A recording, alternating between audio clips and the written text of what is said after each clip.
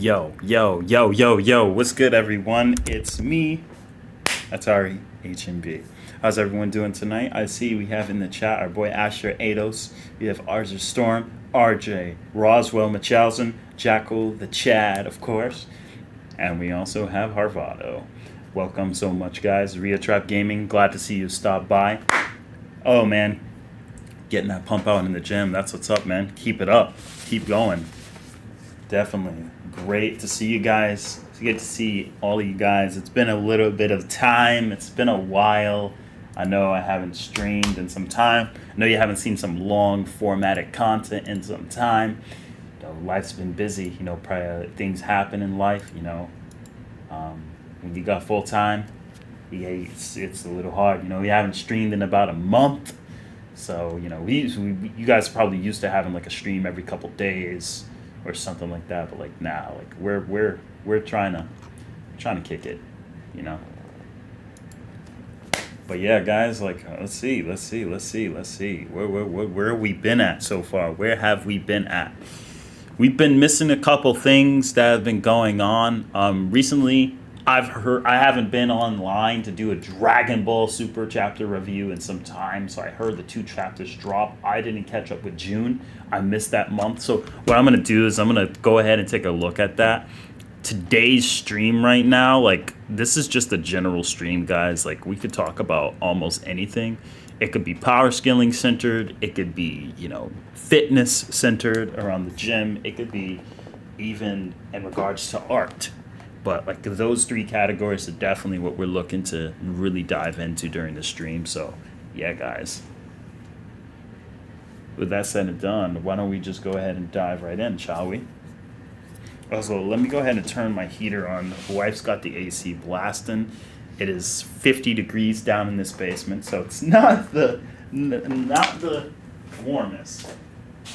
It's kind of crazy. So the fact that I got to turn on a heater to counteract it, it's kind of ridiculous. But make do with what you can, right? Make do with what you can. All right. And guys, if you see any controversial stuff you want to talk about power scaling wise, bring it up to me. I'd love to discuss it. I mean, while you have me here on stream, we could discuss it right now. You know what I'm saying? So let's go ahead and dive right in. So tell me, guys, how you guys been tonight? How's everyone doing in the chat? Right now, I'm going to open up the chapter, by the way. All right, cool. We haven't reviewed a chapter in a minute, so this is going to be kind of fun.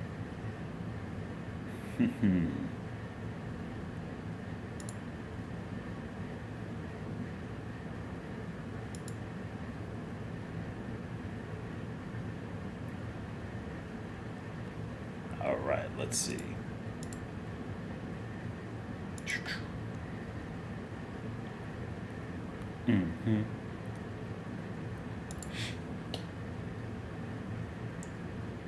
So right now what we're going to do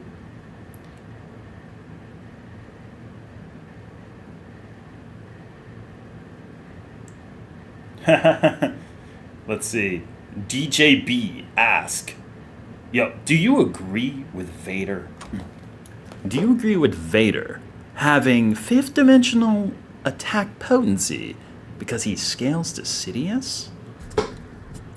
You know, that's a good question you ask there. Let me go ahead and pump up the volume for the microphone. Yeah, there we go. Bam. All right. And so, yeah, let's take a closer look.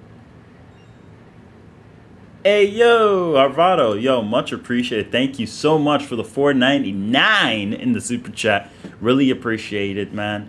Travis on top. Wait, hold up. Travis on top right now. Hey, let's go, man. Hype. Definitely. All right, let me make sure everything is getting through. Like, you guys, let's see if you guys can hear this. I want to make sure, like, hold on. I want to make sure you guys can hear this. All right, good. You can hear that. That means you should be able to hear the notifications. Arvado, thank you so much, man. I really appreciate it. The $4.99 already coming in strong immediately in the stream. Not even like Like, just literally just coming in soloing right now. But DJ B, to answer your question, do I think Dark Vader should have fifth dimensional attack potency because he scales the Sidious? First off, I don't even know how strong Sidious is. Secondly, like, no. I don't think Dark Vader is destroying an infinite set of multiverses in an attack. Like, no. And it depends. What do you mean by fifth dimensional? Is it like conventional fifth dimensional? So, we'll see. But, like, for now, like, without further context, I really can't tell you the truth, my friend. But it definitely would be quite interesting. Roswell saying, just to let you know, I triggered Harv by calling Travis Scott mid last night. So he's going to spat about Travis in the chat. Yo, why you do that to him, bro? Roz, thank you so much for the $10 donation, man. I appreciate it, bro. That means so much to me. You have no idea. Where are the notifications? Come on, notifications. Play out, bro. You guys probably hear the fan going behind me. All right, let's see here. Oh, there we go. Just to let you know, I triggered Harv by calling Travis Scott mid last night. So he's gonna spam about Travis in chat. Skull. Yo, thanks so. Oh, snap! Do not listen to Roz. Yo! Oh!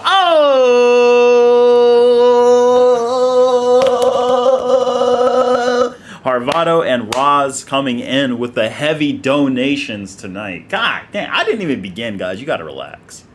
I'm not trying to get loud right up in here because, ATARi's trying to be mellow and tame. It's too late to do that. But you almost got me, but I appreciate it. Thank you so much, Roswell, for the $10 donation. Really appreciate it. Harvado with the $9.99. Thank you so much. You guys are really, really, you have no idea how much that means to me. I really appreciate it. Yo, what's good, my human donaz? Yo, what's going on, man? How you been? It's been a while since I've seen you, man. I'm glad that you could stop by the stream. Right now, what we're going to do is we're really going to dive right into Dragon Ball Chapter. We could, and feel free to, like, mention any side notes or, like, any questions you guys got. Again, this is like a chill stream at this point. We're not catering only to power scaling. We could talk about, like, anything, guys. But, like, I just decided to, like, really interact with you guys because it's been a while. I haven't been pumping out long formatted content. Like, if I was doing shorts, it would have been easy. But, like, shorts are like hotcakes, But I'm glad you're here, man. Well, what's up, King Zando? How you been, man? Glad you would make it as well. Jackal still coming in the chat with, like, Optimus. ROTB, Optimus Sweep. I love you guys. Thank you so much. So, like, I'm going to start going off in the chapter so that we can start beginning. So, I'm going to just start reading. Like, all right, guys. First off, I need to know, before I start reading, do you guys want me to, like, read the chapter normally? Or do you want me to, like, voice act the chat? Like, voice act the chapter? You guys let me know, because I knew some people think it's cringe. Some people think it's cringe, but also really entertaining. Some people think it's cringe and hilarious. Whatever you guys think,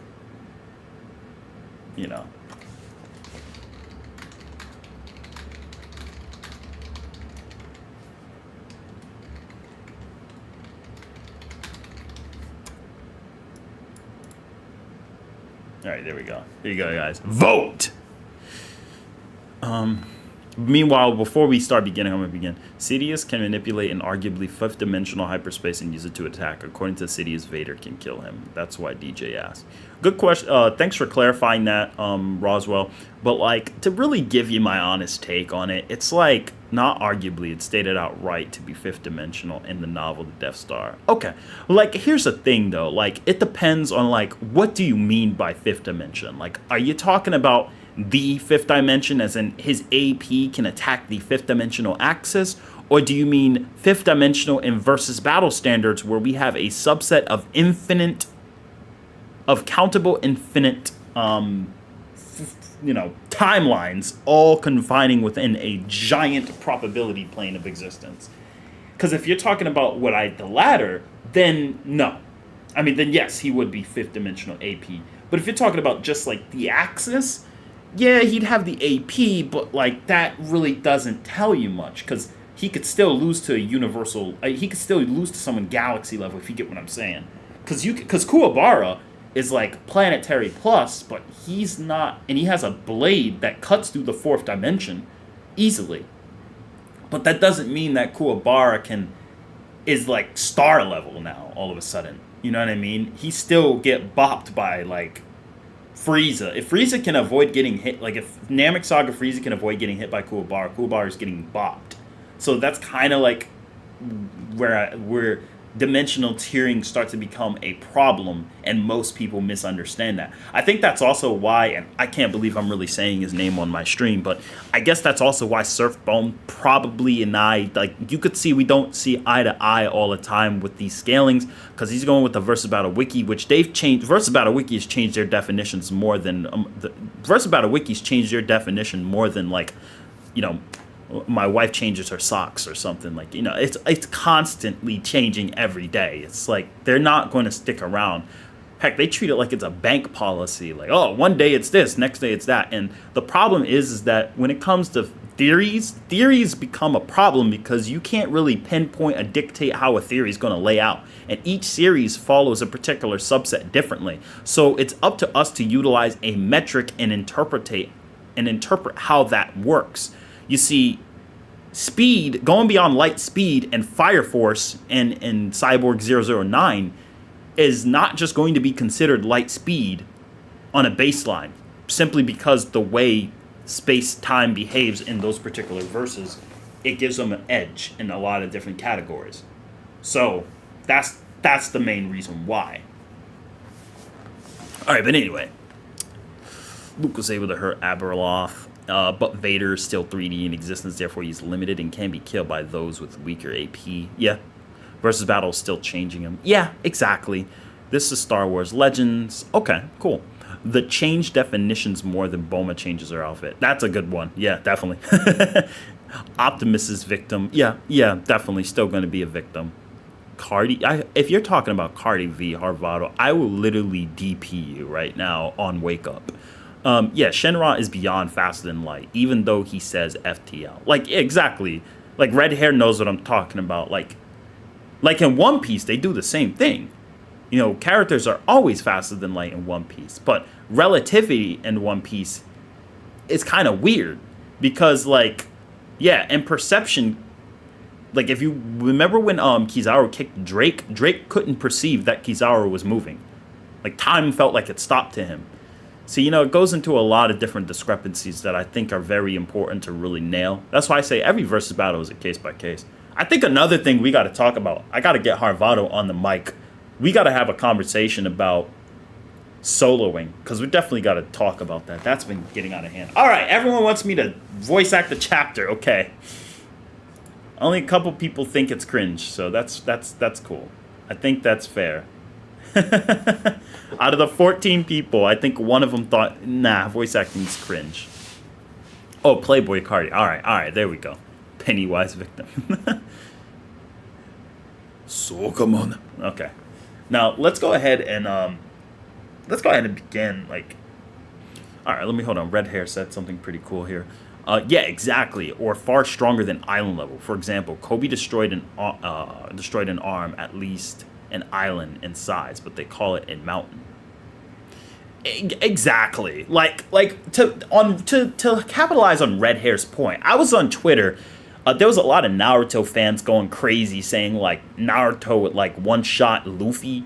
And, you know, when you really sit down and have a conversation, majority of Naruto fans don't know how strong Luffy is, and a majority of One Piece fans don't know how strong Naruto is. So if you sit back and kind of neutralize both, you really start to understand Naruto's AP is way better, but Naruto, the type of attacks Naruto does, it's going to be hard to really say what they'll do to Luffy, because Luffy can handle energy attacks based on fighting Kaido. So like Rasengan and Senju base nature energy based moves, you know, Luffy's going to have a counter to that. And Luffy's also going to be screwing around with Naruto, and although Naruto has much superior AP, on the higher end, it starts to go down to the discrepancy of like, XYZ. You know what I mean? So like back to what I was saying, it's like they don't realize like a mountain in One Piece, reverse mountain, is the size of a freaking continent. Look at the map. The reverse mountain is like a continent in size. So when Garp comes back to Chinjiao saying, "Oh, I just bodied 8 mountains and turned them into dust just to prepare for this moment to crack that head of yours," and Chinjiao broke a continent for One Piece standards, and you factor in Alabasta, is verbatim in the Japanese raw scan original. It's stated to have like a 50-kilometer, lake, and you see the data book support Alabasta's size. Alabasta is indeed close to the size of Australia. So then you factor in, like, you got characters in One Piece who split in continents, which are confirmed bigger than Alabasta. What the heck are you gonna, like, come on. The planet in One Piece has got to be abnormally huge, and it's just too much to go into. That's why I say it's a case by case. Not every verse is the same.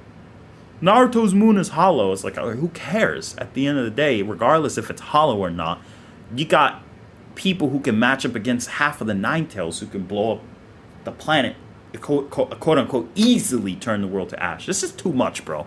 Anyway, that was on Twitter. That's all I need to say. True. Luke does the scale the Abeloth. She was said to have 12 times the power of Luke. And major of One Piece fans do know what Naruto can do. I'm going to disagree with you there. I'm a hard disagree with you there, red hair. I'm a hard disagree with you. Majority of One Piece fans don't know a goddamn thing about Naruto. I've discussed with the majority of them. A lot of them don't. You might be comparing the exception you meet in in the people you meet here on this platform, or the people you generally probably meet on, Seth's old community, Clyde, and all those guys, like the general versus battle, the non-normies. Maybe them, but a majority of the actual One Piece makeup fans have no idea how strong Naruto actually is. Like, no idea. I've seen so much downplay on both sides. It's not equal at all.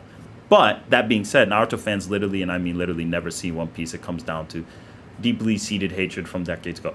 That part is kind of true. Majority of Naruto fans don't watch One Piece. A lot of people in the West don't know much about One Piece. Japan doesn't deal with power scaling like the Western people do, or the Eastern, European, not Eastern Europe, but the Western European scene, like United Kingdom and America. And United Kingdom, America, Mexico, and India are really the main places I see people are from when it comes to power scaling, and like Europe. So like mostly Europe, India of Asia, and like, Western United States, parts of Mexico, and maybe Canada, and like United Kingdom, maybe some in Germany and Netherlands. That's about it. I don't really see any other people in France. Like I said, just mostly Europe, US, India, and those places are really the ones that really talk about power scaling. Again, I've had people from, all over the globe, but I'm just saying the general majority of us talk about it more than Japan. Japan doesn't really deal with power scaling like that. They really don't. But that's okay. Where have you been the whole time? Well, the Dark Knight 47, I've been working, living the life, living the dream. Choji actually slept online. Very true. One Piece fans already say Gear 5 is going to be better than all of fiction. I mean, yeah, that's probably because they take things verbatim. I mean, look what they did with Saitama. That happens all the time. Every time a new character comes out, somebody gets blown up into, like, a new proportion. That's what always happens, and it's going to keep happening. That's not going to stop. People are always going to blow up a character to be stronger than what they really are because they're hype about a situation. That's why you can have a discussion about a versus battle. If both sides knew everything about each other, then there's no need to have a discussion. Well, DJB, not quite. Because me and Roz both know about Dragon Ball in KOF. I don't know about as much KOF as Roz does, but I know enough to have I know enough to have a conversation. Or like, let's take Yu Yu Hakusho and One Piece. I know enough about both of them to have a discussion. But you still need to have a discussion because there are factors you're forgetting. Because the problem with people, and we said this before, people treat versus battles like it's a Pokemon game. It's like, I choose you, Vegeta. Now go solo all of One Piece. Like, they think Saiyan Saga Vegeta is going to solo One Piece. Like, no, he's not. No, he's not. one, it's not. It's a hypothetical, so the battle never happened. So us arguing about it is obviously stupid. But who cares? We like stupid sometimes, as long as it's not baboons. But we can always say like, bro, there's so many variables Vegeta Saiyan Saga is not going to be able to keep up with. If Saiyan Saga Vegeta got to fight at least 100 nameable characters who are all light speed. 100 nameable characters who are all light speed. He's gonna struggle. I can literally name, or at least show, 50 to 100 characters on top of who's light speed. Al Capone, the whole Straw Hat, that's 9 people, including Jinbei, that's 10. Ace, Marco, Bedley, I think her name was. Whitey Bay. Whitebeard, obviously. Mihawk, Sengoku, Shanks, Foxy, NL. Gosh, the whole majority of CP9, especially after time skip. Boa Hancock, because she blitzed the Pacifista. Obviously, the 3 Admiral. I'm already at like 19 right now. I'm at 19 right now, bro. Big Mam's crew, such as Oven, I forgot what the other guy's name was. Pretty much the other 5 baboons, they're all light speed. The chess pieces, the chess soldiers, they're all light speed. Because they're all stronger than a Gear 2nd Luffy from pre-time skip. So, like, no. Like, I could keep going, bro. Yamato, goodness gracious. There's so many light speed characters. All of Trafalgar Law's crew light speed. It's ridiculous. But anyway. Rhea Trap, the St. Bernard's name is Beethoven.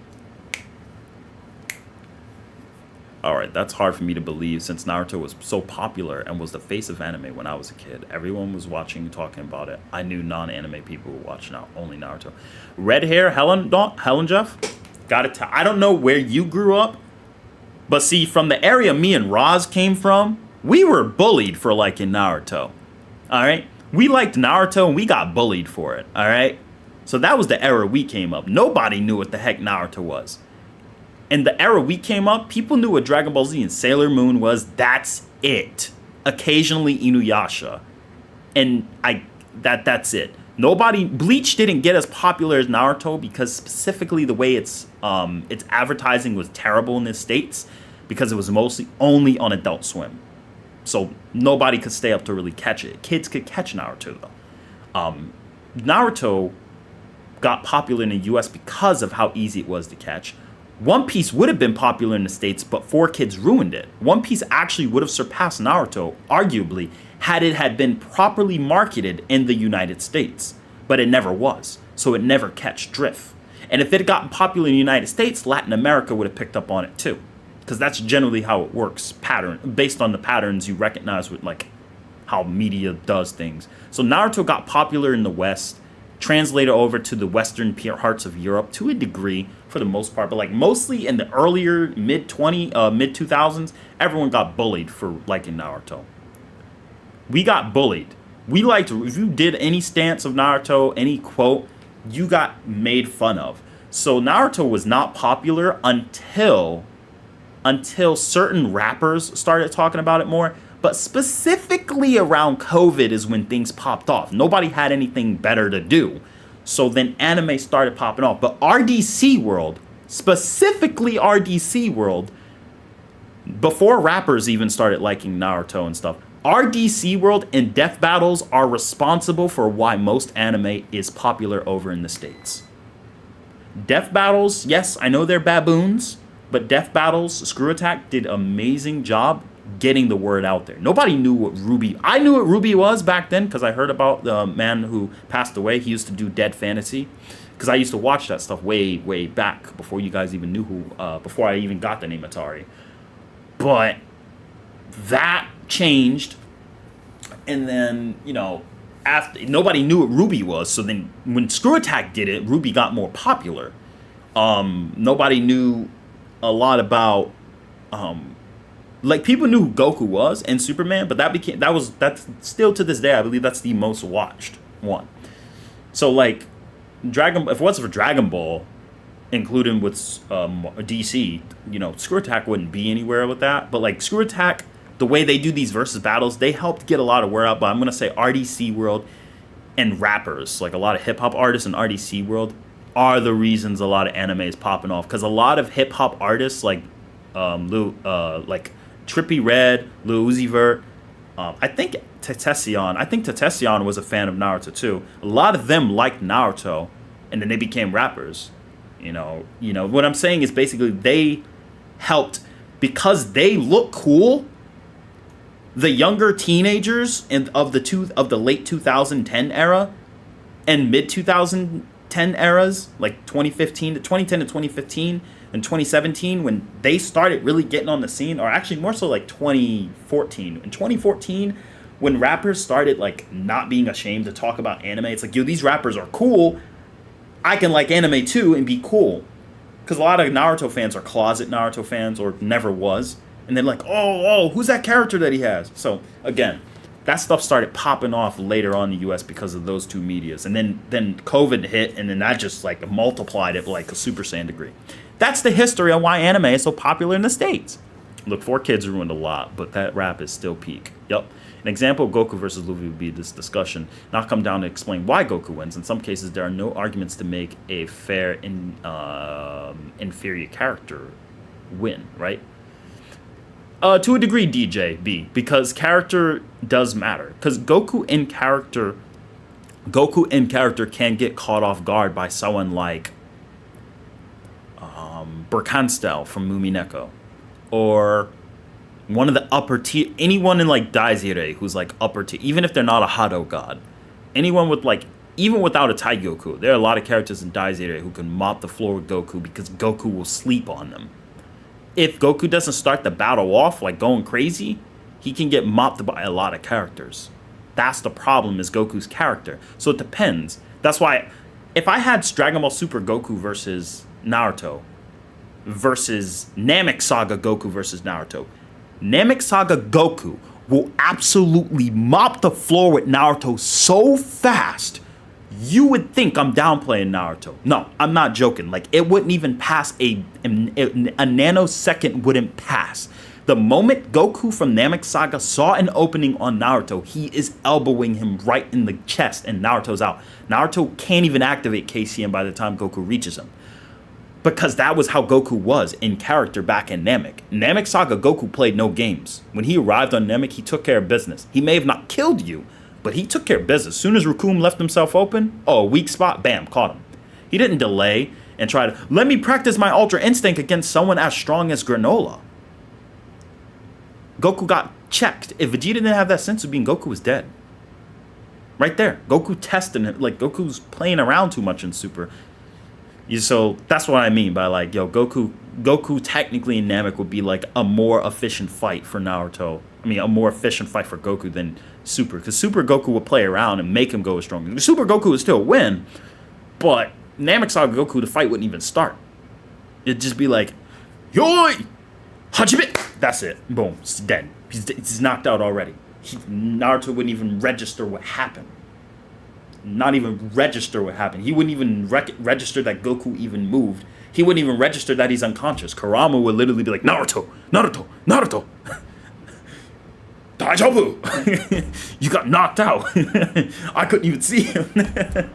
Anyway, RDC World made anime as likable as it was, even though I was into it all of them before. Yeah, RDC World made anime relatable because like people got made fun of for it. So they literally made a skit off of that.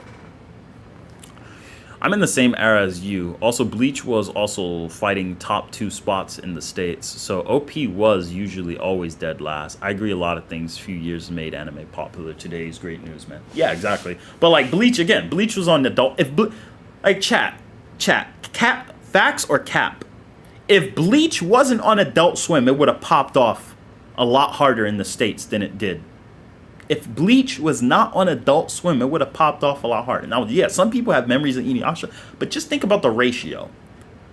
People knew what Adult Swim was, like Family Guy, but that came on always Eastern time, at least for Eastern Standard Time. That came on at like 10:30 p.m. Most kids were still up and didn't get yelled at to go to bed. Usually you'd be told to go to bed at 9, but you'd be allowed to watch an hour or hour and a half of TV.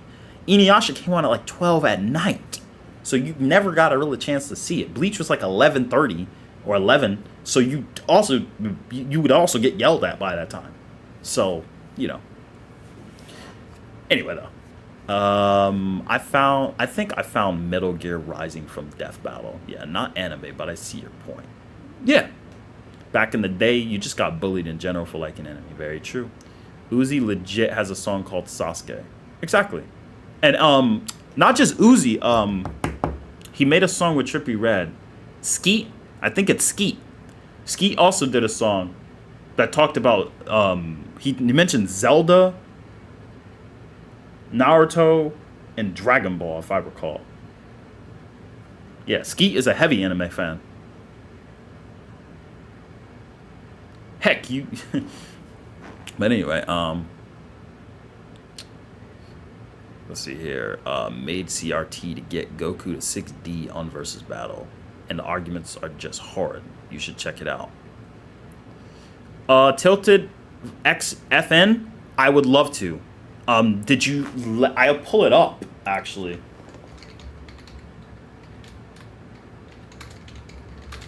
Let me see if I can find it.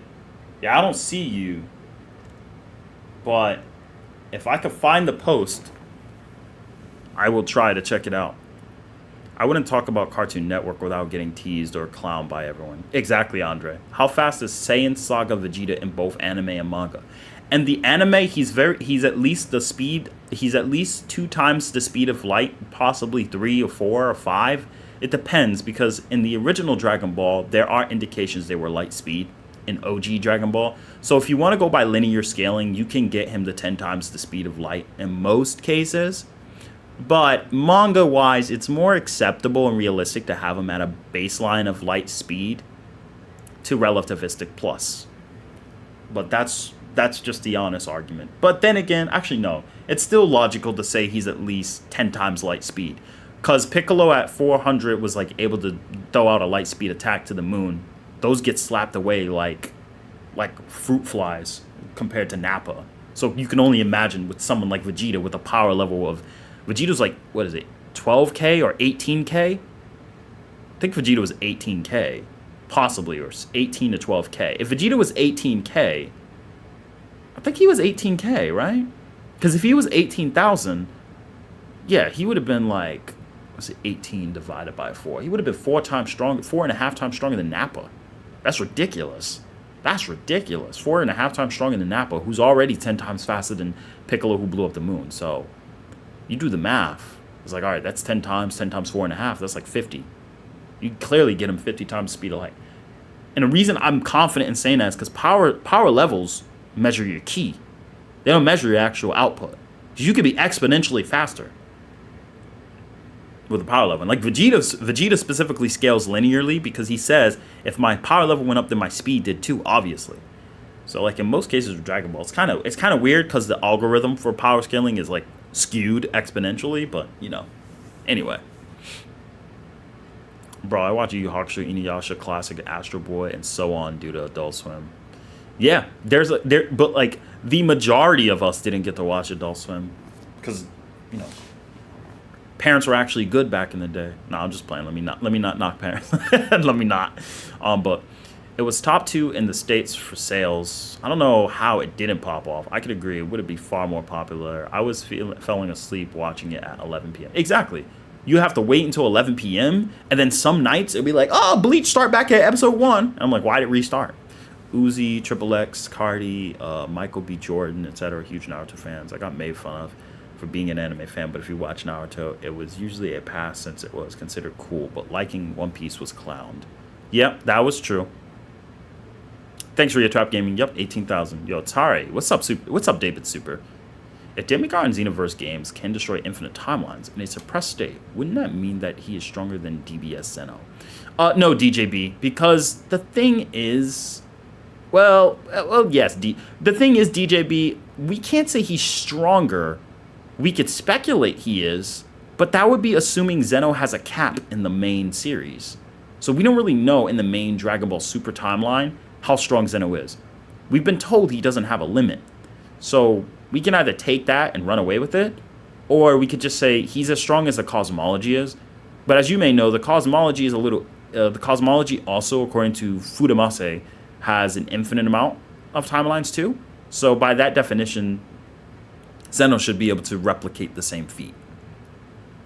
And I can imagine Toriyama and Toyotaru saying, no, Demigod done some crazy stuff in the games, but he's still weaker than even anime or manga Zeno. They probably would, just because the way the character Zeno is written. But that's my take on it, though, of course.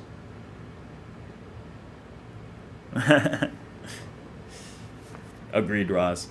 Weird how back in the day, people would call One Piece one slice. Like, why? I mean, pizza. Little pizza. I'm going to go ahead and take a quick break, guys. I'll be right back.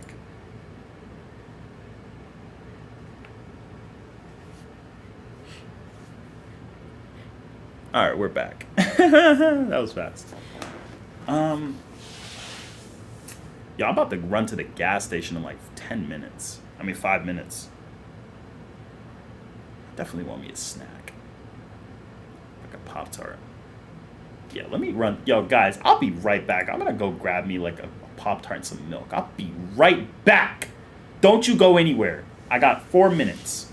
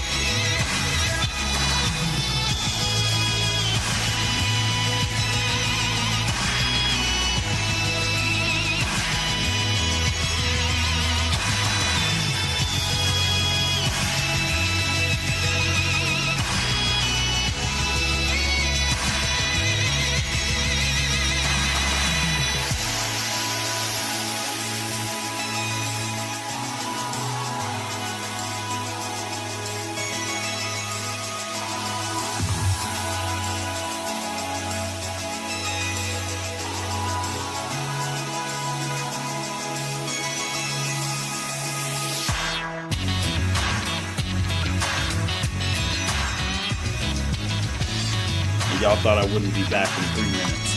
How many minutes it's been, chat? Oh boy. Wait, oh, there we go. All right. All right, chat. We're back. ATARi had to get some food. Anyway, guys. Let's go ahead and get ready to begin our nice chapter. 6 minutes? Oh yeah, I know why. I ran into my uncle at the store.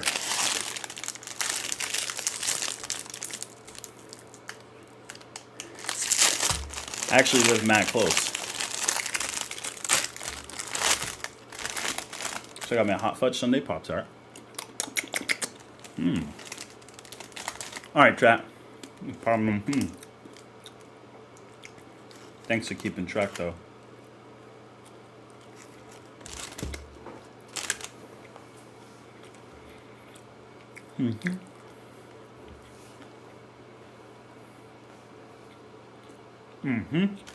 Alright, let's see. I don't know about YouTube, but on average on Twitter, people do not like One Piece, so I'm glad it's finally grown in the States. Highly deserved. One Piece is... Every show is different, and certain shows pave the way. Dragon Ball, One Piece, and Naruto are some of the greatest animes of all time. Your personal preference doesn't dictate the sales. But it's also the fact that One Piece has the most sales in history. But remember, more people were exposed to it, more people like One Piece. One Piece and Dragon Ball are different eras at the same time. Dragon Ball came around the 80s.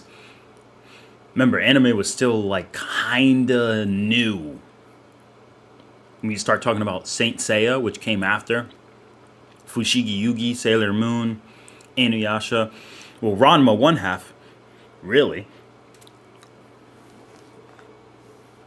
But, you know, but like,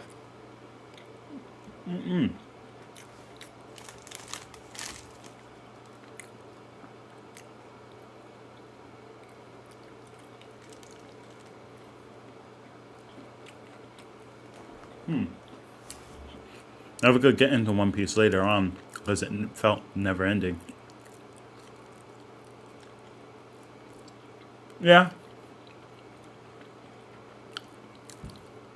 One Piece isn't that long. It's not. If you read the manga. It's long because anime drags it. For filler.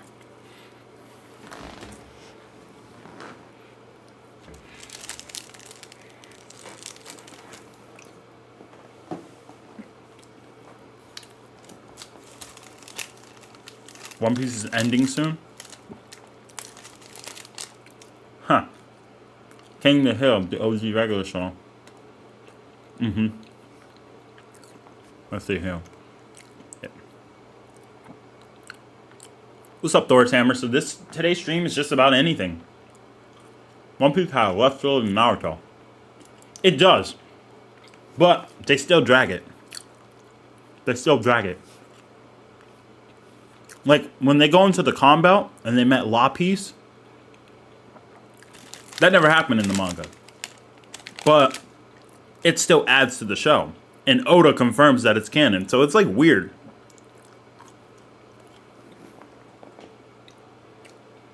Like when they went into the combat and got stuck. I'm telling you, bro, this thing good. 20 years non-stop. I like breaks with my manga.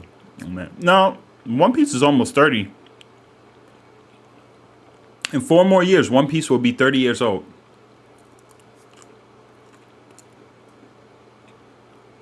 Because One Piece is older than Naruto.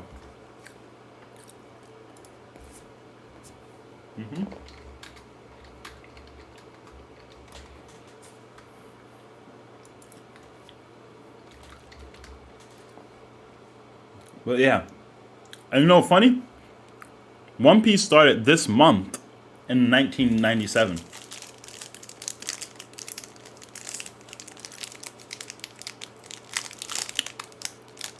The fight against Kaido right now has been airing for like a year or two.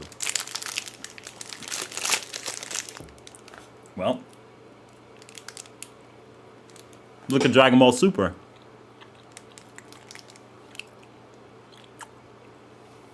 We're still here.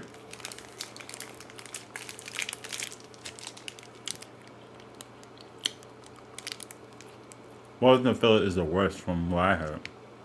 No, ATARi. As the gamers are getting downplayed, they are way above base tier. We'll find out right now. This is my first time reading it. See what it is saying. I'm on a voice act soon. Just give me like 1 minute. Finish this dang fast breaker full of sugar.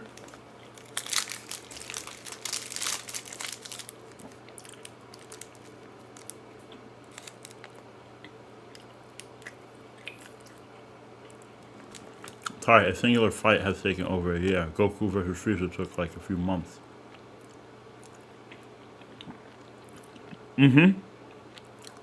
But Goku versus Frieza was longer. One Piece is only long because they keep taking breaks to other stuff. What's Zoro doing? What's Nami doing? What's Usopp doing? What's Sanji doing? What's Robin doing? What's Brook doing? What's Frankie doing? What's Jinbei doing?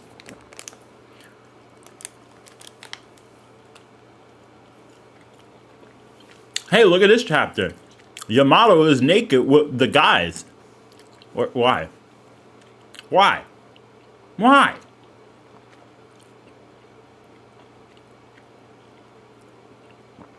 My thing is, anime needs to always include everything in the manga. Don't waste our time. When Ichigo saw Rukier's butt cheeks in the manga, look, we wanted to see the cheeks. I'm just saying. Because Ichigo was basically like, God dang. Rukia got the peach cakes. That was literally the joke. They took it out of the anime. I get they're trying to make Blood War more serious, but no. They took it out. We wanted to see Rukia's cheeks. I'm sorry. But I'm not sorry. Just saying. Why? It's in the manga. Made us watch all this filler. I can't even give us cheese. Just kidding.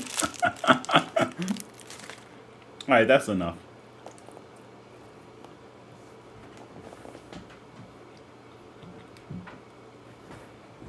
Alright, let's get ready.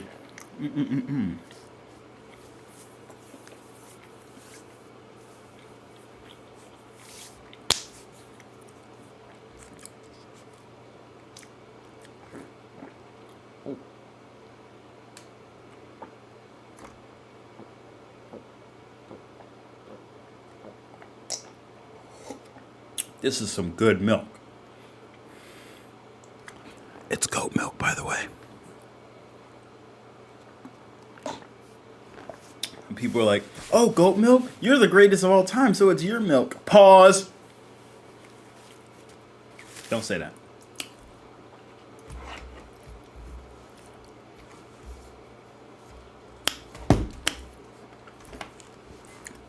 Oh, no.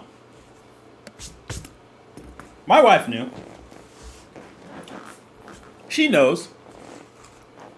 Even she wanted to see Rukia's cheek. No, I'm just kidding. Alright. It reminded me of the 1,000 Days of Golden Saints. That's because they fight at the speed of light. They spend fighting 1,000 days. In their perspective, for us, it's just minutes. Clip it. She's probably watching the stream right now. Don't ask.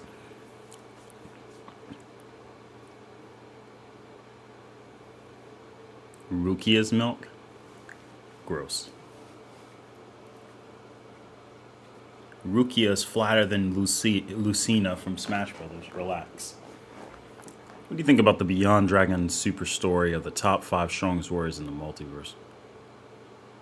I don't know. I never saw it. What kind of anime characters do you think are not universal plus tier like Dragon Ball characters could survive? Oops, sorry. Warhammer 40k Galaxy. Alright, first of all, the characters I really don't think are universe tier is Accelerator, because he's still an anime character. I don't think Accelerator's universe tier. I don't think Naruto is universe tier. I don't think Ichigo or anyone from Bleach is technically universe tier. Not Roz, I'm hating. I'm just joking. Why would I hate? I'm just saying. Lucina, anyway. Nah. Like, there's a lot of anime I can name that I don't really think are necessarily universal. Like, there's people who's like, this character's like, no, they're not. But they're universal. Like, when you think about how big a universe is, you're like, no, not even close. Saitama, not even close. Naruto, not even close. Ichigo, not even close. Even Midaka, it's like, except the top doggy dogs, even Midaka is like, nah, relax. I mean, the top doggy dogs in Midaka, obviously, but like, you get what I'm saying? Like, in Dragon Ball, they make it very, very, very, very, very clear. Midaka does too. But like, Dragon Ball, Midaka, like, those are the shows that, like, King of Fighters, those are like, no, that's a game, but you get the point. Those are the things that make it very clear. You know. But like, there's a lot of like shonen that don't even come close. Like, they're universal. They reset the universe. Okay. To what degree? They reset the Earth and the timeline for the universe? That don't mean nothing. Can they destroy it? Can they punch hard enough to blow it to smithereens? That's the question. And if the answer is no, then shut up. You know what I mean?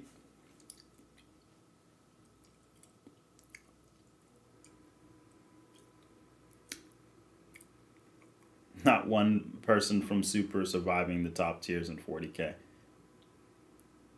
Only top tiers of Midaka are strong like that. Well, Harvado, the 40k. If I know someone from Super, if you're saying not one, I gotta disagree with you because we still don't know how strong the Grand Priests and Zeno are. I'm just saying, we still don't know. We still don't know. Obviously, though, I get where you're coming from, but like, don't forget, Toribot is a Dragon Ball character. Got him! Toribot is a Dragon Ball character, bro. Neo Dio is universal. Thank you so much for the $2 donation, Ross. I appreciate it. Is he? I didn't think. Oh yeah. Because of Zeus. Yeah. True.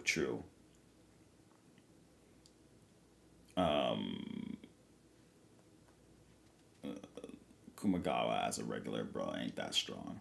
Yeah, true. I think Sun Jin Woo could survive in Warhammer 40k Galaxy and gave Forces of Chaos and ATARi. It's a hard time on a local level. He isn't anywhere universal, but he is strong. Fair enough, but I legit don't think that Grand Priest is going to compete with the Emperor. I mean, depends. What can... Again, it's like Toribot aside. Exactly. That's what I'm saying. Like, Toribot is an actual character. Arali punched him. Beerus scales above Arali. There. Everyone who's god tier is body in Warhammer. No, I'm just joking. Like, dang. At least that's a better... At least... Like, if I was going to argue Outerverse or Goku, at least I can use, like, actual sources that support a very ambiguously situational, stupid argument to utilize gags and inconsistencies. But at least it makes sense, because Toribot is, like, the author. But regardless, all of that jokes aside, like, no. But let me ask you this, Harvado. Let me put my boy Xeno Goku in. Let me put my boy Xeno Goku in Warhammer. Let me put the high-end Xeno Goku in Warhammer, who base forms now recently scales above God Fusion Broly. Nah, let's stop. No. I think that's a little It's a little too much. I'm not part of the fan-based power scaling faction who highballs Warhammer 40k to Outerverse, so I don't like those inaccurate scalings. I don't know if it's inaccurate. I just got to read it more carefully. Because Outerverse was a very hard tier to get into. The Juice Box, like the stream, everyone push it and break the limits. Hey, thanks, Juice. Thanks for stopping by. Also, happy birthday, bro. Well, belated birthday. Yeah, yesterday I ended up falling asleep really early, but, you know, it's okay. They ain't inaccurate. Boom, caught him running. All right, let's go ahead and jump right in this chapter. We got enough people viewing. Let's go ahead. All right, so we start off with... All right, let me bring the microphone closer. Let's go. Dragon Ball Super, Chapter 94. Get your head in the game. Son Gohan. Written by Akira Toriyama, art by Toyotaro, and Caleb Cook. All right, first off, let's... No. All right. And then you got the lady here. Is that a lady? I can't tell. I'm going to assume it's a lady. Yeah. I'm sorry I'm late, honey. Shiffle. Peek. Bye-bye. Okay, all right, anyway, they got Pan all sad. Is that her? Son Gohan's kid? Yeah. And, is that supposed to be Piccolo? Yeah. Yes. Okay, I guess he would say yes. An aircraft in the street? Why? Great. The other kiddies already went home. Well, there's no mom in sight, so let's get this over with. Snatching the kid should be a piece of cake. Huh? I'm sure your mom will be here soon. Yeah. Hey, ya Pan. Sorry I'm late. Your mom asked me your favorite uncle to pick you up. Ready to head home, kiddo? So say bye-bye to the teacher and... Whoops. Oh my, what's the matter? I don't know him. He's a stranger. Huh? Is that you, Piccolo? Good eye, Pan. I know. I mean, I'd know your chi anywhere. Good girl. This poor man must be a friend of yours, Piccolo. Yeah, sorry for the... No, hold on. He'd be more... Yeah, sorry for the disturbance. This is a training exercise. Anything for the granddaughter of the absurdly wealthy Hercule. Oh, is that all? Wonderful to hear. All right, and then they're heading away, blah, blah, blah, blah, blah, blah, blah. Excuse me, sir. Would this be your aircraft? Yeah, it is. Ugh, you can't park that there. Oh, you're picking up Hercule's granddaughter. Never mind me. Carry on. Sorry, mister. We'll take off in a minute. Safe travels. Psst. Whose ship is this? The Red Ribbon Army. A bunch of bad guys. What's going on? We'll talk once we're in the air.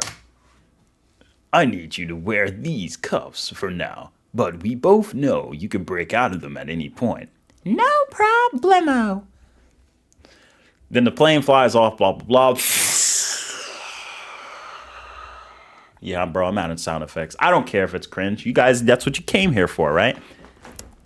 Hey, do you know what you're doing? Ugh.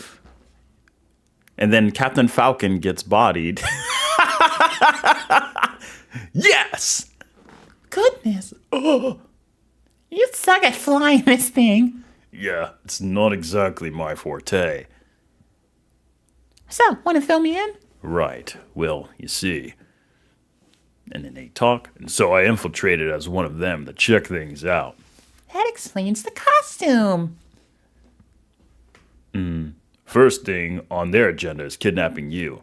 They want to lure out your dad so they can take him out. Oh, this sounds fun. Don't make light of this. These guys are really bad. You've got to pretend to be scared now that you've been abducted. But I'm watching out for you, so don't worry. Daddy's been busy. Dad's been so busy, though. I don't know if he'll come for me. Of course he will. Because if he doesn't, I'll beat him within every inch of his life. Chew! Ugh. Ow. Let me go, I'm scared. You're awake. You pulled it off? Yes. Keep your mouth keep your mouth shut about what went down, okay? Huh? I mean, about how I got my butt handed to me by an ankler biter. Yeah, sure thing. All right, and obviously the plane's flying in. Never knew Kami's voice actor voiced so many elderly characters. ATARi. Yes, Andre, I don't know why. Mr. Popo, where the hell is my...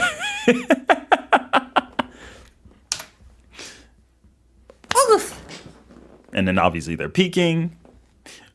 Piccolo shakes his head. I'm scared, Daddy. Help me. Perfect. Got that recorded. Very good. Very good. Now, go show that son Gohan and escort him here. You got it, sir. Hop, hop. No cookies for you. You're not here for fun. Nom, nom.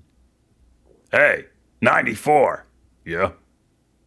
Wait, hold on. I think that's a different guy. Let's give him a different voice. Hey, 94. Yes? You go join this part of the mission too, given how familiar you are with the area. Roger that, sir. All right, they were flying. Bing bong. All right, then ringing the doorbell. No point to that. Over here. You really do know the score, huh? What can I help you? What? Can I help you? You son Gohan? Yeah, yes I am. What's the goofy getup? Oh, you mean this? Wait, how does Gohan talk on? Oh, you mean this? Long story. He doesn't realize who I am. What's wrong with him? Even Pan recognized me instantly. Unless you want to die, you're gonna take a trip with us. Look, I'm busy. Hey, you got eyes, don't you? There's a gun in your face.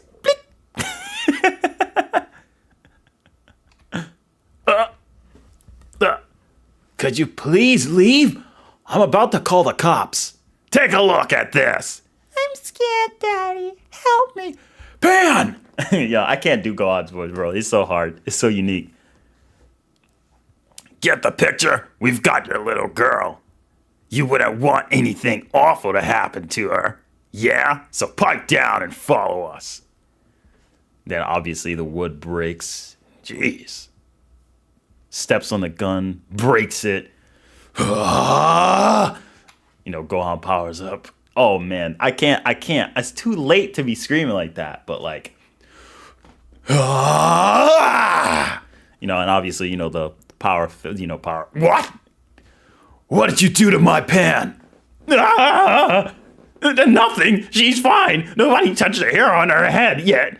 So would you mind kindly coming with us, sir? Lead the way and make it fast, and you're in big trouble if anything happens to Pan. Roger that. Here we go. Obviously, it's thundering. The rain. Oh my god. Thanks, Jackal. I appreciate it. I didn't know. I thought my Gohan was. I thought my Gohan was pretty bad. Thanks, though. All right, let's see here. They should arrive shortly. There she is. Breaks out of the glass, bruh. Yeah. He just lands down. Yo, just like the movie. It looks better in the manga format. I really like the way Toyotaro did this. He came. Slow down, you. Daddy's here. Pan!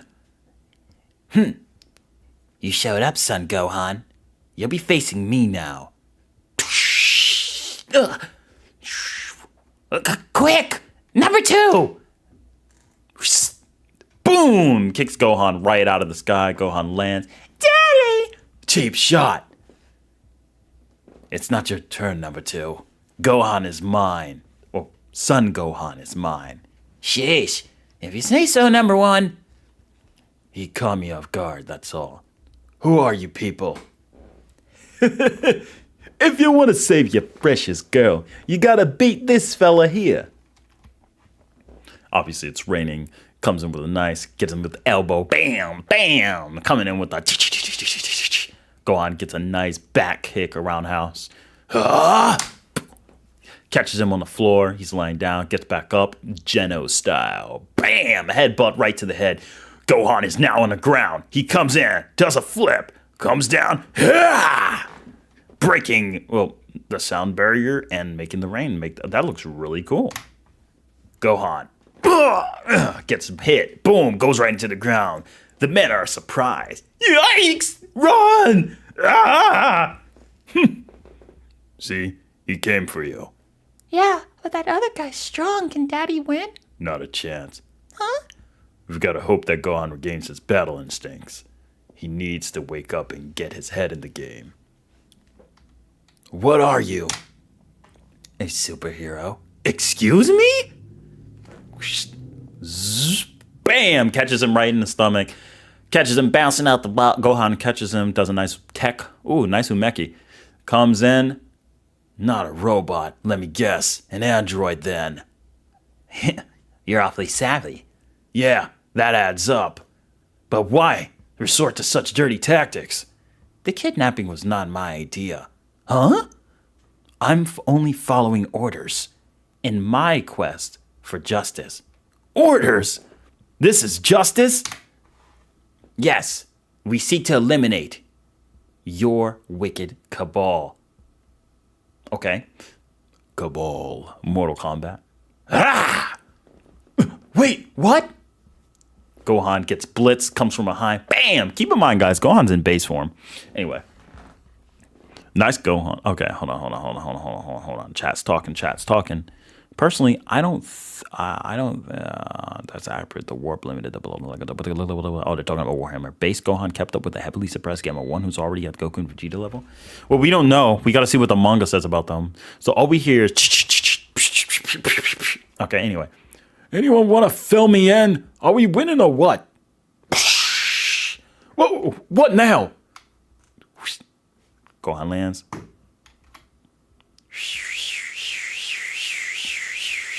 You know the sound effect. You gotta be kidding me. I've witnessed that transformation before.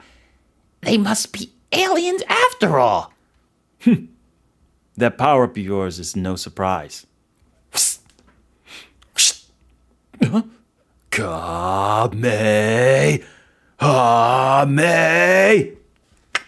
Takes the gun out. Then obviously. All right, then we got our boy. Takes out his gun. Dodges right there. Pretty clean. Bam! Nice shot from him. Gohan. Bam! Reflexes it. Ugh, that stinks. That guy sure is a real pain. Gah! My mistake. Gets kicked right in the face. They're fighting really, really fast right now. You can see the battles and tensing up. Nice, Daddy. Get him. Damn it, not ideal. Huh? It was just like when I faced the other one. As these guys fight, they methodically learn their opponent's movements and capabilities. That's enough. I've got the gist. Huh? Is that the full extent of your power? Come again? If so, you stand no hope of winning.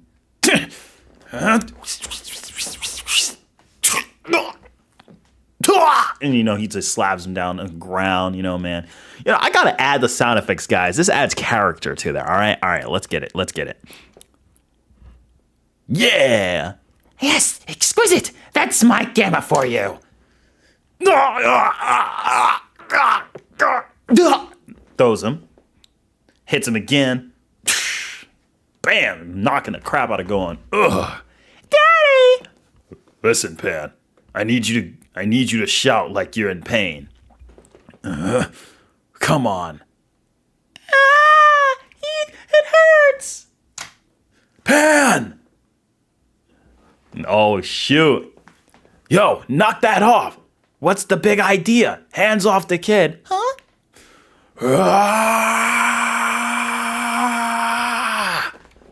Boom.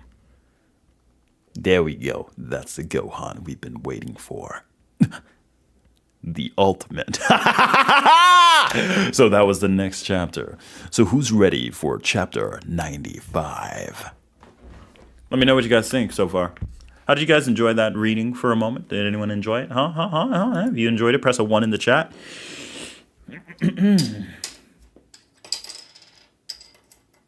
How is everyone doing right now, by the way? He has a bang now. Exactly. Yes, finally, some good quality content. Welcome, Ria Trap Gaming. What's up, Ria Trap? It was okay. Hey, man, I did my best, all right? Certainly better than reading it in monotone. 8 chapter, 11 out of 10, 0.9. All right, guys. So we're going to move to the next chapter. I'm looking forward to reading this, and maybe we can have a discussion. Me and Harvado, I might join. Next chapter. All right, let's go ahead and read this one. I think this one's going to be interesting. Dragon Ball Super. All right, hold on. Dragon Ball Super, the ultimate teacher and pupil. Written by Gira Toriyama or by Toyotaro. All right, so we see a battlefield. Police station in West Capital. Huh? What the? What is it? It's from the camera monitoring the lake. What is all of that? Movie theater.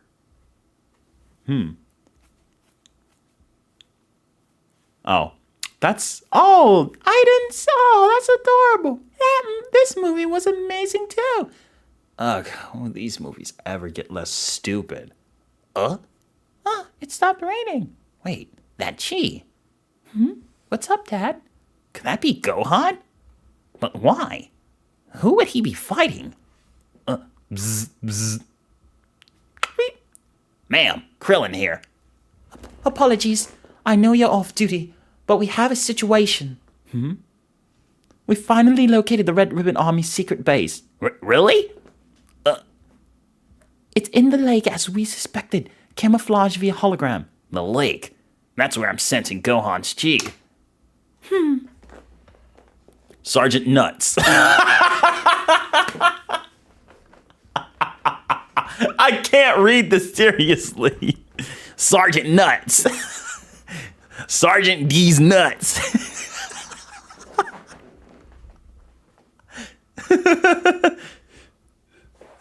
I think Marin's like 14, 15. Still like a 14, 15-year-old girl. No, she's like younger than Goten and Gohan. Pretty sure she is. She was like 2. She was like 2 or 3 in Goten and Trunks. So she's like 4 years younger. She's like 13 probably.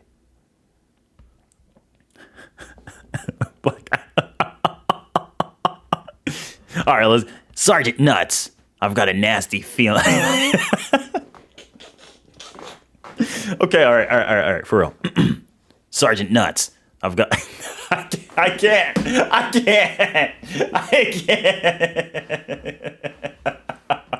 Okay, one more time.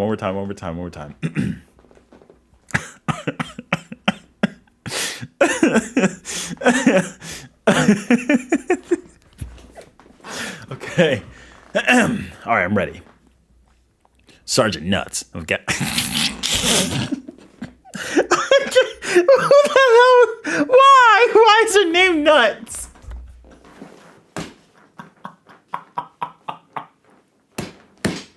Why is her name Nuts? Oh my gosh, it's so stupid. Sergeant Nuts, I've got a nasty feeling about all this. So let me scout it out alone to start with. In the meantime, can I recommend that you evacuate the civilians from the area just in case? Will do. Kirin, are you going somewhere? What about our restaurant plans? Sorry. Sorry, honey. Sudden work thing. I see. And who was that woman? What, her? Sergeant Nuts is my boss. Uh-huh. Sure she is. I'm tagging along. Huh? Okay. Sure, having you also might come in handy. All right.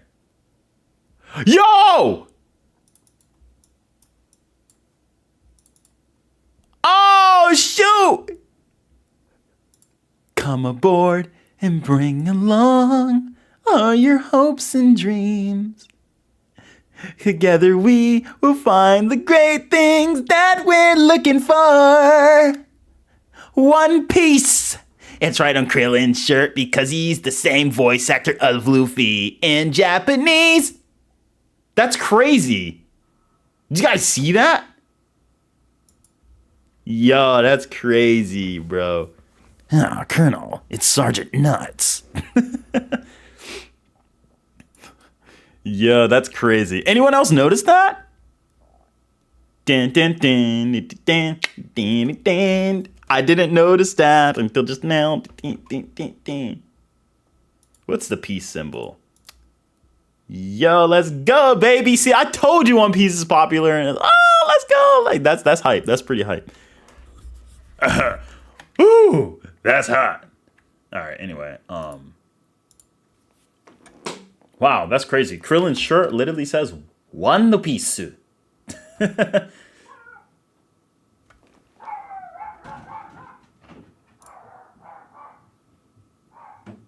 I swear that dog better get slapped upside at the back of the dome piece.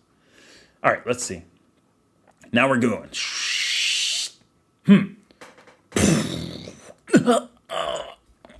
His hand is shaking and trembling. Boom! Nice right hook. What is that pose? It's like, okay, maybe he rushed this art piece a little. His arm looked like, whatever. We're not here to critique his art. We still know what's going on. Because this looks good. This looks good. This looks good. Boom! With the right. Boom! With the left. Bam! Wait, is that his special from Tenkaichi? Almost. Darn. Pen. We aren't done yet. And they're fighting. Great. Looks like he's back in action. Woohoo! Fist bump. This is absurd. You mentioned a wicked cabal. What does that mean? Takes his gun out. I'm referring to you people. Give me a break. Boom! Just yo, that's crazy. Says the guy whose team kidnapped a child. You're the evil ones here. Never. Remain calm, Gamma. Go on, join in, number 2. Yes, sir. Doink. Ah! Not on my watch. Well, if it ain't King Piccolo himself. Not King, just regular old Piccolo. Like I already told you. Huh? Piccolo's here? He really did survive. Here to get whumped. Here to get whumped by me again? Try learning your lesson. I'm a smidge different than before. Oh, yeah? Well, you're not getting away again. Huh? Boom! Catches him with a hook. God dang! That's a hard punch right there. Catch the boy with a boom boom. Dog's height too. Agreed, guys. So Piccolo catches him over. We can obviously see that he's overwhelming him. Why are you here, Piccolo? Why are you here too, Piccolo? That can wait. Focus on the battle. Will do. They power up that fast? Or were you hiding this before? I bet you're dying to know. Ever the talker. Sorry, pal, but even your new strength won't measure up to what I'm really capable of. Oh. Boom, Gohan catches him. Ba ba ba ba ba. Ha! Boom. Whew. Don't you ever just give up? As an android, I fully operate at full power until my energy is drained. Yeah? How much energy you have left? If you must know, I'm at 82%. That's not good.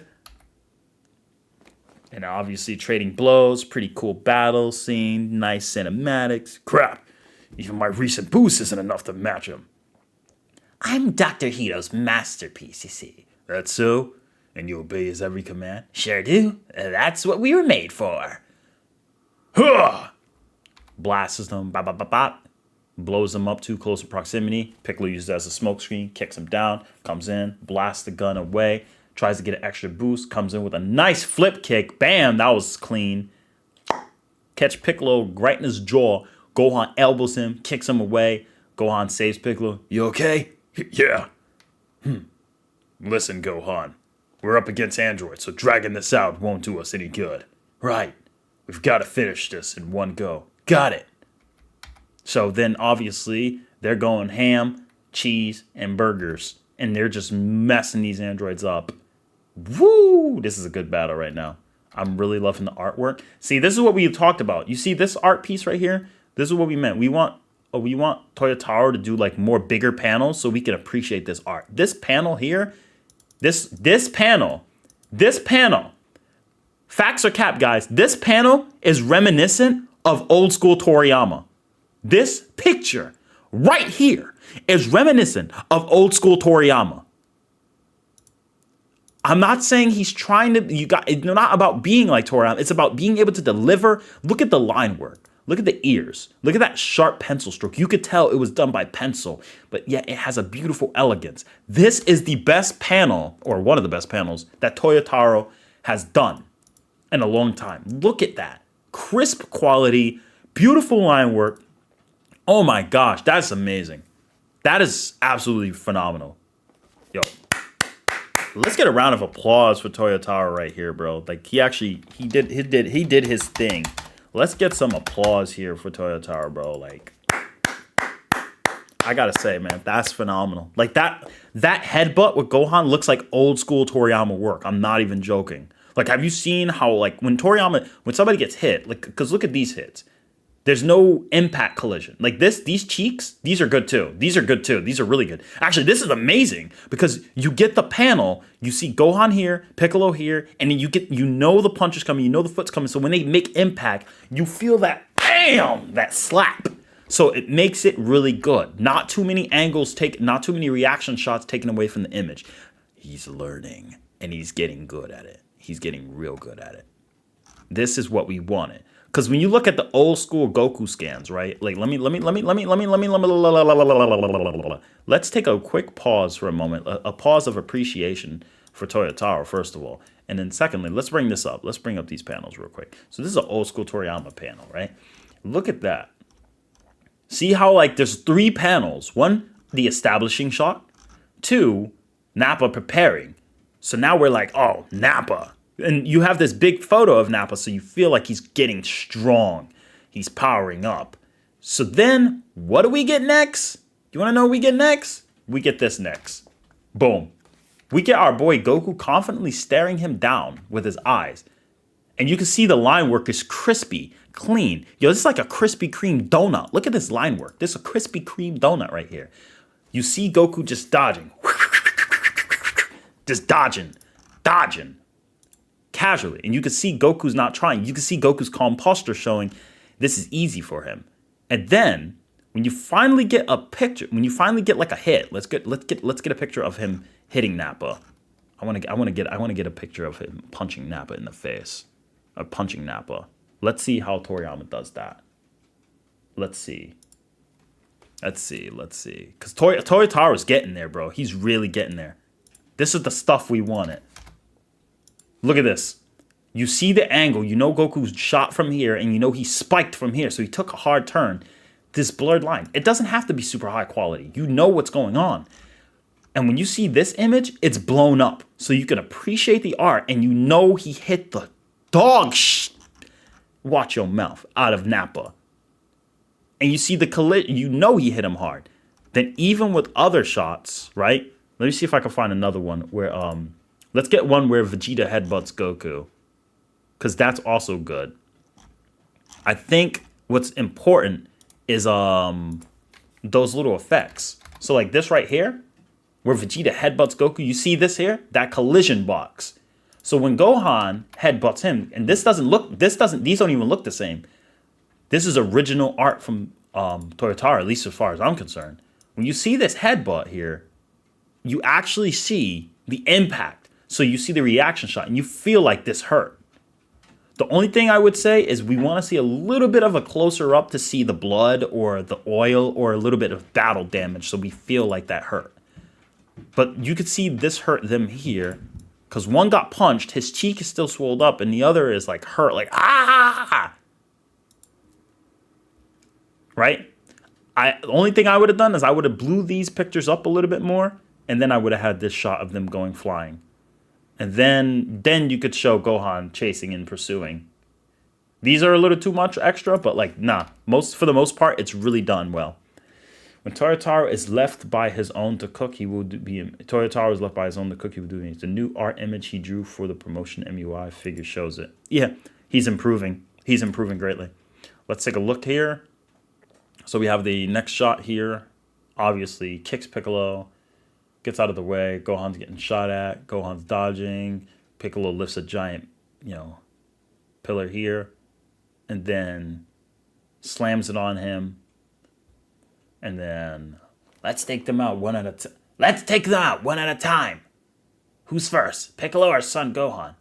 Say, number 2. Are they really part of that wicked cabal? Duh, of course they are. You heard Dr. Hito, right? Yes, he did say that. Still got some fight in you, Gohan? This guy is like a brick wall. I haven't had any luck. I'm taking him down. I'm not faring much better. We're in trouble if this goes on much longer. They're flying at them together. Good established shot. All right, we got to see like here. All right, good. We see that he's coming in for Piccolo. Coming for me? Oh, no. Double kick. Gohan comes in. They're kicking him down underground. Gohan comes in to save him. Really nice. Good job here. Piccolo stops him there, throws him up. It's a shame. What is? You don't seem like you're actually bad. Just someone following idiotic orders. Masa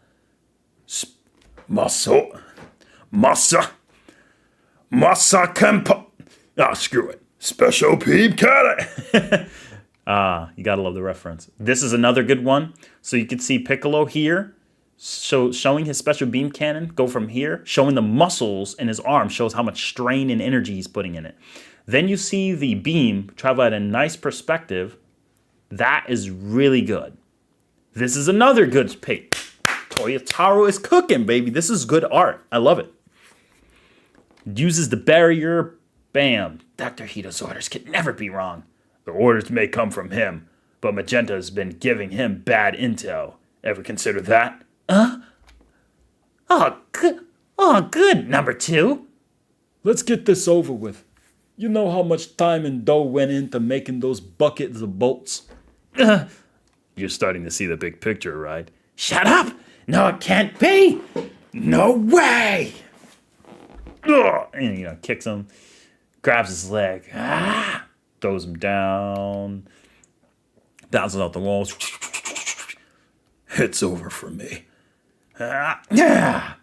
I threw in a bit of extra.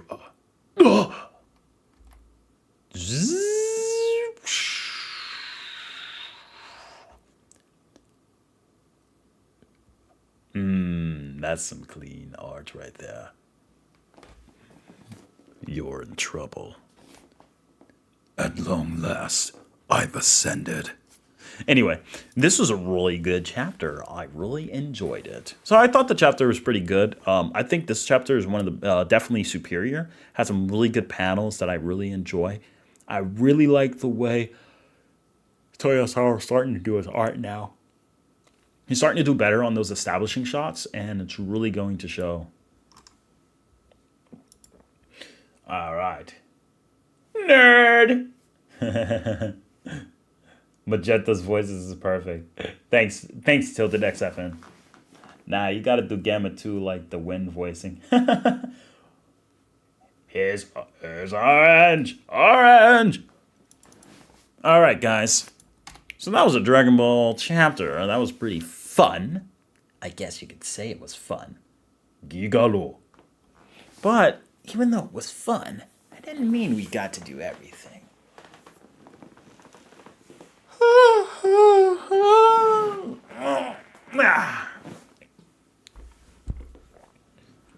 Hey guys, it's me, Goku.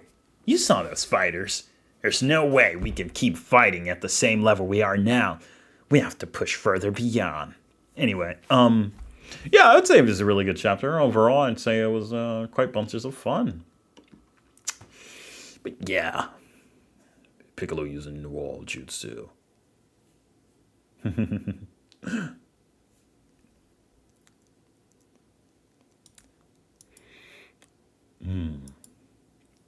C の戦いはこれ俺か。楽勝なぜ。楽とはずぬいこ。まだまだはで。Anyway, do do do do do do do do do do do do do do do do do.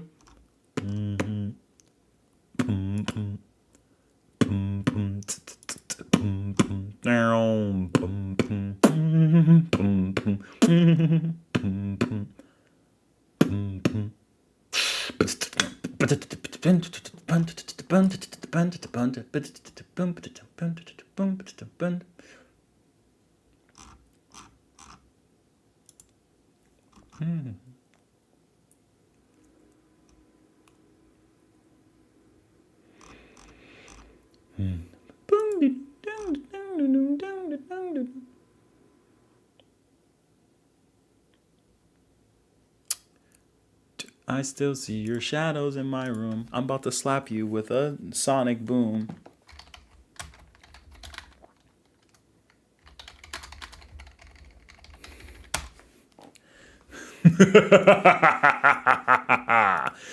Finish him.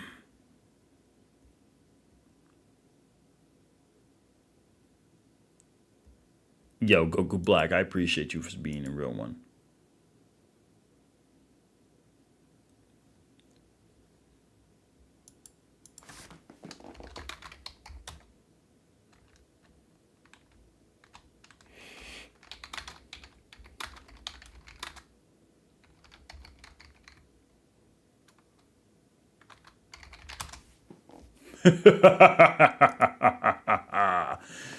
Well done.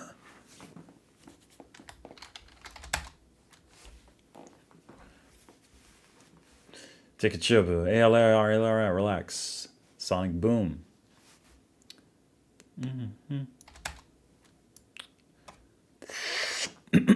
All right, guys. So what are we looking to do now? I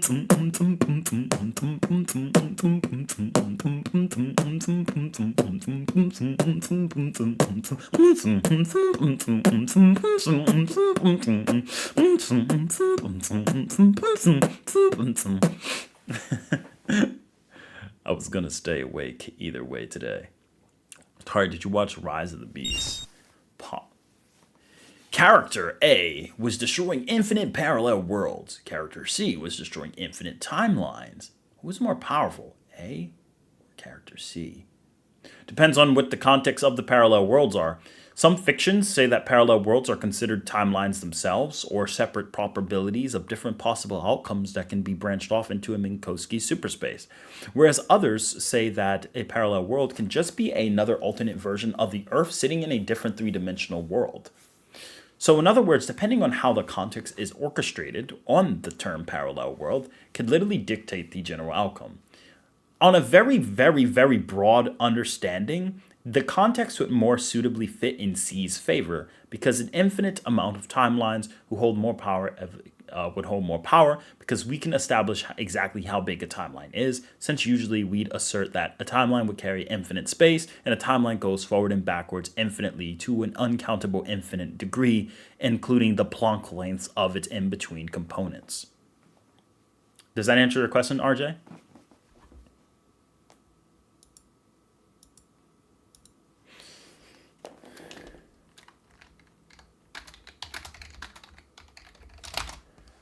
Oh, 연다.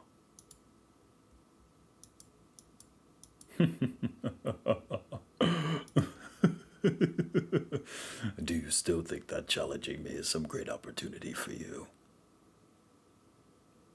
Dragon Ball's hyper times are really interesting, since we know the macrocosms have their own timelines themselves. Yet the main one acts as a higher temporal flow, at the very least, fifth dimensional. Agreed, tilted XFFN. Agreed. ATARi gotta see the final battle.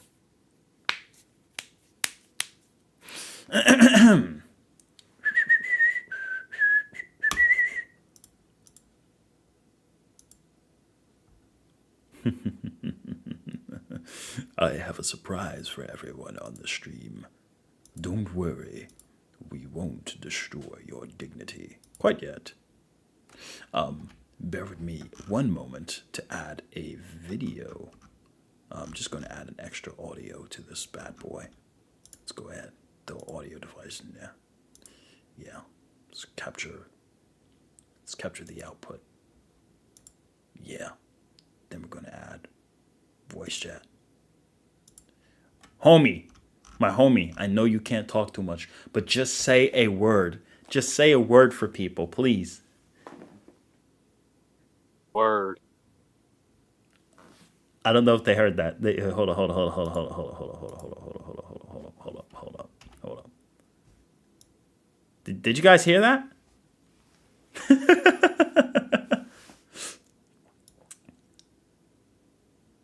Yo, Joker picked up on that like so fast. Dude can hear faster than the speed of sound, which doesn't even make sense. Jackal didn't hear it. Man, shut. Man, Jack. Man, yeah. Anyway. All right. So, why? The question is. All right. So.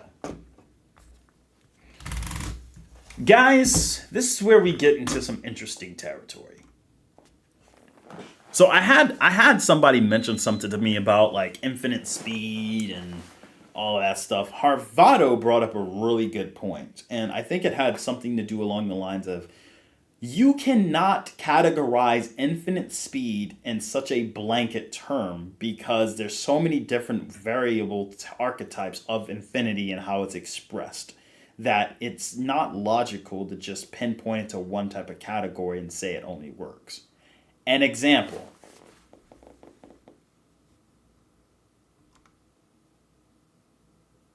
Let's get an example. Let's say here, in this example, we have ourselves... Let's talk. Let's cook. So, speed... Not I show speed, but speed is distance over time. Okay. Alright, so in order to get the speed, we need the distance. So chat, give me a distance.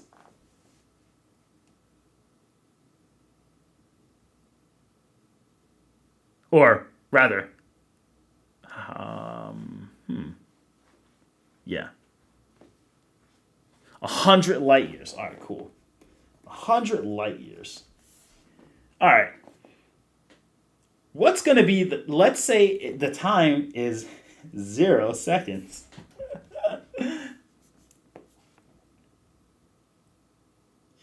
It's so funny. This is so funny.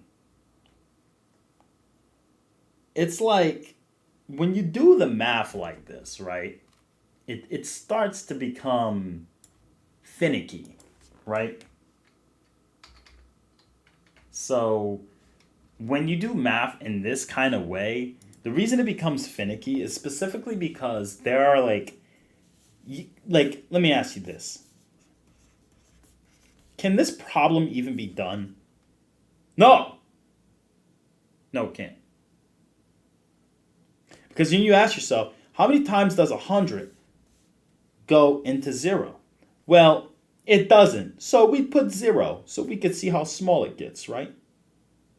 I mean, we have to see how many times it goes in decimal point wise, right? Because if this was a 1, I'll tell you.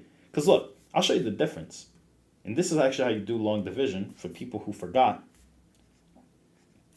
Let's do some long division, right, Roz? So let's check this out. If we do 100, let's say we have the number 1. Can you solve this answer? Yes. The answer is yes, you can. So let's focus on this first. How many times does 100 go? How many times does 100 go into 1? 0 times it doesn't. So we're already at 0 at a decimal point. Cool. Cool.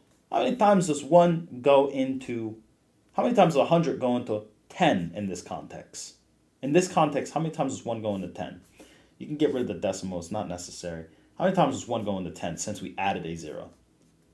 Doesn't. It can't. 100 can't go into it. So we get 0. Let's add another 0 right there. How many times does 100 go into this? 1 time. Thus, we got our answer. Our answer is up here. 0.01 is how many times 100 can go into 1. Because essentially, only a 100th of this can go into 1 is the answer. So what happens when we have 0? Well, in this example, which I'm going to highlight here in blue, if we have 100 light years traveled in 0 seconds, like 0 time, the answer is 100 goes into this 0. So then we add a 0. Up is still 0. So let's add another 0. Up is still 0. Okay. Up, it's still 0. Up, it's still 0. It's still 0. It's still 0. It's still 0. So what is the conclusion? Bruh. Ross, I got it. No, it's because like I know like people make arguments. The verse is about to make arguments about this. Oh no, I'm aware. I've seen their math. Yeah, and then I've talked to Harvado about this, and you too. Axioms, axiomatic. The definition of axiomatic in math is self-evident or unquestionable. In mathematics, it relates to or containing axioms, but in the context of something that is axiomatic, right? Axiomatic is self-evident based on the idea. And when it comes to axiomatic theorems regarding math, we theorize that this will not come to a conclusion because we know you're never going to add a 1 in front of this. So we know that this incountable infinity will continue and will never reach a conclusion.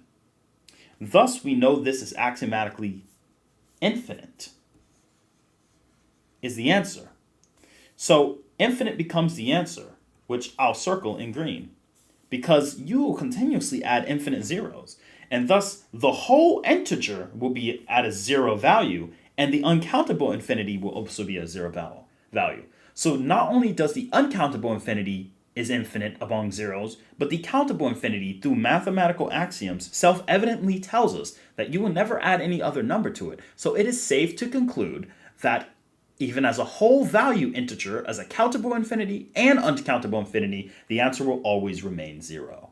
Because infinity is not a number, but a concept. And when you learn that, the answer is, to your question, which we will highlight in red, and will change the opacity, is infinite. So in other words, to answer your question for the chat, and this is specifically to, I think it was Bob who said, Bob 9001 who said 100 light years, right? So according to Bob 9001, to answer your question, if I travel 100 light years in 0 time, I have infinite speed. It's not about immeasurable. I sound like Coach Greg now, because I'm going to yell at you like Coach Greg. It's simple. Just know the freaking number. Not just kidding. But like... No, that's pretty metacore, I'm not going to lie. Pretty metacore of you to assume that that's immeasurable and infinite, man. According to Versus Battle Wiki, actually, that is just... Hey, no harm done to homie, but it's nothing against anyone. Like, this is not personal to anyone. I'm just pointing this out because I think the problem is that people need to really like put it together in mathematical formulas to really understand. And this is all theoretical. theoretical.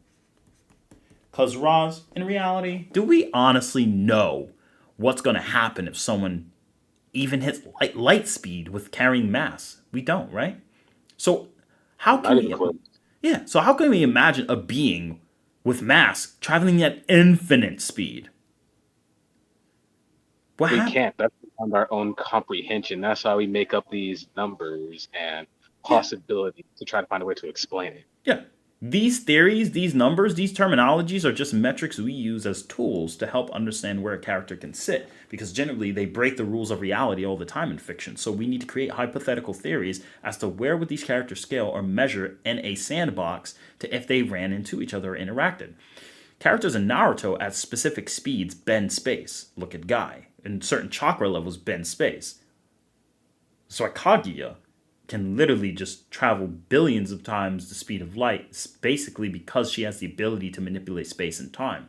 It doesn't matter if it, and you know one thing I hate, Roz, in chat, I hate this too.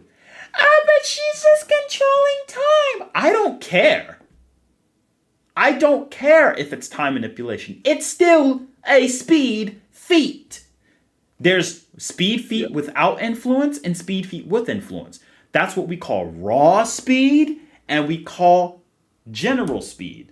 Like Esdef has infinite speed when she uses her technique, because time is asserting, unless time is completely slowed. But if we go by the data books of the Akami Ga Kill character guide, she's stopping time at absolute zero. Oh, but that's inaccessible, bro. Stop. Because I know like there's a thing about inaccessible and infinity. Inaccessible speed travels in like no time. It can travel a finite distance in no time or infinite distance in no time. Whereas, regular infinite speed is traveling a finite distance or an infinite distance in a finite time. That is not infinite speed. That's acceleration. Here's proof of it. Let's go into another formula. But go on, Roz, what were you going to say? I was gonna say, hey, look at Chronica from Mortal Kombat. At the bare minimum, you can give her infinite speed because of her abilities over time. Exactly. Like higher technically, but with time, she has infinite speed. Because ask yourself, exactly. Because ask yourself, if Esdef stopped time and started running in front of Baki and started Harlem shaking in front of his, it started Harlem shaking in front of Baki's face, to Baki's perspective. And to the aspect of three-dimensional time, and Esdef manipulating it, and manipulating time-space, she is moving at infinite speed to his perspective. She's like, yo, this girl's at infinite speed. It's like this. Like, all right, here's me. I'm this pink guy. I can run 20 miles per hour IRL. Now, let's say we got my boy Roz here. He's the blue guy, right? He's doing the Johnny Bravo pose. Why? Because Roz is like that. He's built different. Now, let's say Roz can go at 20 miles per hour. Here's the difference. Roz decides, hey, I got an ability that can let me leap outside of space and time like this. And so now, Roz is outside of space-time. He's running on the 4D axis now. He still only can run 20 miles per hour in the 3D world. But in my perspective, and into position of the axis he is walking on and the range of motion, in 3D perspective, he is infinite speed.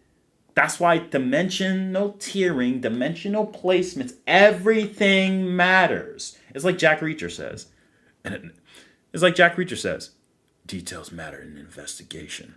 So details matter in power scaling. Every time and always will. There's no get around that. Any comments, chat?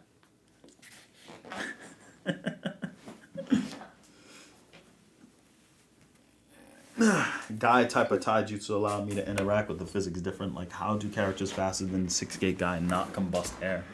That's what I'm saying, bro. It's the chakra. I mean, look at Goku, right? In his battle against Hit. Technically, the very moment he surpassed like Hit's time skip, Goku by powering up hit infinite speed at the bare minimum. Just by powering up. Exactly. Because he's not, and that's what we call raw speed. Hit's using the hacks to get that level of speed. Goku's just raw, straight up faster than Goku did that with just moving fast enough. That's why Goku actually has legit infinite speed and small burst, of course. We always... Ross, how many years have we been saying this? Small burst. Since like 2017, 2018, I think. Yeah, because everyone thinks, oh, you're saying he's infinite speed. Like, no, we're not saying like he's always infinite speed like Kaguya or the Seven Samurai or the Seven Swordsmen, I think they're called, Ross. The Seven... The Seven Kings. Seven Kings, yes. So like they constantly are infinite speed even without trying. But like Goku has to try and like do it in small bursts. But he can do it. That's the point we're getting at. Is that if you are like Sailor Moon and like certain characters live outside of time at their peak, Goku doesn't. So Goku fought them. Goku's chi energy, Goku could sense them because he could sense infinite Zamasu. But like if they tried to attack him, Goku could in a short burst Kaioken bypass time and just break like, or just a Super Saiyan Blue Kamehameha and shatter space time and hit them. He could straight up hit them. But like what we're saying is he has to be battle ready. That's the only difference. And that's important to know. That's why everything of these are case by case. Wouldn't Goku have infinite speed anyway since his ki traveled the microcosm? Yeah, Andre, exactly. Like once Goku's actually fighting, that's when his speed starts kicking in. But like if he's not and he's just warming up, probably not going to be as crazy. At least unless it's the anime, because in anime he fought Beerus in base. I don't know why they made him that strong in the anime, bro. Or this, ATARi, like you probably don't even know this, but KOF 13, your favorite game. All right, Real Trap Gaming. Thanks for stopping by, man. Bless. Have a good night.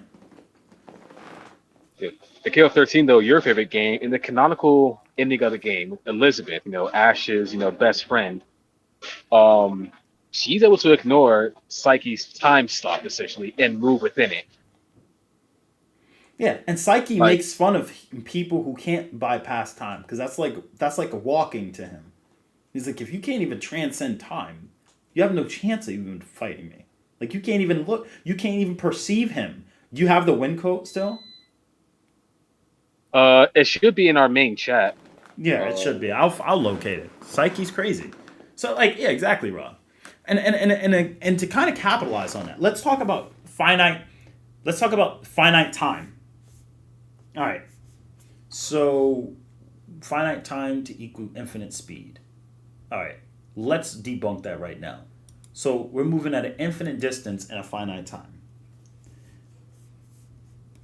Let's do the same formula because we're looking for speed. But we have how many? Give me a time. How much time, Roz? Somebody in the chat. Let's see. How much time? Yeah, let's somebody in chat. So chat, give me a time interval. Give me like a time frame. 10 minutes. I'll say 10 minutes. Let's see what chat says.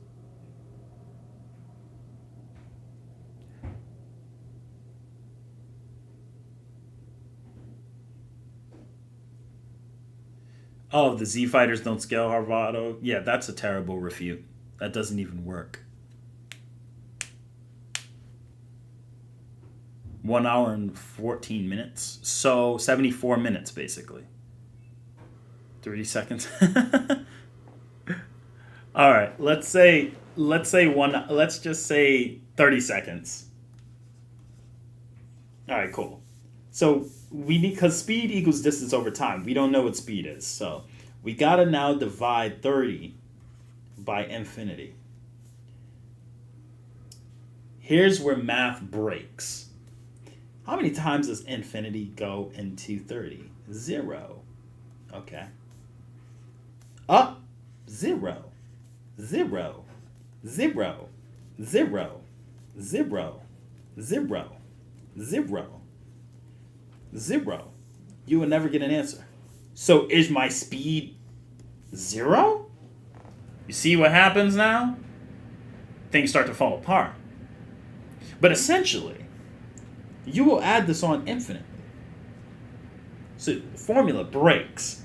That's what infinity does. Infinity breaks math all the time. So does 0, for the most part. 0 and infinity always have an issue. You can't minus by 0 because it does nothing. Like, what do you even do? 0 minus 2, negative 2? If we didn't use negative numbers, negative numbers don't even exist in the real world technically. They're just entities that we use to represent that something is owed or the opposite. That's all. The actual value of it's only applicable in value. But other than that, without the term or without the concept of value, there's no point.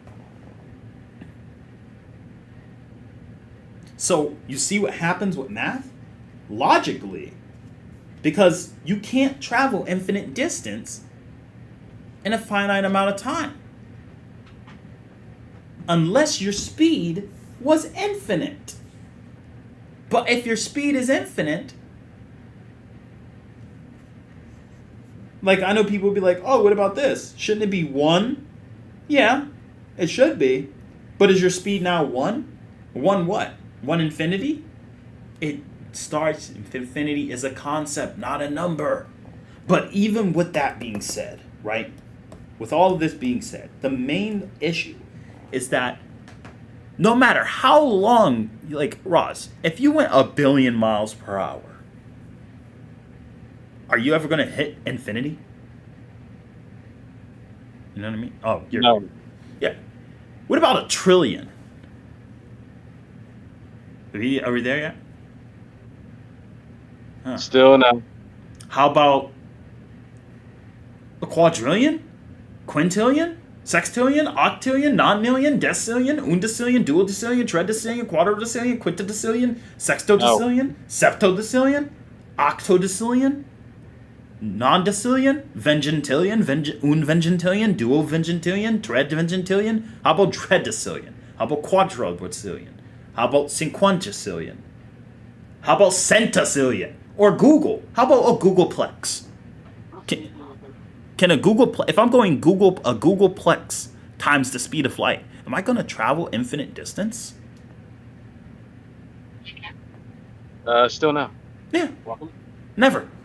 So when a character travels an infinite distance in a finite time, i.e.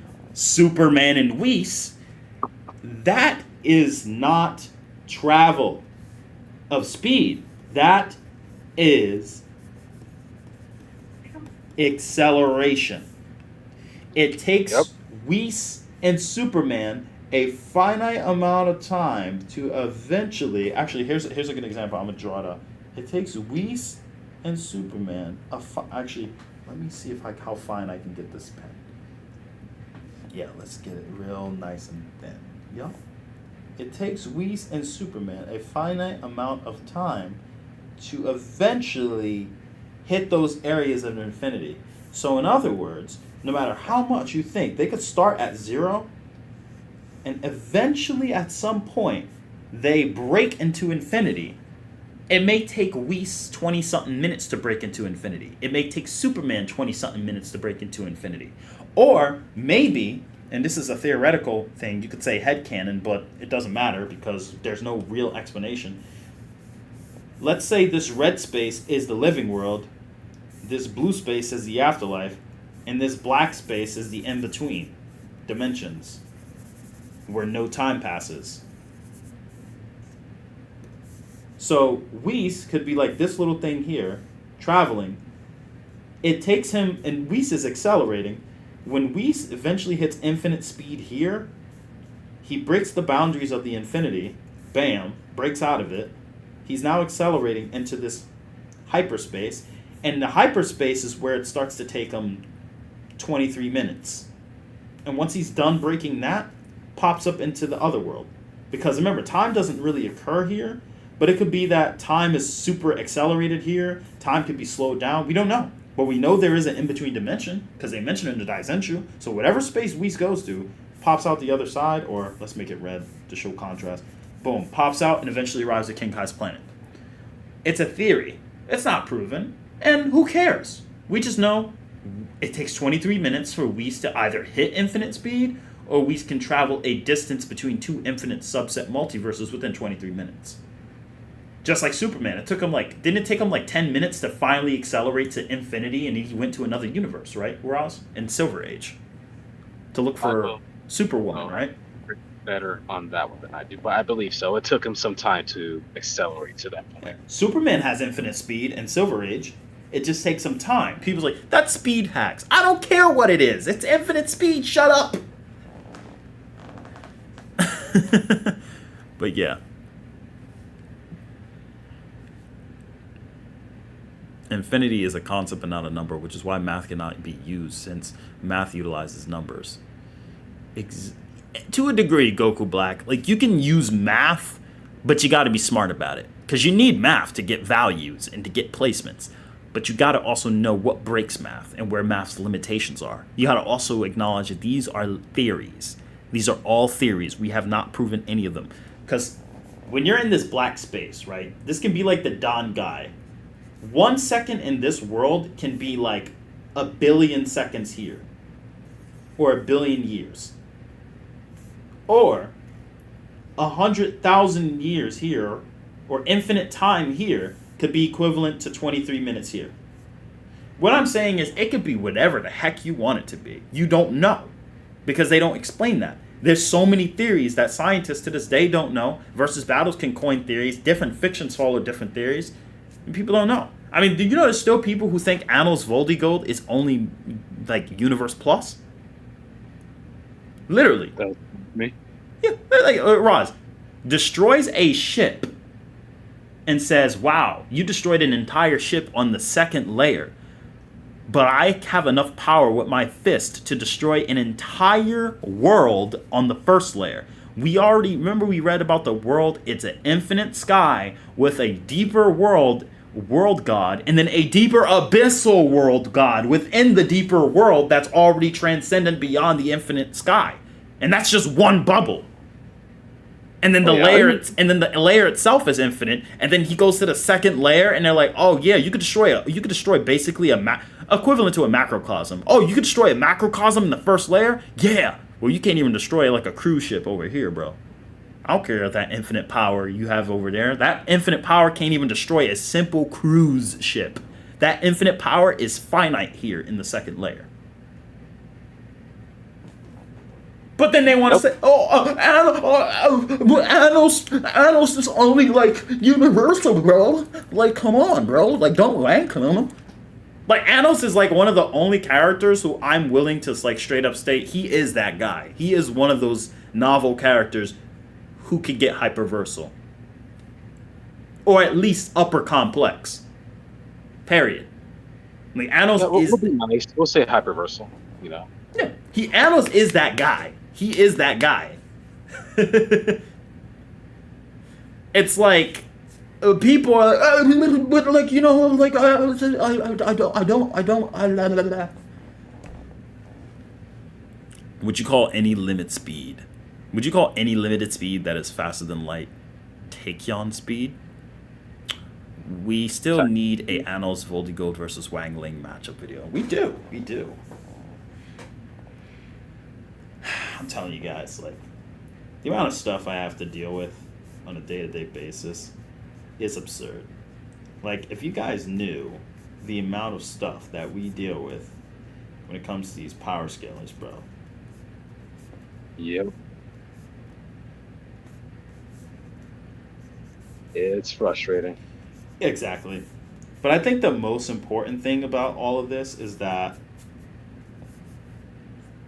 I think the most important thing to take away from all of this is just simply this. Power scaling is literally it's supposed to be for fun. But at the same time, like, we need to stop, like, making fun of people just because they don't agree with something. Yeah, you can call argument baboonic.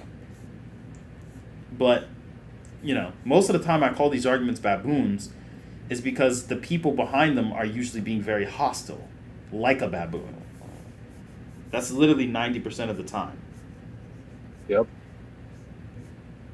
You can't even really say an argument is flawed or foolish without someone taking it to heart and claiming that you're attacking them personally. Yeah. Oh, you said you didn't know. No, how dare you? That's I hate ridiculous. you. I hate you. I hate you. I hope you die. I will kill you. Like, come on, bro. Relax. It's not that deep. So, like, yeah, overall, you're going to get those people, bro. And you're going to have to learn to deal with them reasonably, I guess. Those people will always come around, and they will always try to intimidate you, and they will always try to use baboon arguments. But, yeah, that's the world we live in.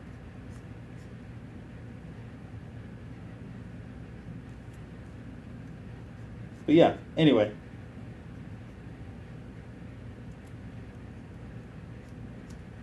Let me see what the chat's saying. How to know if a character is countably infinite dimensional or uncountable? Bob 9001. Infinite, countable infinity just means you can count it. Uncountable infinity just means you can't get past the number 1. That's it.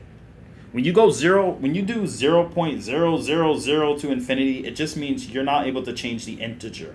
Thus, you're not really going to progress anywhere because you can't get to the number 1. If the number 1 right here is no longer accessible to you, then it's uncountable because you'd be like 0.000000000000000. That's called infinitesimal, which is infinity on how small something is. Then there's infinity, which is how big something gets. So you're no longer, so because you can't reach 1, or you'll keep going 00000 and you'll never reach this number, it becomes, for humans, uncountable. When you're doing 1, 2, 3, 4, you can count for eternity, but the idea is you are progressing. And that's literally it. How'd I do on that explanation, Ross? I did pretty good. Thanks. Also, I found that scan. It took me going through like 1,000 scans to get to it, but I found it and sent it to the chat. Thanks, man. Welcome. Yeah. ATARi, how powerful is Raleigh in Dr. Slump? She plays with stars for fun, so let that sink in. And in the anime, she went to throw hands with Kid Buu, Goku, and Vegeta during the Buu saga. So I mean, yeah, yeah, yeah, and then she like beat up a God Essence Vegeta and fought Blue Goku and wanted to go 100 times stronger for fun.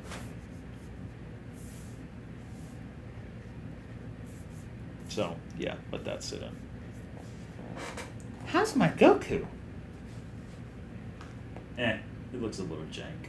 But anyway. Motor speed, Dones. Oh god, no, I'm not getting into that. That's too much. Here it is, guys. Here's the scan. Here's the scan. You humans can't even transcend time. So what could you possibly do against me? Versus Battle says this guy is building level, chat. Versus Battle says this guy is building level, by the way.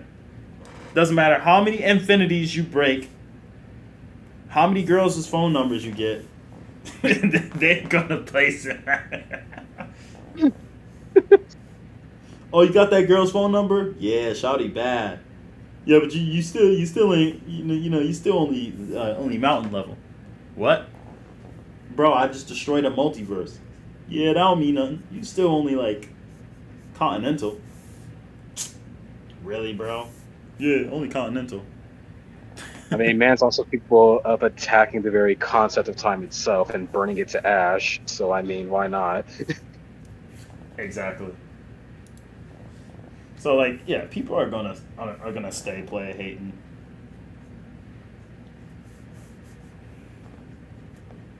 But yeah, that's how it is. It always be like that. I think that's like a little too.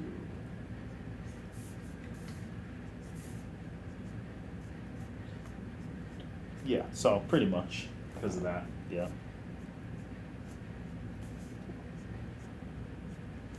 Yeah, but anyway, guys, like, that would be my honest thoughts on it. But yeah, that's pretty much all we gotta say. Now.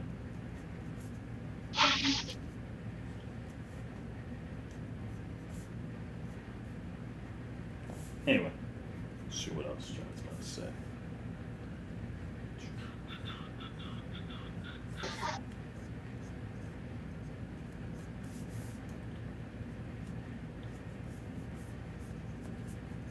Do do do do do do He like actually like high hyper like at a bare minimum. Who?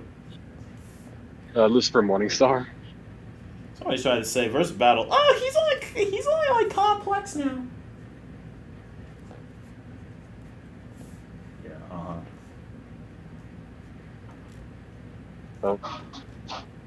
Joker just actually in chat. Oh. I bet nobody in this chat knows who I'm even drawing right now.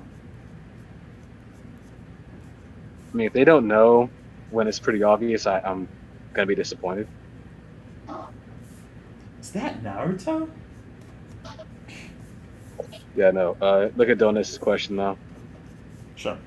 Don't ask. Let's see. I'm not getting this out of my head. Bayonetta can amp immeasurable speed. I mean, yeah. I mean, that's nothing normal. I mean, abnormal. Because, like, immeasurable speed just means it's speed that's not measurable normally. And there's different levels. Because, like, Roz and I could be infinite speed on the third dimensional realm. But as soon as we transcend the third dimension and go to the fifth dimension, we're walking on a different axis. So our speed could return. It could be finite for a higher dimension, but you know what I mean? It's the same concept as higher dimensions. It could be finite in one dimension and then not infinite in another. Or a lower dimension, I should say, in this context. Yeah, that's 100% Whis. Exactly. See, Goku Black's the only one who knows what he's talking about. This is Whis. Oh, man. Anyway, besides, like, doing terrible sketches of Dragon Ball characters, I just need to understand something. God Spawn versus Kratos. I'm giving it to Kratos. Kratos has a little bit more conceptuality with him than Spawn does, but Spawn is going to bring it pretty close, depending on how you go about the scans. I'm surprised the chat actually got the answer right, though. Sorry, what is your opinion on Dragon Ball Multiverse with Cheeto? Pretty cool, I guess. Not much else to say about him. But I can't really say more than, just on what I know.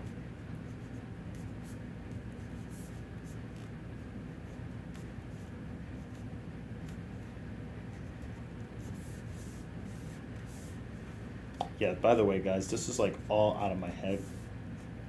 I gotta learn to draw better. Donez, I'd rather take a mock punch. Like, I'm gonna be honest with you. A mock punch I would rather take than be stuck in a room with annoying orange. I wouldn't. Keep me with annoying orange. Not getting hurt over that. What's wrong with you, Roz? Everything. I'm a masochist, okay? I like pain. Just kidding. Just kidding. Well, then I guess the world shall know.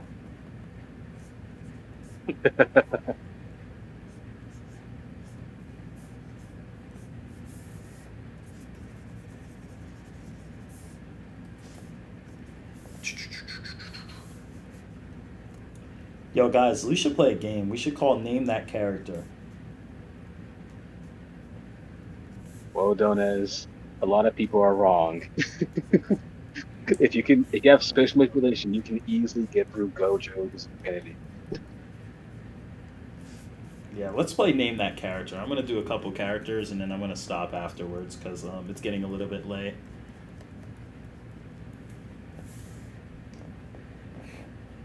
Yeah. Let's do Name That Character. So we're going to play Name That Character starting now. Alright, guys, we're going to start with the first character. Roz, you are allowed to participate in this round.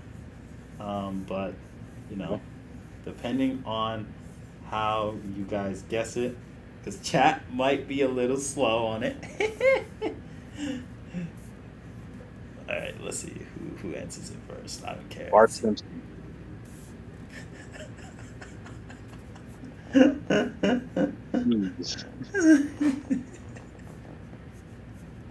I gotta draw it as fast as I can so it doesn't look Andre at got it.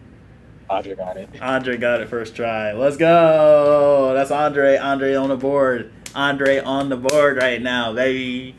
Ding, ding, ding. All right. Next character. Yo, I gotta mix this up, huh, Roz? Yeah, mix it up. Let's go. All right, let's mix it up. All right, I got you. Give her orange. Big orange and big orange behind head. All right, let's do this. This is a good time for ATARi to test his art skills anyway.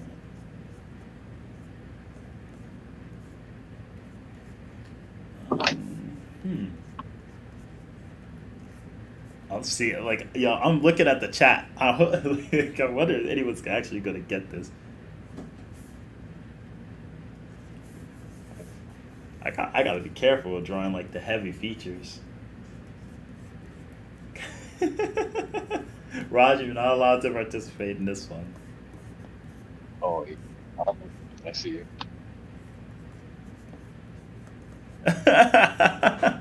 Oh, chat, I got stumped. I got chat stumped.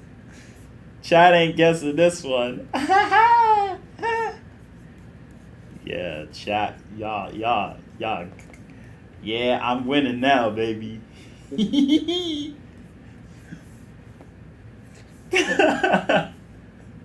Don't ask me. You're close. You're close. He's talked about her on stream multiple times.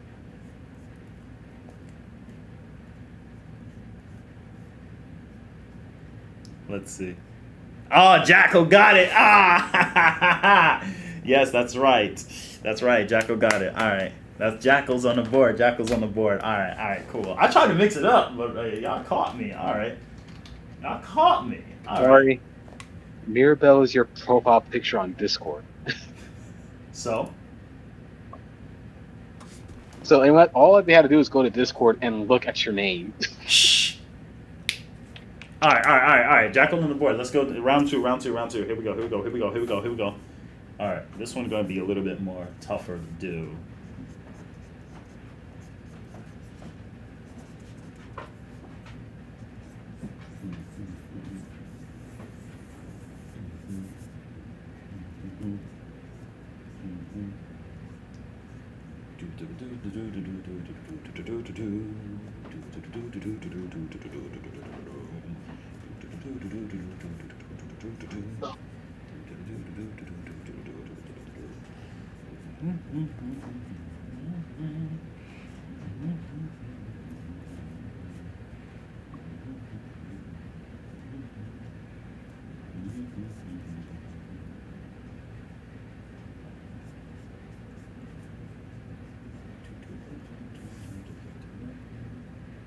How did Jackal get that so quick? Bro, how did he get that so fast?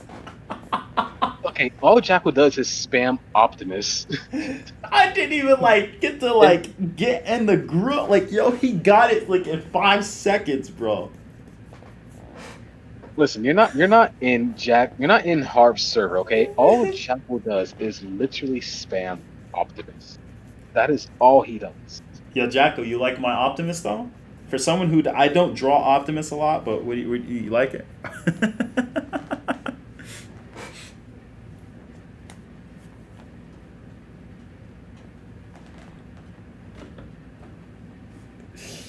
Bro, it could have been the guy from Jet Set Radio for all you guys knew.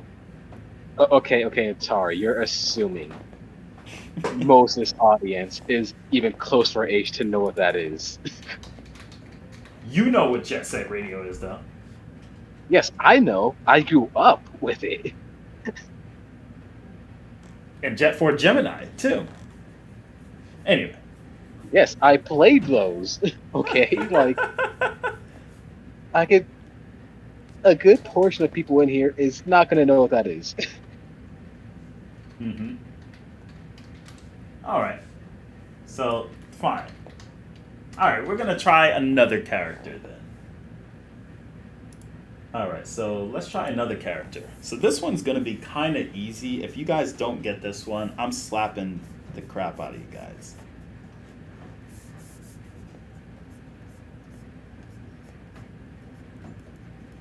Alright, so let's start off with these. I hope this doesn't give it away. If this gives it away, I'm gonna be so mad. If this gives it away, I'm gonna be so mad.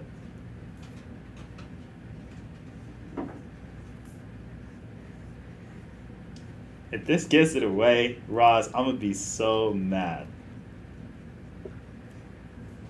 Well, I'm not going to say anything.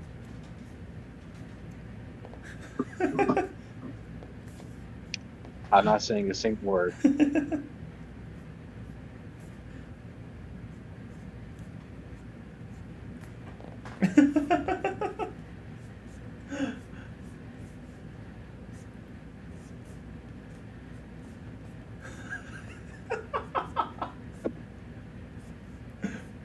Oh my god. Try live action characters? I could do that too. I will do that. I would do some real life people too. Alright, Donaz got it. Good. Harvard, I am so disappointed in you, bro. I'm so disappointed in you. Donaz is on the board. Alright. Alright, fine. Alright, this is the next one. Can you guys guess who this is?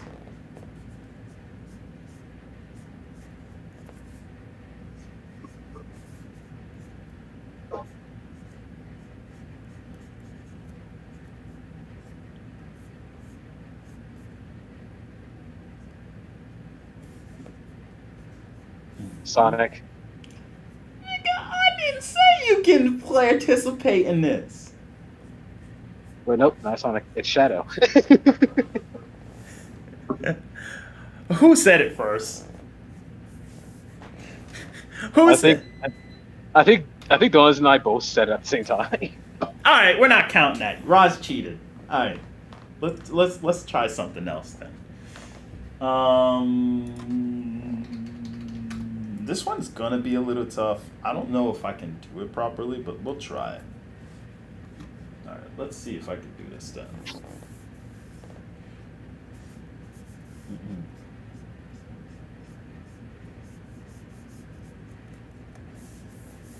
All right, I'm trying to think of like a good way to start this off.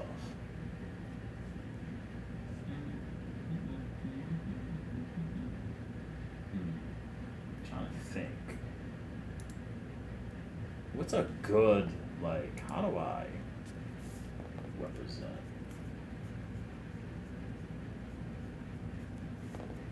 Okay, let's see if we can.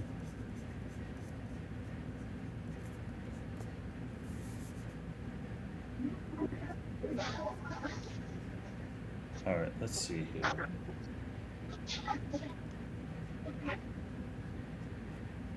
Alright, so the key to this is that.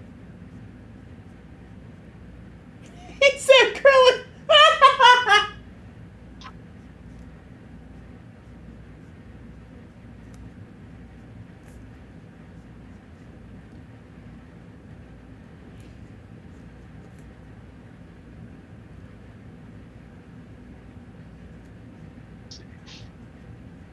Raj, you ain't guessing this one either. And if you do, I'm gonna be impressed. All right. Alright, let's see if I can. Probably though.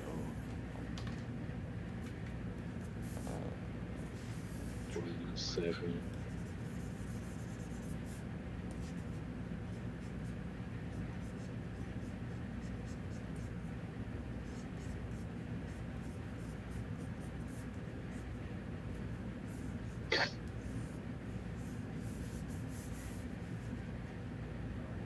Let's just go start from around here.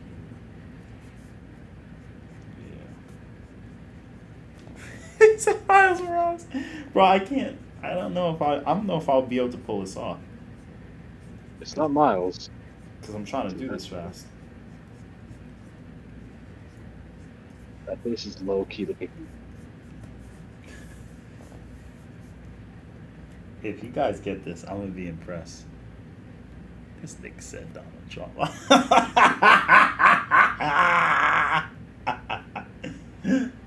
Oh, that's funny. Said Joe Biden. Oh, I'm stomping chat. Let's go. Nobody ain't guessing this one. Okay, how good you guys think you are? Hang on one second.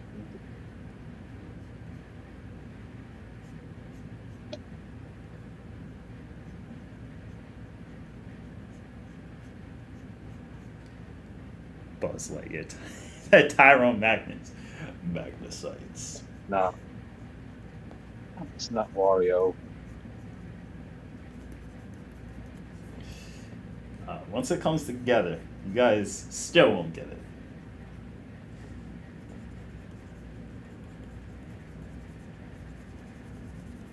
Let's see if I can. Is this like your own left hand talk? Oh crap! Now it's starting to come together.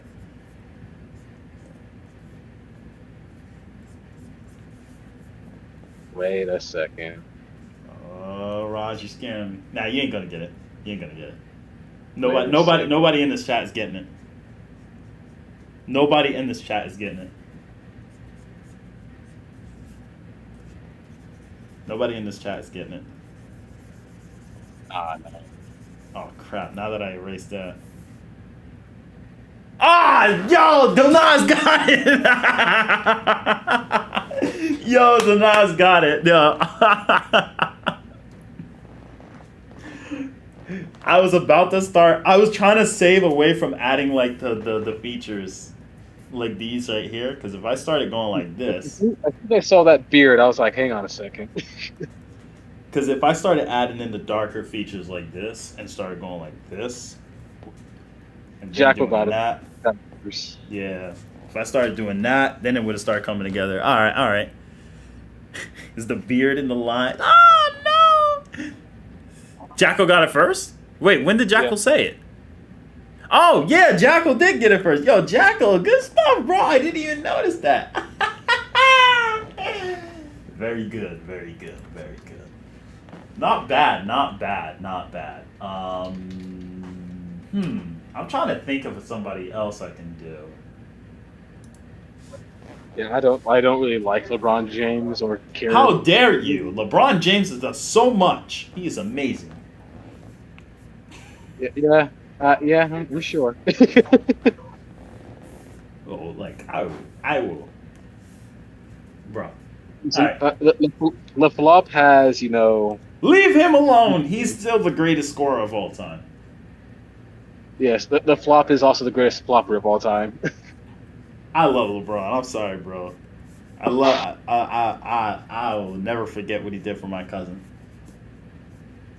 So, that being said, I'm playing. But like for real though, how many of you guys can guess this next one? Let's see. This next one is gonna be. Let's see if anyone can guess this. Well, maybe I can caricature her. I mean, and them. No, him, her, them, Sal, Max. No, I'm playing. I'm purposely throwing people off. Let's see. Don, chill with the trash.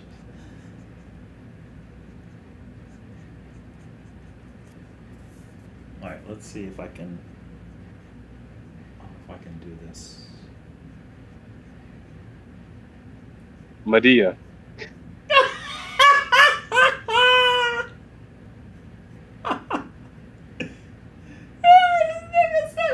Oh shoot!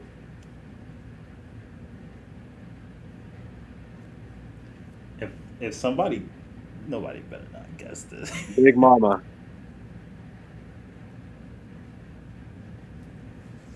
I have Angela Bassett.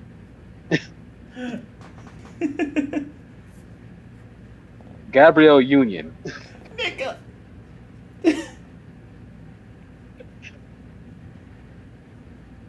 All right, let's see here.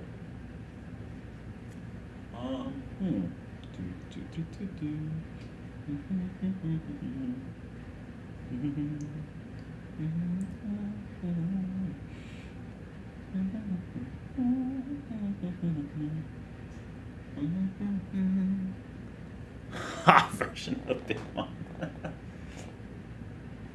That's funny. Jada Pinkett Smith. Nigga, no!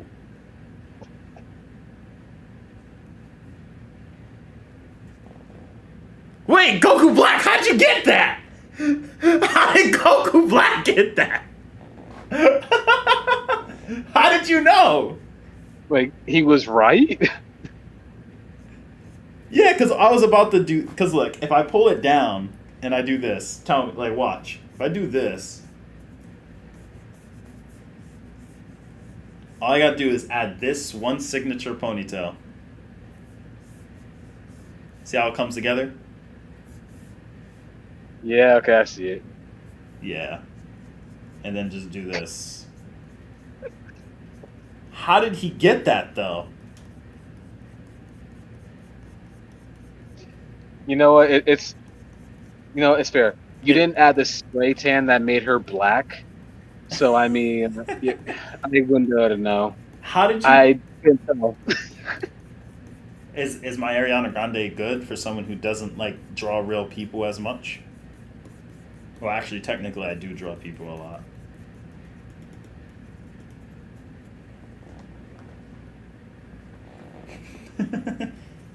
All right, guys. Is my Ariana Grande picture good though? Is it better than? Is the Ariana Grande better than the LeBron James one?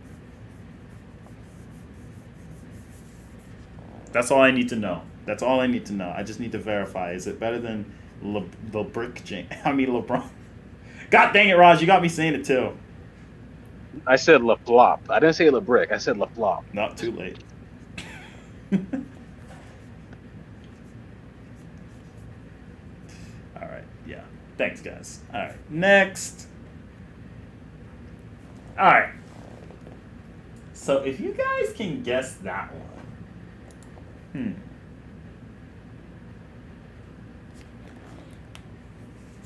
Oh wow, Harvado just said Ariana Grande is better than LeBron James at basketball. That's crazy. That's crazy.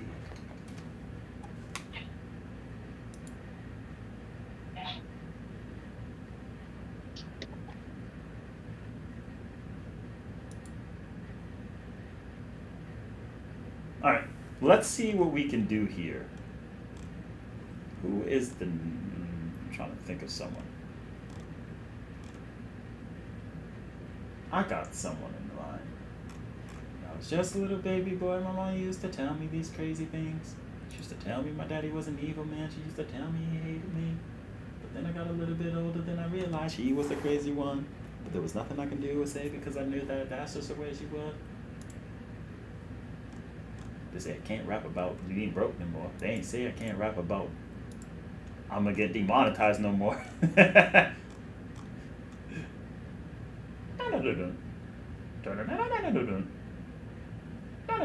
That's on check chat. Huh? Check chat. Our chat. And foolish.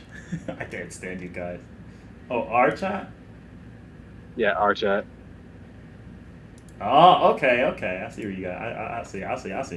Okay, hold on. Give me a minute.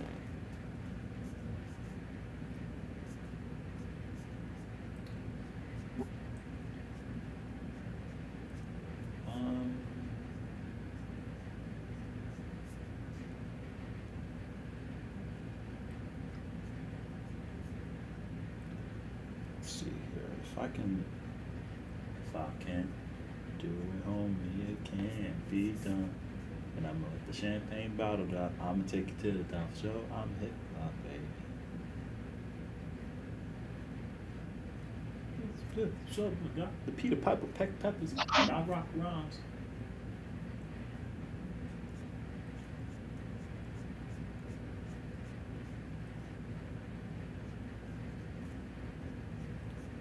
I'm gonna let the champagne bottle drop. I'm gonna take it to the next show. baby. I pop Pepsis and pops the got and the pistol son of a gun, the Peter Peppers, and I rock rounds and 50 stand around a little bit, but I pop now.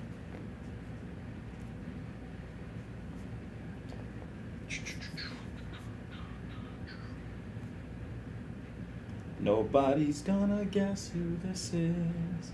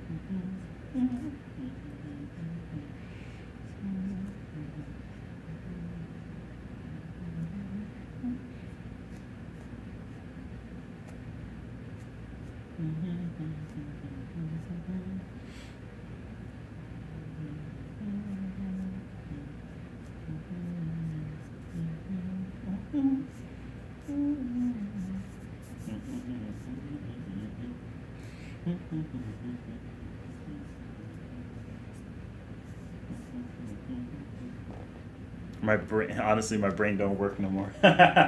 Yeah. All right, Roz. I think we did. I think we stomped the chat.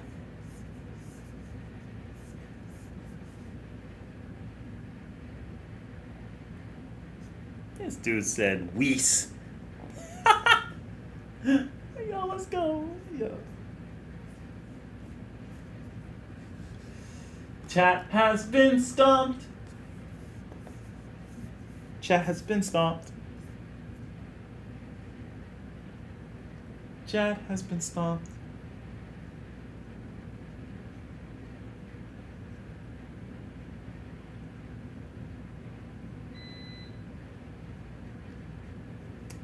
He-Man, yup, it's He-Man.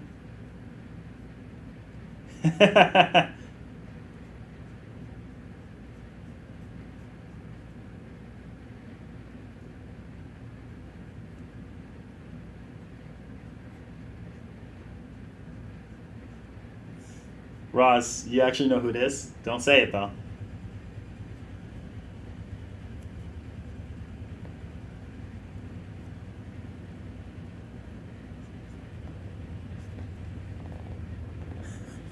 Marilyn Manson.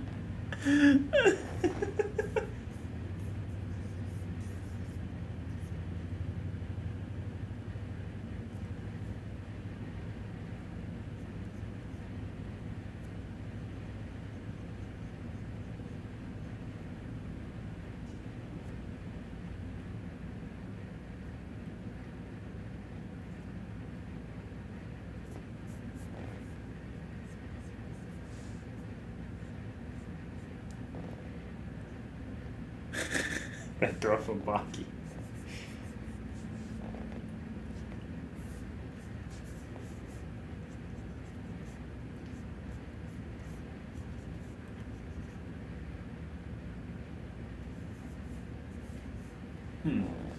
Guys still haven't gotten it yet. Can't make out any distinguishing features.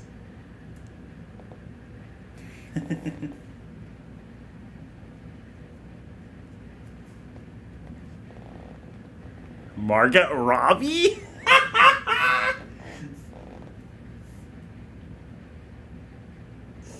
Oh boy, this is great. This is great. Bruh, give them a hint. They're dying out there. Nah, no hints. Cause once the real features start coming in, once I start doing this with the hair, once this starts happening with the hair,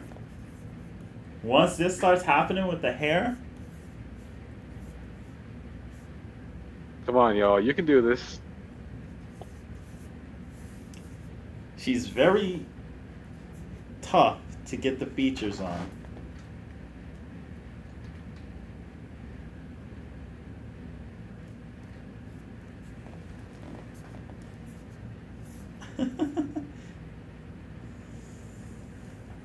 Oh boy. Let's see if Ra. Yo, Ra's, they're dying. They're dying. It's great.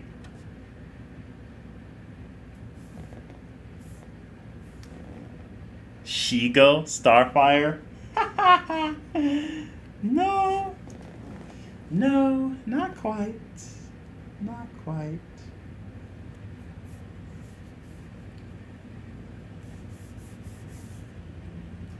Not quite.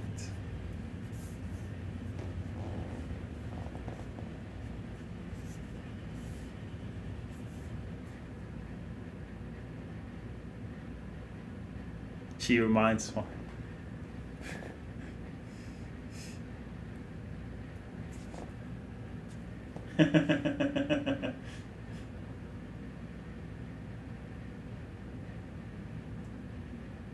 It's from Marvel. I wish I would tell you, but I'm not giving any hints. Alright, chat. Let me know when you guys throw in the towel.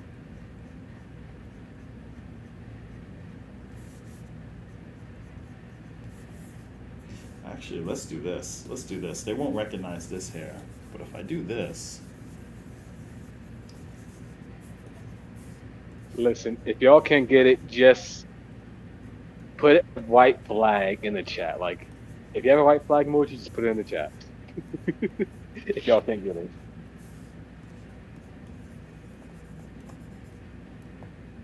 Miles' mom. Yo, he's getting... Yo, I'll let... Yo, oh, shoot! Oh, shoot!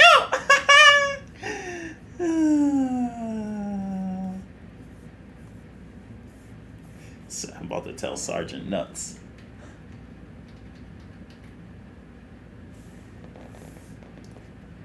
Let's get rid of that. There we go. Get rid of that. Get rid of that. Make these features pop a little more. Thank you, Kevin Cubes. Thank you. Thank you. All right. We got someone who actually knows a celebrity. All right. Yeah. As soon as I erase certain features, I'm like, yo, let me just give her short hair. Somebody might know.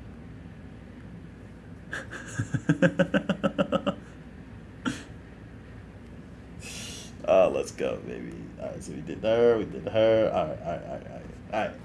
Because I got to mix it up, right, Ross?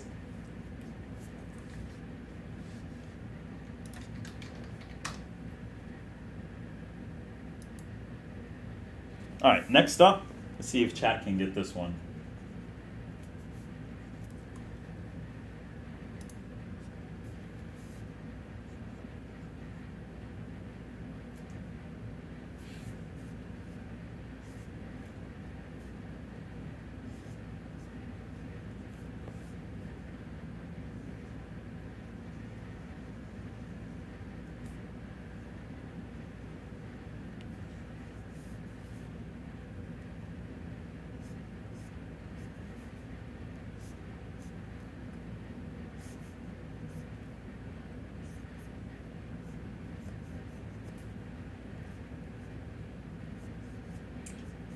I'm just gonna do the crap out of this picture.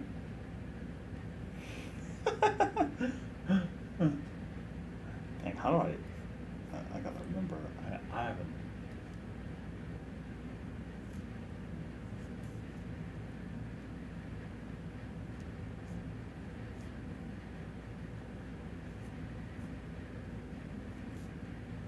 You gotta keep the lines clean with this character. God dang it.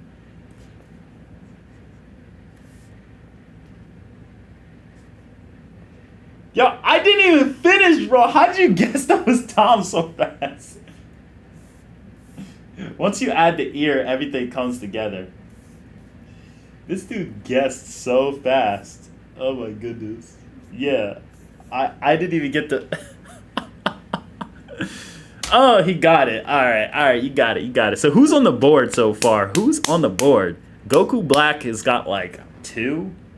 I don't know how many points y'all got. Y'all gotta keep track. But however many points y'all got, you know.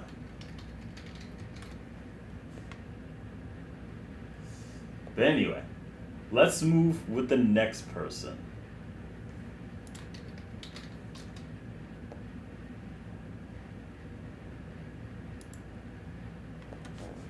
Alright, here's the next one. Let's see if you guys can get this one.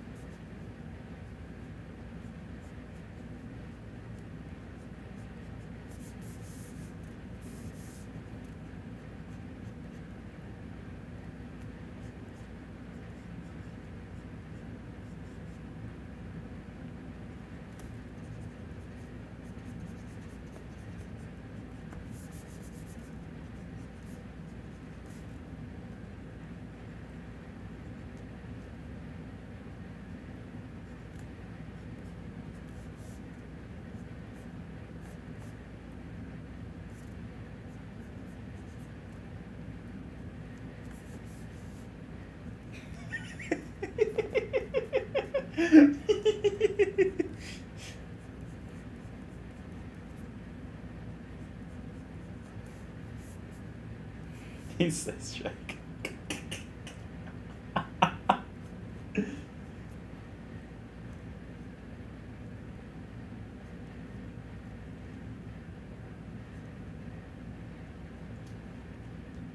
We're the Chipmunks. Chienunk. We're the Chipmunks. Alvin, Simon, Theodore. Do. Do.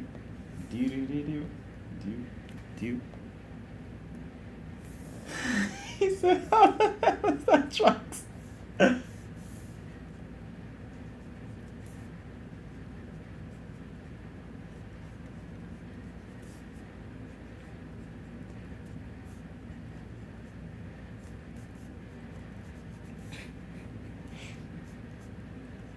This is so funny.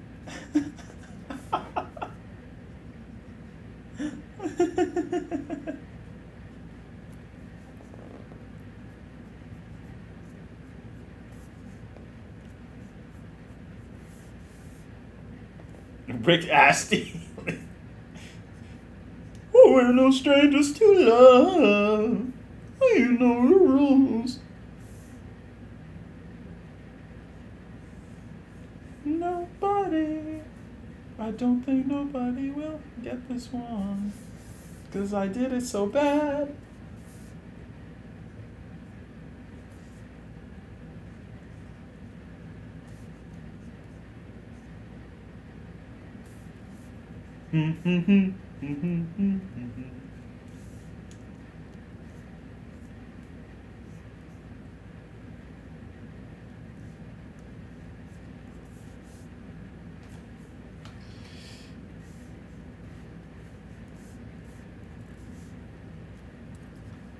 Transformers, robots in disguise.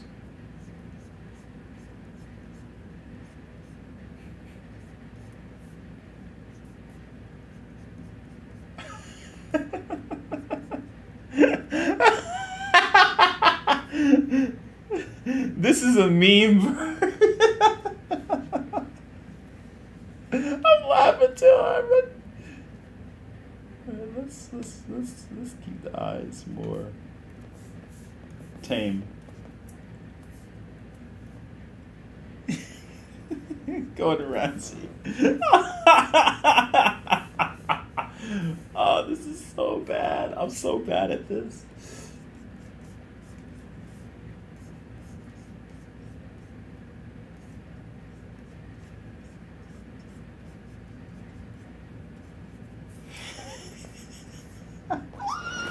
I can't right now. Yeah, yes, it's Homelander.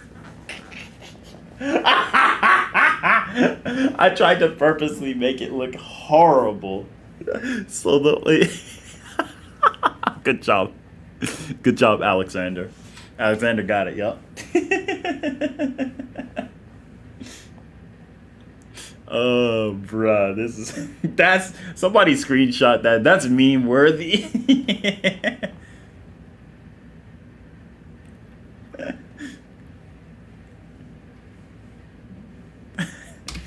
Oh man.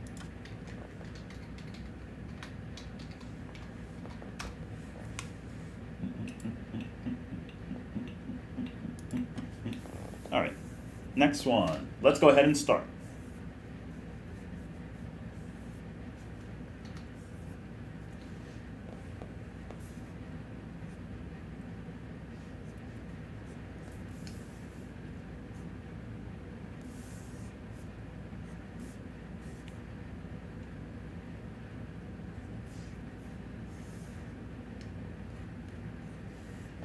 Bro, I didn't even begin retro. How did he get it in like 5 seconds?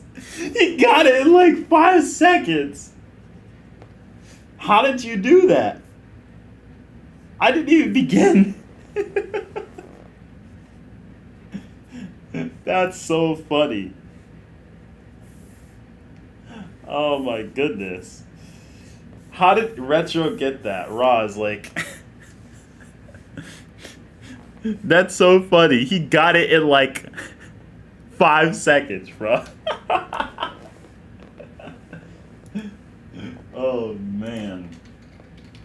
Alright, let's see the next character. Can somebody guess who this is?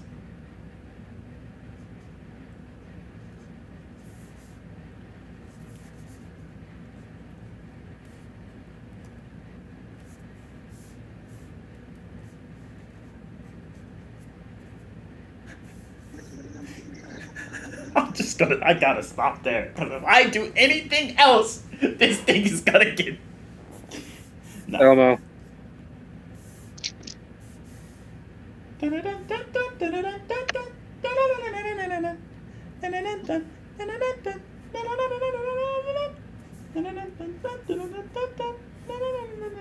Garfield.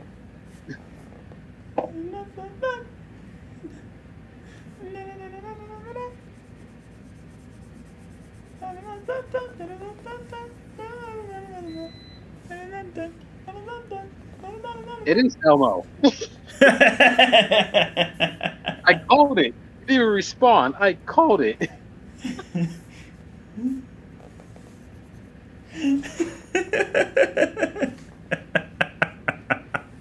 I literally called it. No, I got it first. Shut up. No, I got it first. Yes. That was good. That was good. That was good.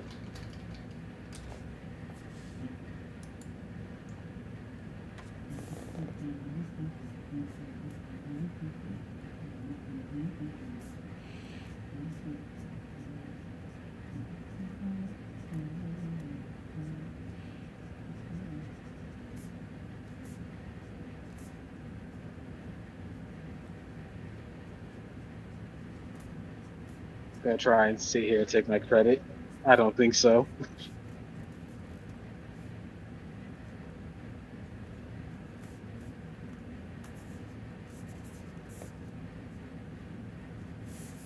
Why do I feel like people's gonna guess who this is, and I only just started with like this?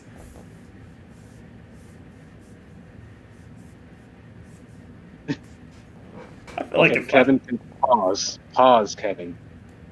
Chill. What do you mean? We need some context on that one.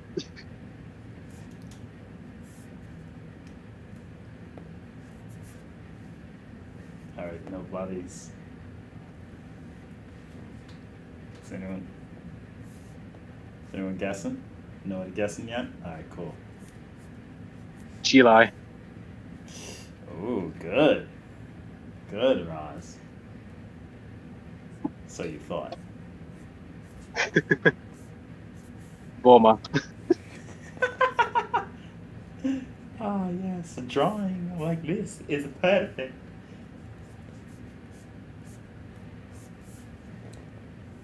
I love this.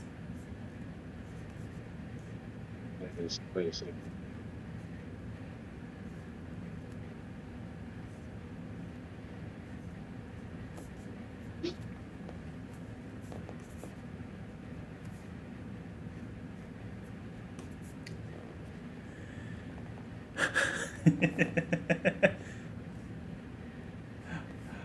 Wait a sec. That's Chun-Li.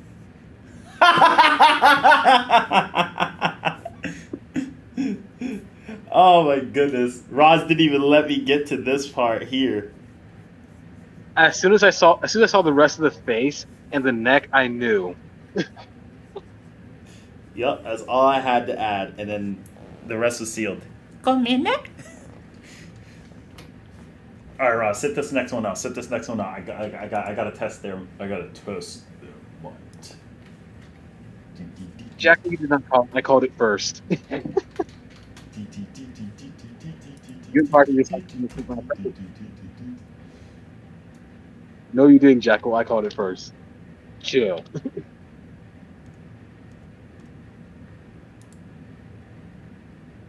All right, let's test this out. Let's see if people can guess. No, it's timestamped, Jackal. It's timestamped.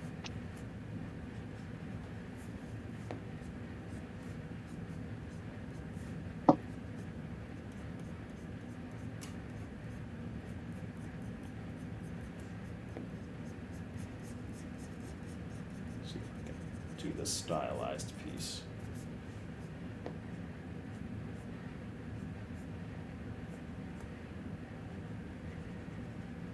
No, it didn't Goku Black. I literally said it before Jackal did. Like Jackal was like a whole split second after me. I watched.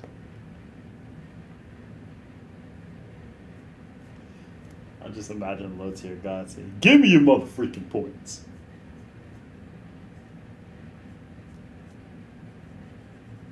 Oh my god, ATARi. Roz, sit this out. I need you to sit this out. Jackal, just because you're good at lying does not mean anything.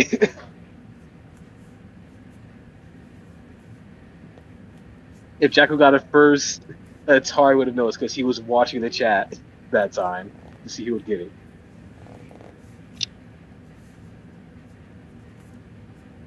Don't even try to steal my credit. Don't even try.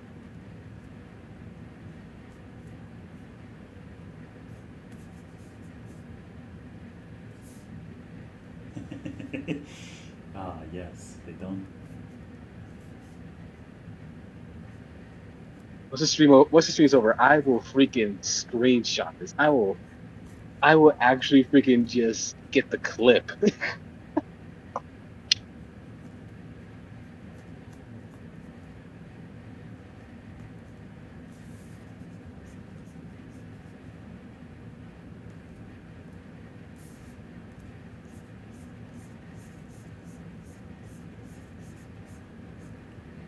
All right, Harvado.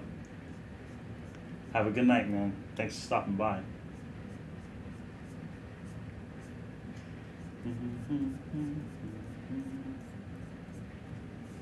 Jackal, quit capping. Yo, nobody in the chat ever gonna guess this one. Yo, Alexander Brown's the GOAT! Let's go! What gave it away? What gave it away?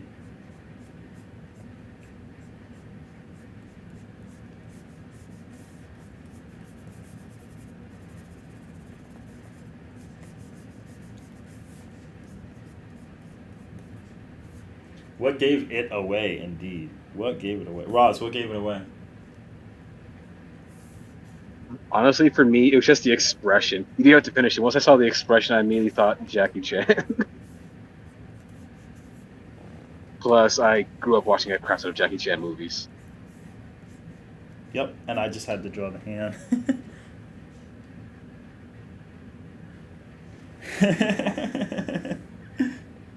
All right. So you guys are pretty good.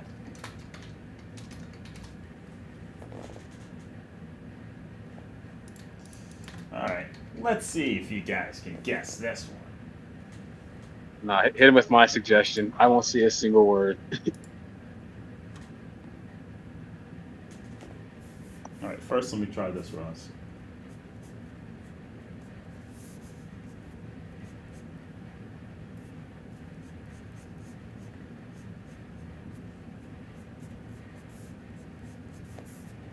See if they can guess this one.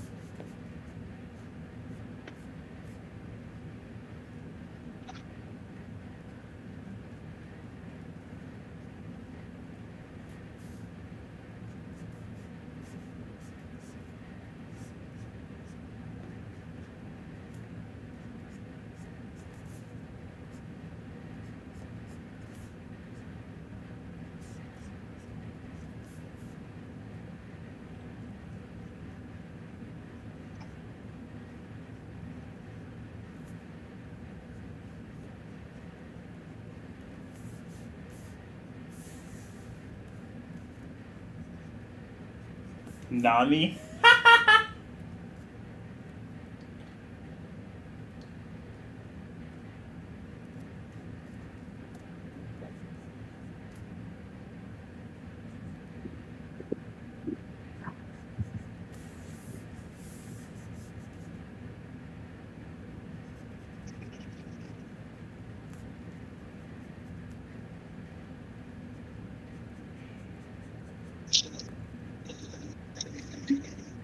Roz, you're not allowed to guess because you already know who this is.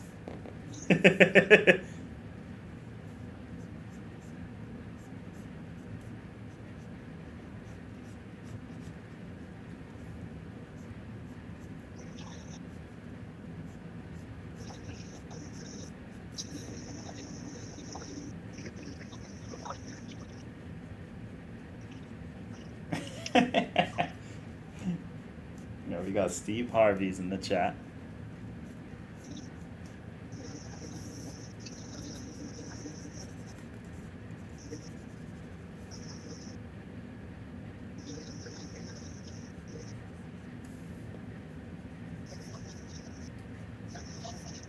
Once I add this, it's over.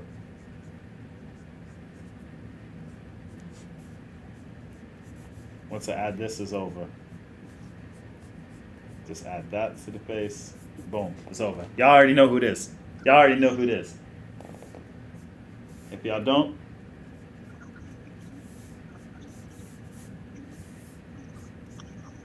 I'm gonna be disappointed. It's a potato head. I'm doing a caricaturized version. Alright, fine, I guess I gotta do it.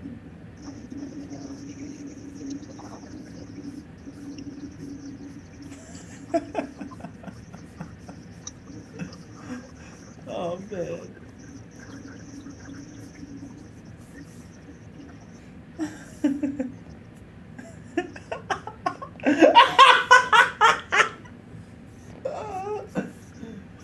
Oh shoot. I could easily like get this. Everyone could get this if I just do one thing. Should I do it, Roz?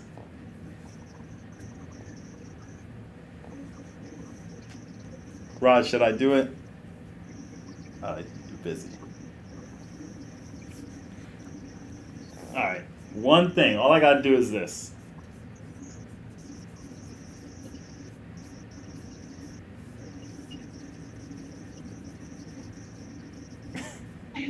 If y'all don't get it after this, then... We can do it. Oh, hell no, Retro. I'm beating your ass. Oh, come on, Harp. Harp, you're in here. You were talking all that stuff last night, and you could even get this? Thank you, Jackal. Thanks, Jackal. You were talking all that stuff, Harp, and you could even get it. The mustache and little freaking goatee down there should have gave it away.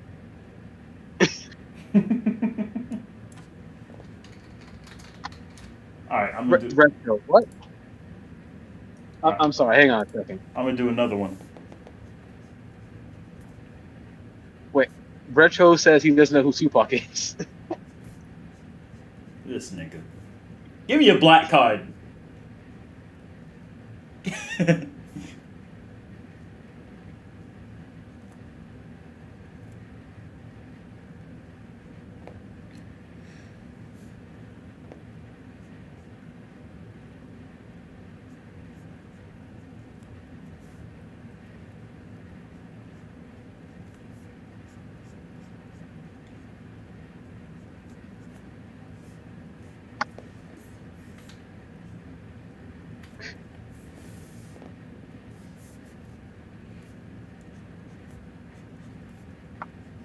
The point. Like, I'm disappointed, Retro.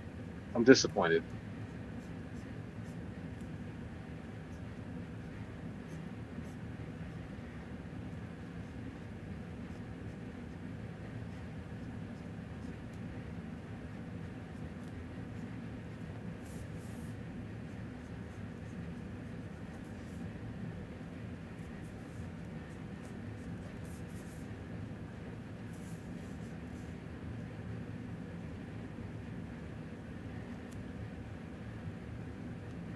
If they don't Harv, I get don't want to hear no excuses. I don't want to hear no excuses. Roz, if they don't get this one, I'm gonna be real mad. I'm gonna just laugh. Well, Retro doesn't.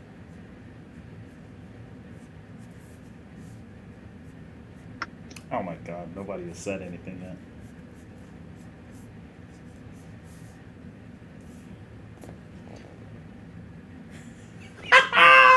JoJo character.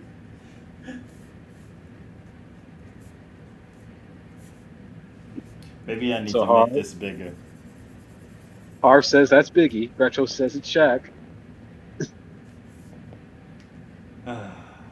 Yeah, Harv got it. Yep. Yeah.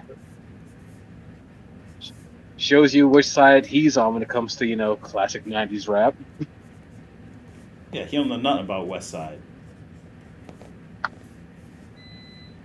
Harv, how dare you not know about the West Side? Not playing. Man fails with Tupac, but gets Biggie. For shame. For shame. That's how you get shot in my part of the country.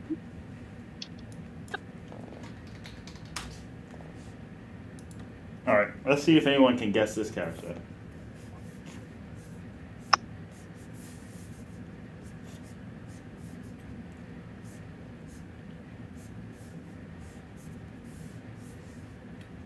Oh my goodness.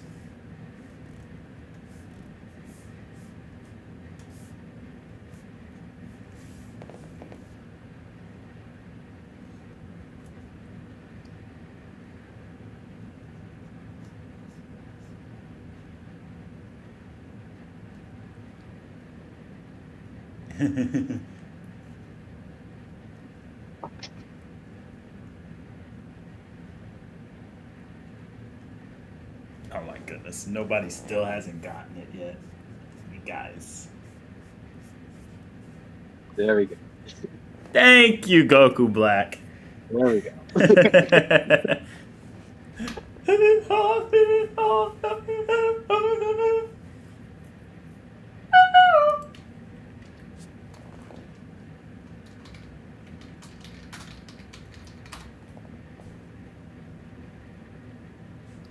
Honestly, the hero was just a dead giveaway immediately.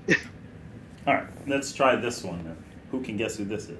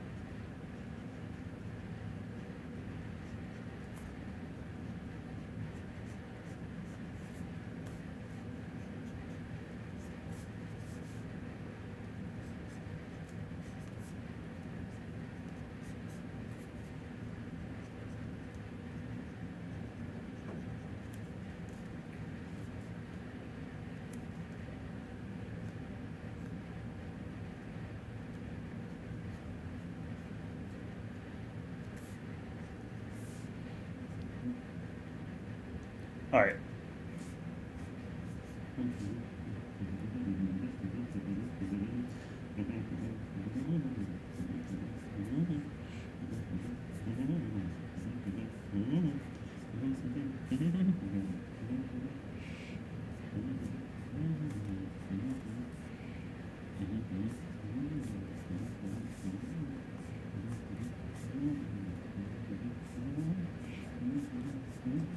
Thank you, Retro. Let's go.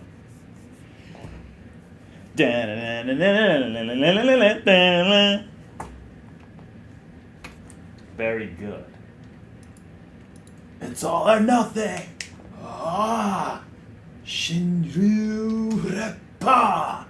Sit down and shut up! Alright. Can you guess who this is?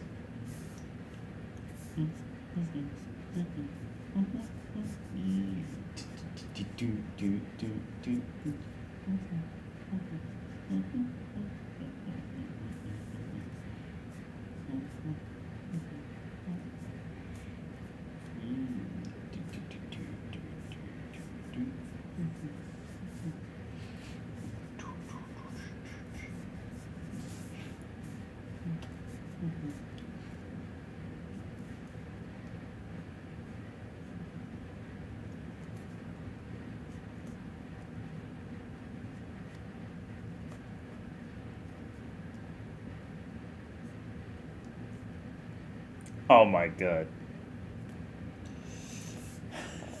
I didn't even get to finish it. I didn't get to finish it. Harvada already like dropping dimes on me. Yeah, good job.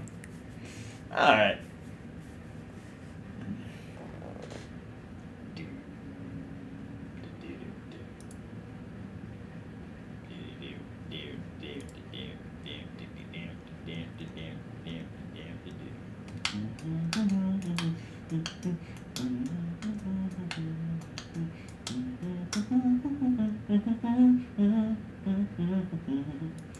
Alright. So, wait, Jackal said Yuri. It's not Yuri. And I don't want to hear it. Yuri could, there's like 50 Yuris in different games. No, spell it right or die. No, I'm just kidding. Alright, fine. Who can guess this one?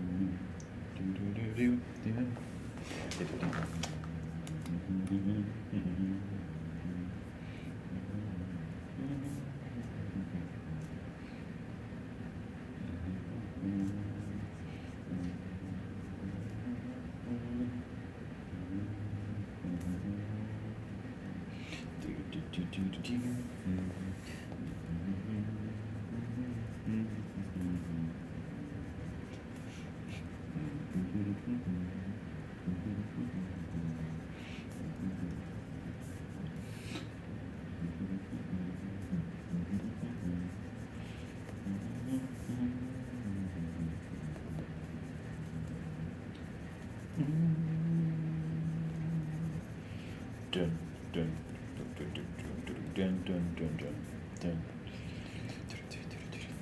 Dun, dun, dun, dun, dun, dun. Oh! Retro! Oh, snap. Retro, what gave it away?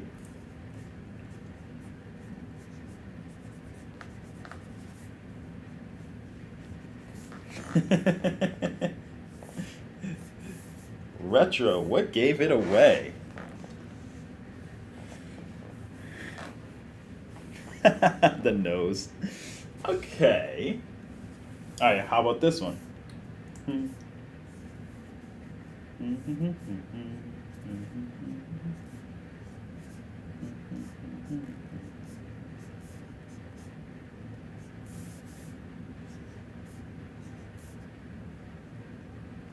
Bro, Retro, let me cook, bro. Let me cook. Let me cook. I couldn't even cook, bro. I couldn't even cook. Yeah, yo, he's getting them. All right. All right, fine. You think you know. All right, but let's see what people really know.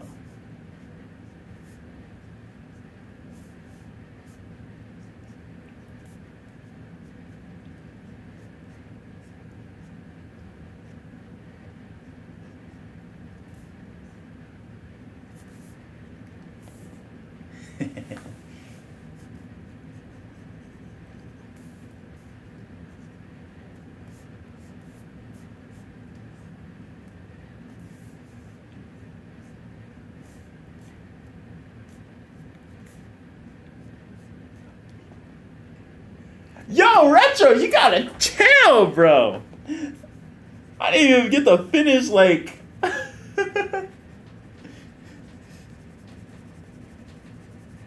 Dang. I didn't even get to finish cooking. How'd you know?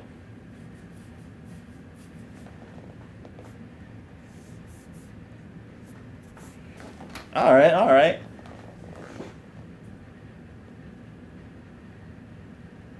Yeah, that was way too fast, Retro. You're surprised that our resident, furry essentially knows.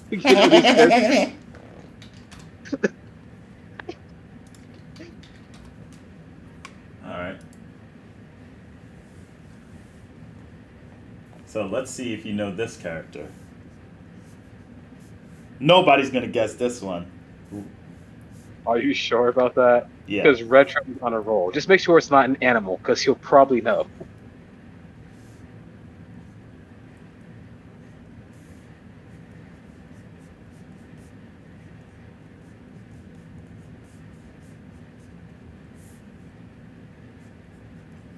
Nobody's gonna know this one. Yep, nobody gonna know this one. Let's go, baby. We in there. Nobody gonna know this one. I'm not saying a word. I'm not saying a word. I know who that is immediately. I'm not saying a word.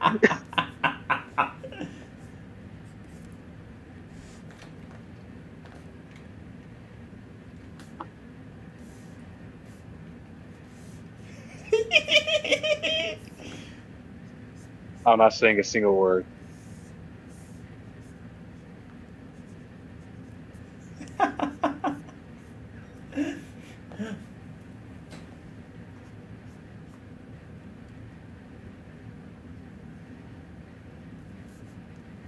God.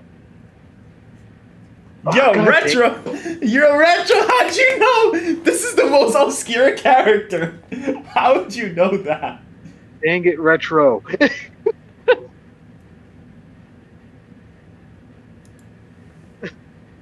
How did he know? I like his show. Yeah, he did have a show on Nickelodeon for a while. And his games were kind of heat. Alright. Alright, y'all think y'all know stuff until I start doing this. Well, it's not y'all, it's Retro.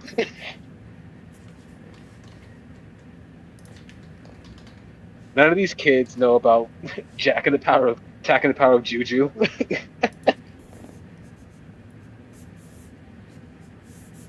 Or Sly Cooper. Yeah, until I start doing this.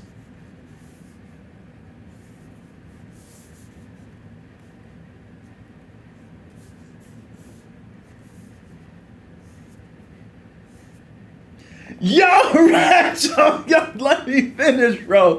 I can't. Yo, he's on fire. He's on fire. You just stay home and watch cartoons all day? Oh, all right, fine. Let's try this one. I'm not even gonna go further than that. I'm not. I knew it. He guessed it. Raz, look at all I did was teeth. He guessed it. This is... Okay, to be fair, the teeth are a dead giveaway. You shouldn't have started off with that. Oh my goodness. Okay. Y'all ain't gonna guess the next one though. I guarantee that.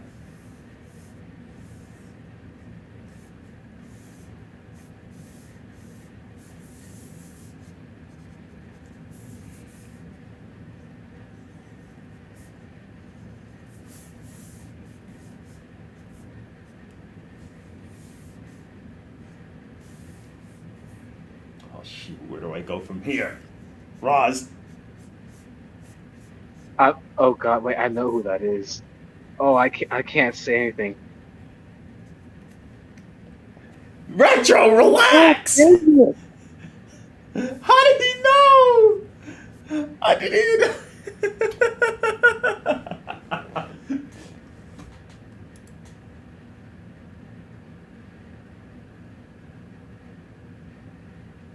Oh my goodness. I hate this.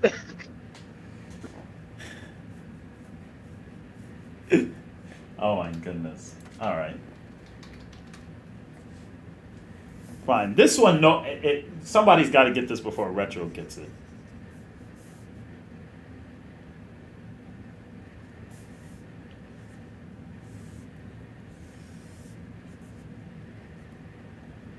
Somebody's got to get this before Retro gets it. Break his streak. Hurry up, chat. Break his streak.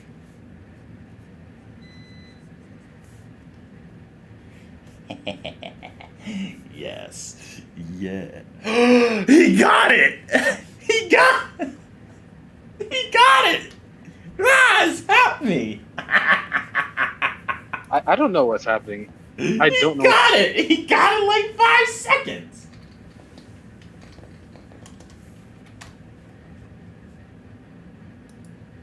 All right, nobody's gonna get this one. If you get this one, then you're OG. This counts as 2 points because nobody's getting this one.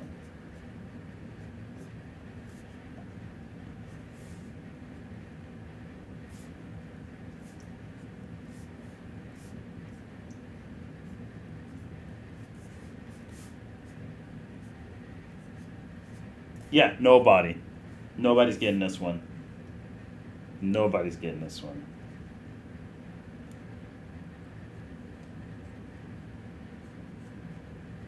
Somebody's gonna finally break Retro streak.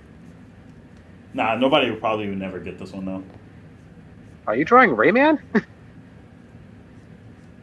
No, it's not Rayman. Oh.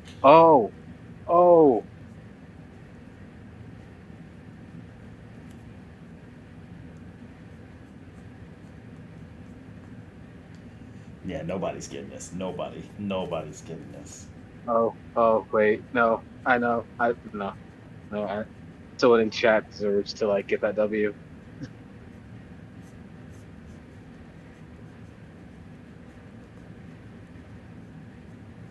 Let's see. Anyone get it yet? No, nobody's even close.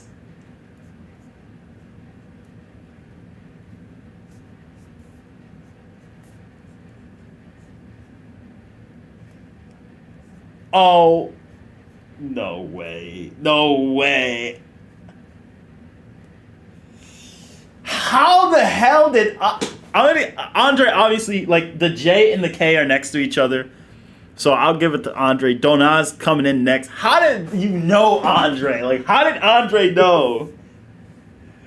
He really got Jeepers Creepers just like that. Nice. The fact that I didn't even finish him and he's like, I know who that is. How did you know who Jeepers Creepers was, bro? That's crazy. Oh, man. All right. This one, if nobody gets this one, I'm punching someone in the face. No, don't make it easy. Don't make it easy for freaking Retro.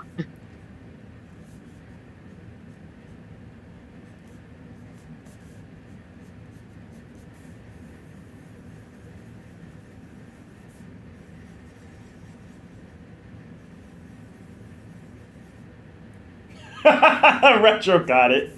I tried to do a bad job on purpose. God dang it, ATARi. Retro's popping off. Alright, fine. How about this one?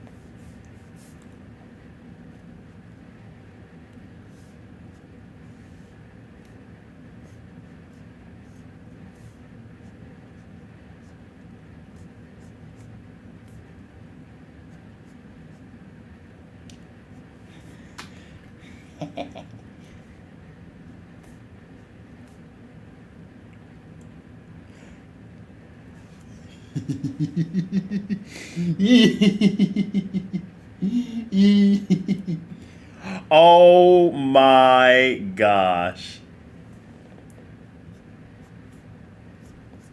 Y'all are pretty interesting. I love plot twisting niggas.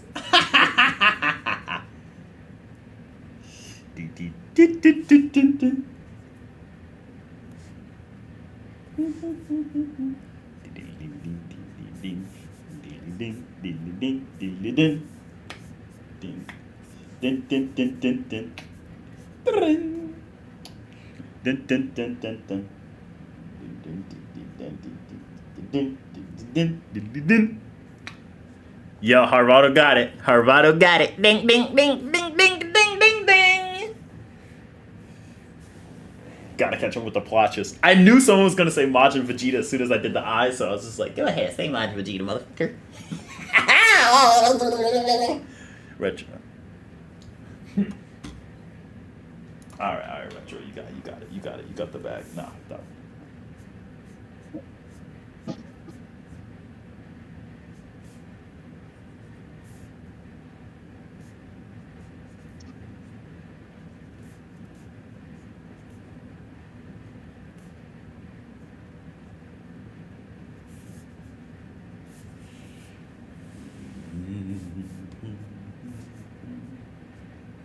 Krillin.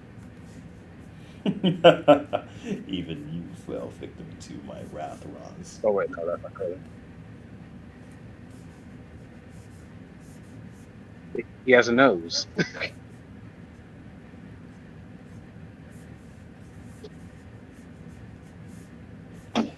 Nobody in this chat's gonna get this off, bro. Huh?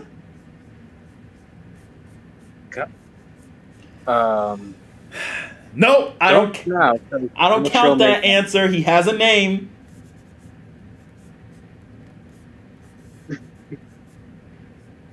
He has a name. That's not his name.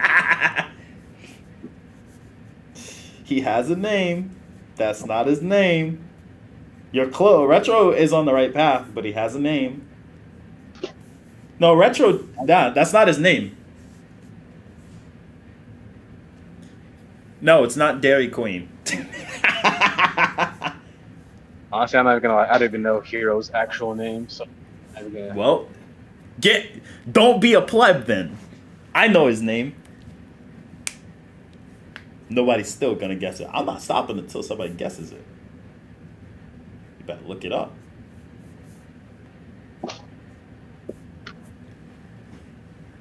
Nope. Yes, Retro got it. Yeah, Retro got it. That's it. That's 8. Yeah, he got it. And Erdrick. Erdrick is the other one. But yeah, you got it. You got it. You got it. You got it. But let's see if you guys can guess this one. This one, nobody here except maybe Roz will get this one.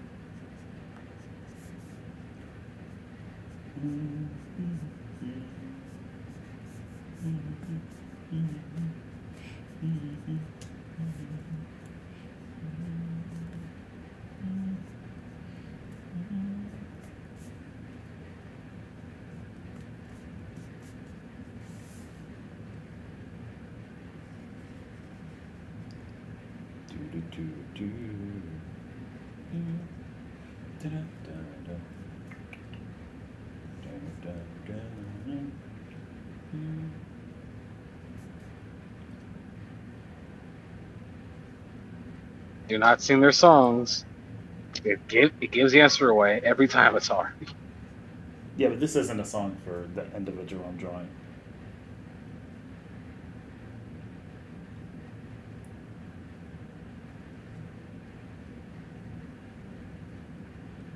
Oh wait, I know who that is. Of course, Roz is cultured. He would know who it is.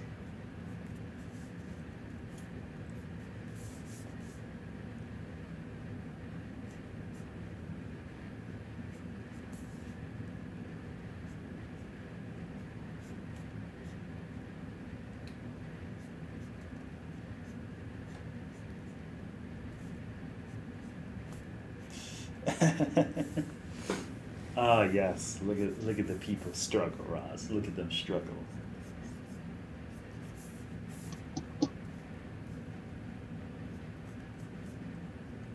Yeah, I'm gonna hop out the call real quick. I need to put my phone on a charger. All right, Roz. Take care, man. Yeah, I'll still be in the chat though. So Sure.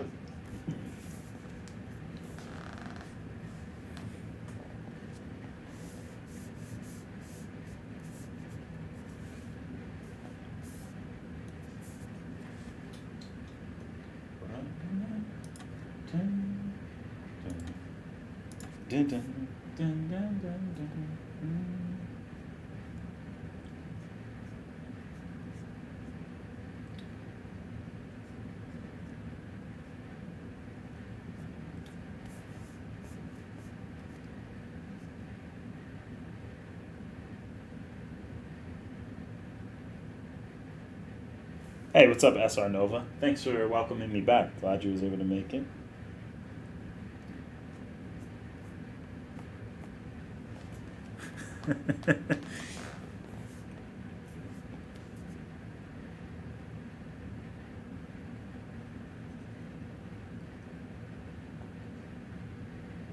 Y'all better learn.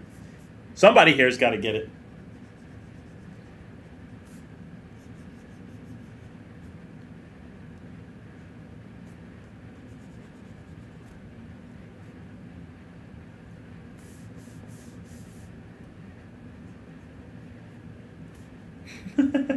Yes, it's.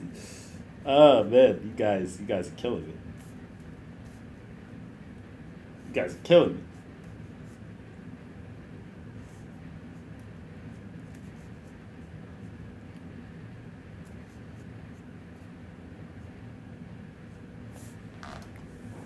Sorry, I'm actually allergic to grass.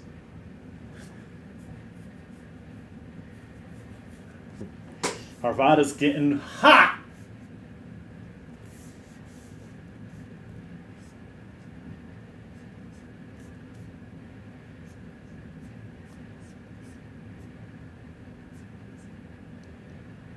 Adam Cena, I don't know. How dare you guys disrespect?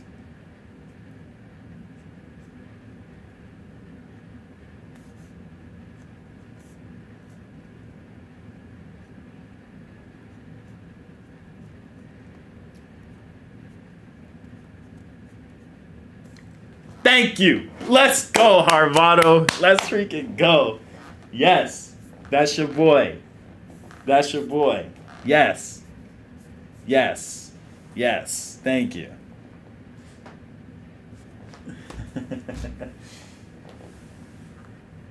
All right.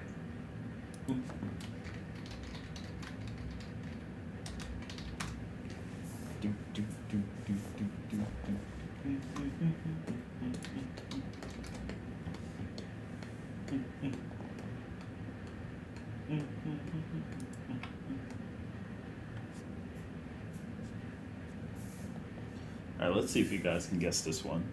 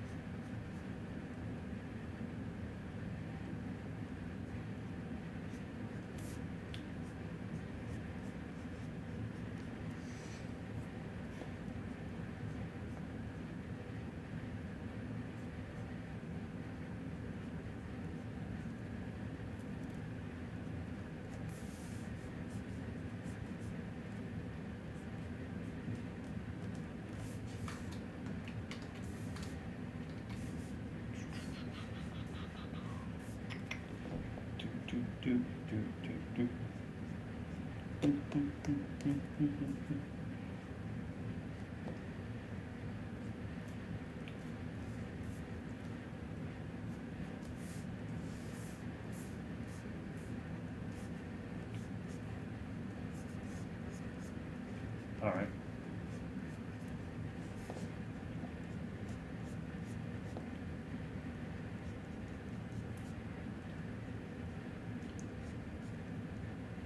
I'm not doing real people.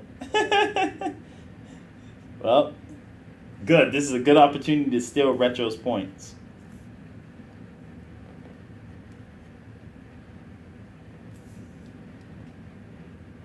How did you know, Retro? He said I'm not doing real people and he still got it right. Oh my gosh. I'm not doing... guys, I'm not doing anyone. Gets Michael Jordan first try. We'll see if you can't get real people. Let's see if you guys can guess this one.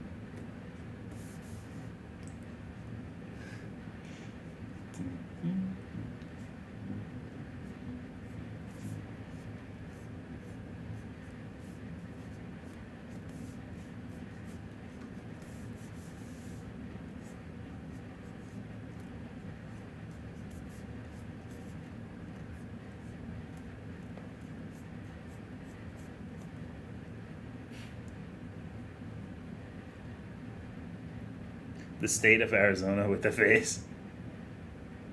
Yo, your favorite Machi got it, bro. I was purposely drawing it out like this to make it hard to guess. He got it. He got it. Yeah, he got that quick. He got that quick, my boy. Yo, let's go. Okay. Let's see if you guys can guess this one.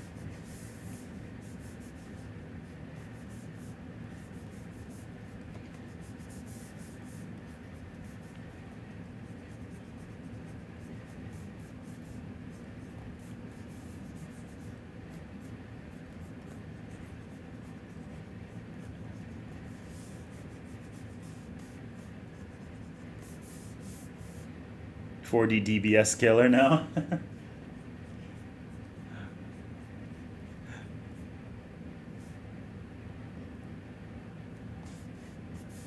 It's okay, SR Nova. Everyone becomes a down player at some point in their life. And then they learn.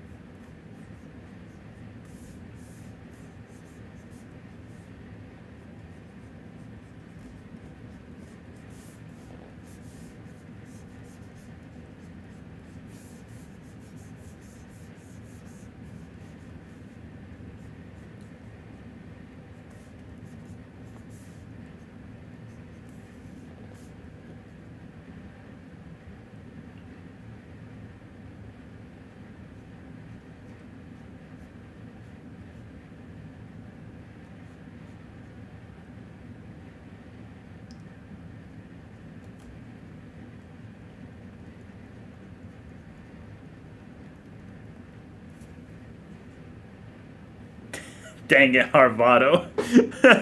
I didn't even get the finish. Harvado's like, I got you.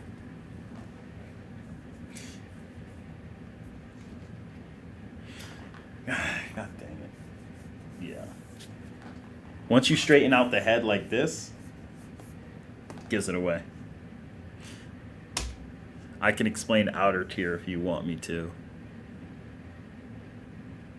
Outer scaling, drip sauce, and low complex hyperscaling.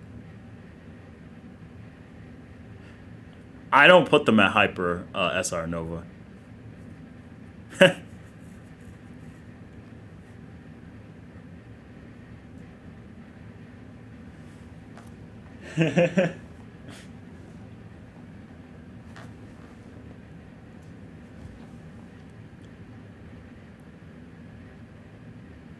No, SR Nova. Because, well, the thing is, it depends if we're talking about Grand Prix or not.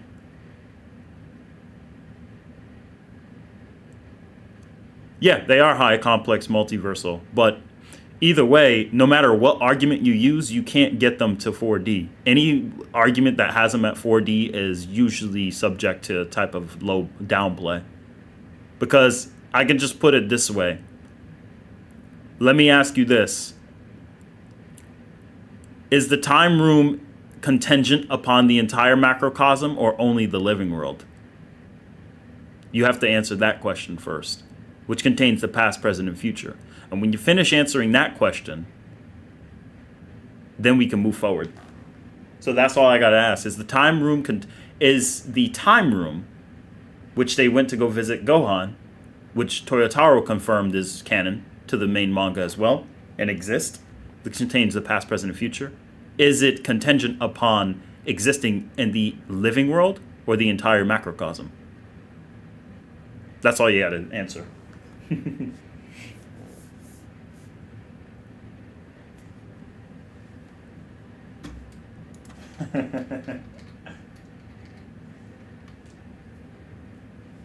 So contingent means subject to change, or occurring or existing, or dependent.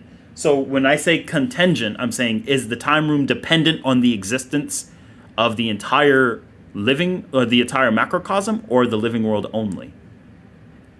That's what we need to differentiate first. What does contingent, like, is the hyperbolic time chamber? You mean the room of spirit and time? That's the correct terminology. Hyperbolic time chamber is the English dub only.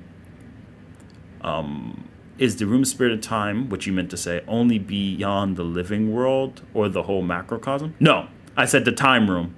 Room of spirit and time is not the time room. The time room is a mechanism that was utilized in not just the original OG Dragon Ball, but also mentioned in Toyotaro's sample slides that mention the existence of the past, present, and future, a room where you go into where the past, present, and the past, present, and future all exist in one fine nexus that allows you to go in any point within the general universe. So you have that. So the question is, does that only exist for the singular macrocosm, or the whole? Or does it exist only for the living world or the entire macrocosm? Wouldn't the room just be 4D? Well, the room allows you to go back. Well, the time room is a mechanism utilized to go back and forth in time. The idea that it lets you go back and forth in time shows that you can go in the past, present, and future, right? ATARi out here sounding like Jenny's mom with all this science. So we're not talking about the room. The room is just the tool used to go back in time. We're just saying, is the time room's existence, aka, like, is the timeline contingent upon the entire living world or the macrocosm? So basically, is the macrocosm or the living world 4D? Basically, does it contain time? Because there is no argument to say that time, a temporal dimension, is not utilized in a form of argumentation for discussing character archetypes, specifically for the versus battle. Yeah, but I don't see how that's 5D. We didn't say it's 5D. I'm just asking, is it 4D? That's all I need to know. Does the living world contain a past, present, and future to which we have a timeline for? Because you need a timeline in order for time to progress and hold events. So if there's events in the past, then by logic, it follows across a timeline, because you're going forward and back, because you only have forward and back in time. We're acknowledging that there's an existence of something that allows you to go forward and back, that allows you to recall history. So we got a beginning and an end, or we got the past and then we got the future. And the time room allows you to use that as a medium to travel through at the lookout, which has been confirmed to exist. You know what I mean? Quick question. So any room or a space that allows you to go back to the past or future count as a higher dimension? Well, it's hard to say, because you're basically utilizing a dimension or a room that allows you to traverse. So think of it like a timeline that goes here. This is 1990, and this is the year 2023. This door allows you to... So this is the general universe. This door allows you to pinpoint what part of the universe you want to visit in. At what state? Back when the universe was in 1990, or back when or forward where the universe is 2023. So the door is able to leave beyond that medium. So because it can do that for the living world has to have a past, present, and future, meaning it has a timeline, meaning it is 4D, the living world.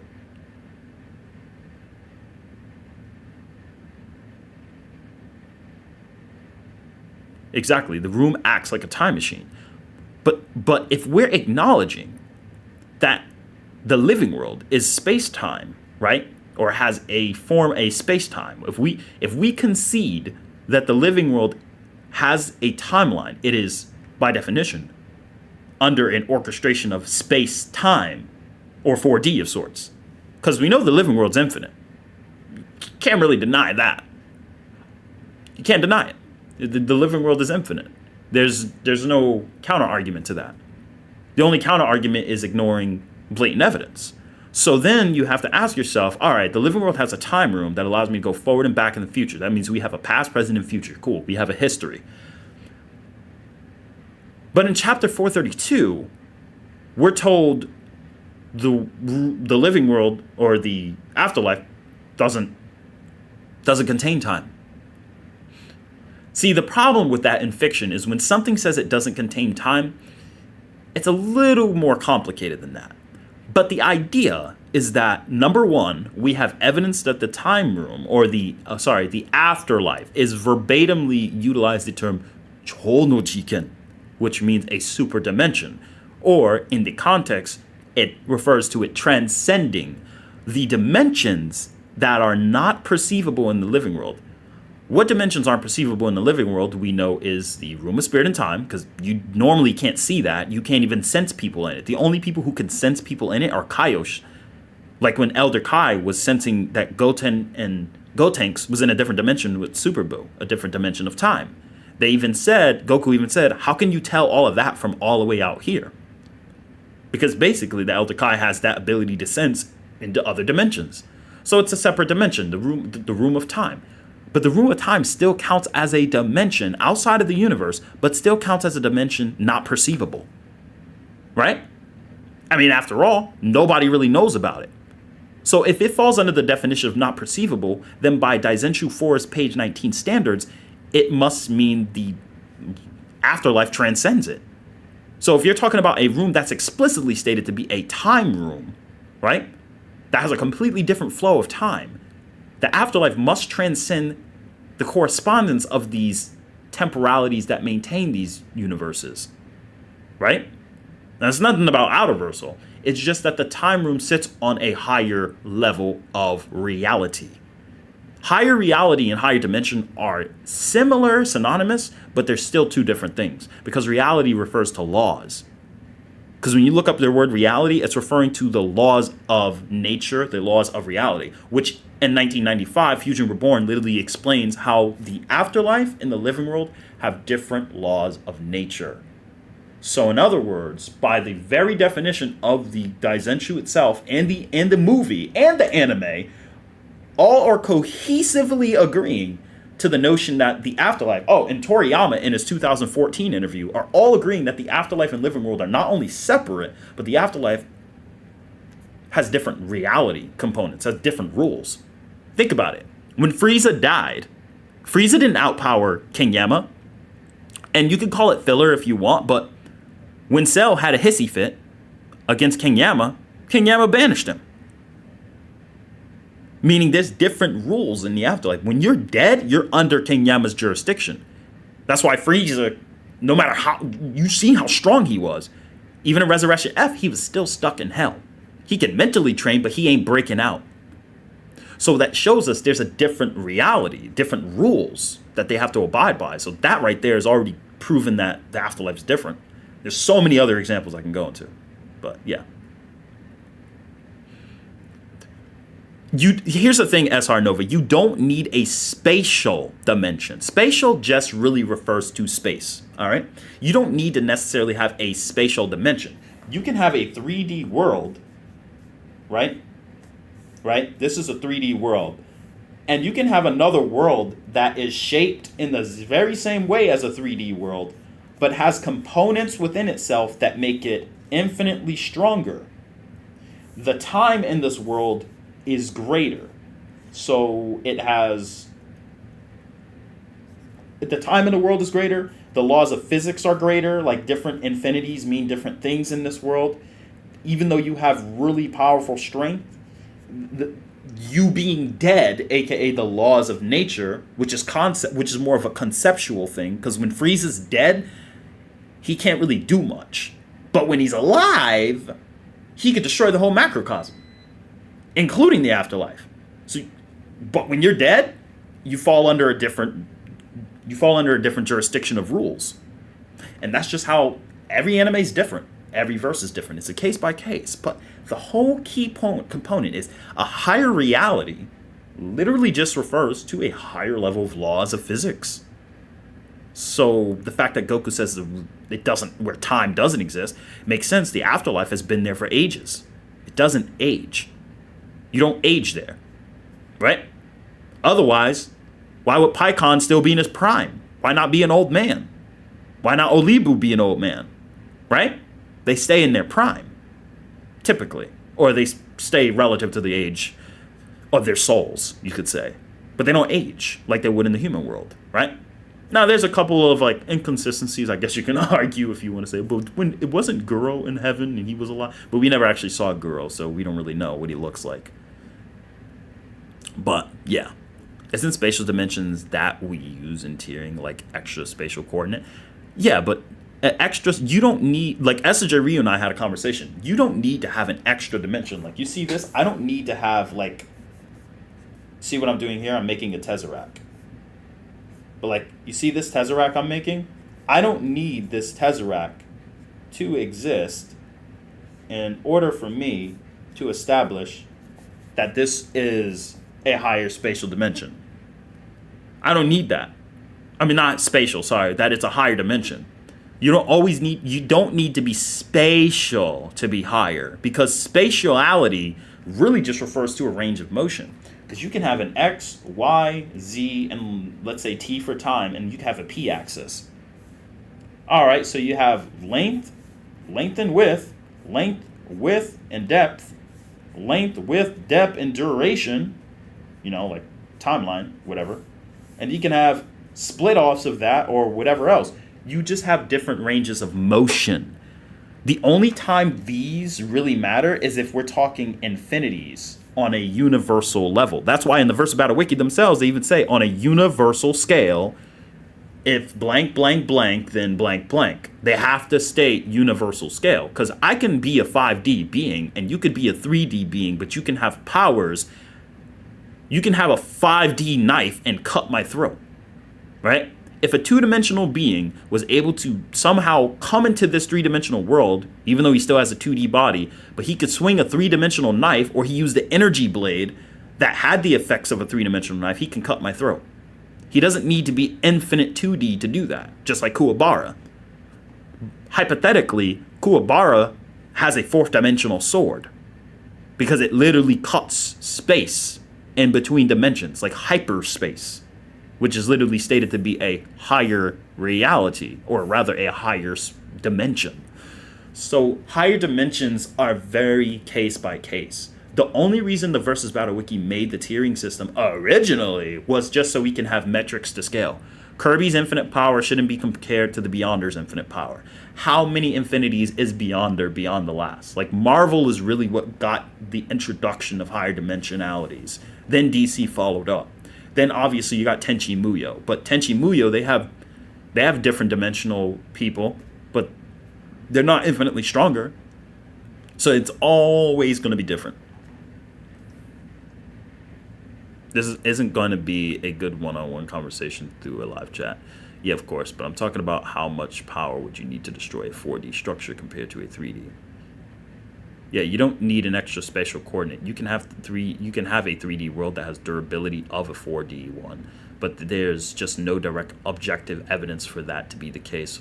Yeah, exactly, Harvado, because every fiction's different. Some fictions don't care.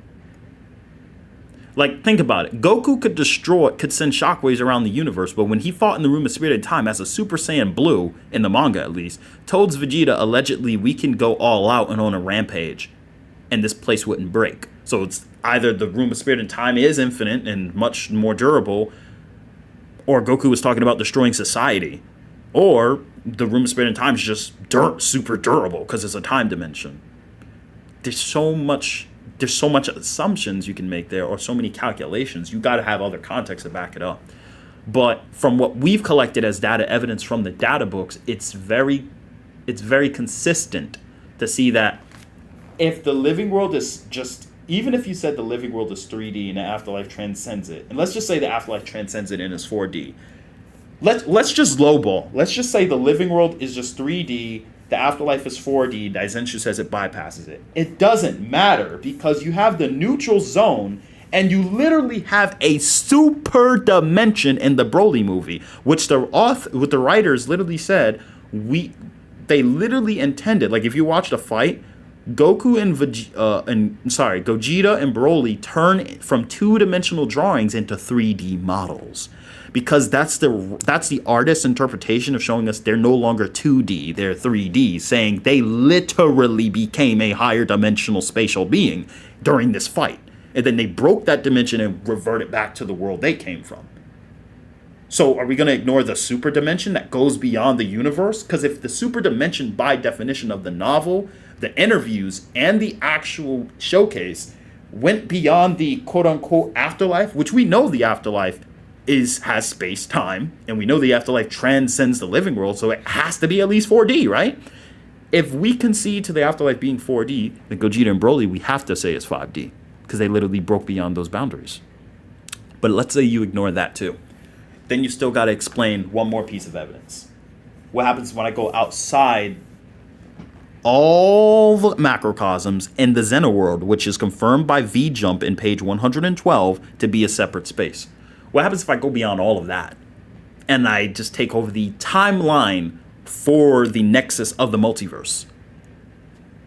Thus, Infinite Zamasu was 5D, verbatim.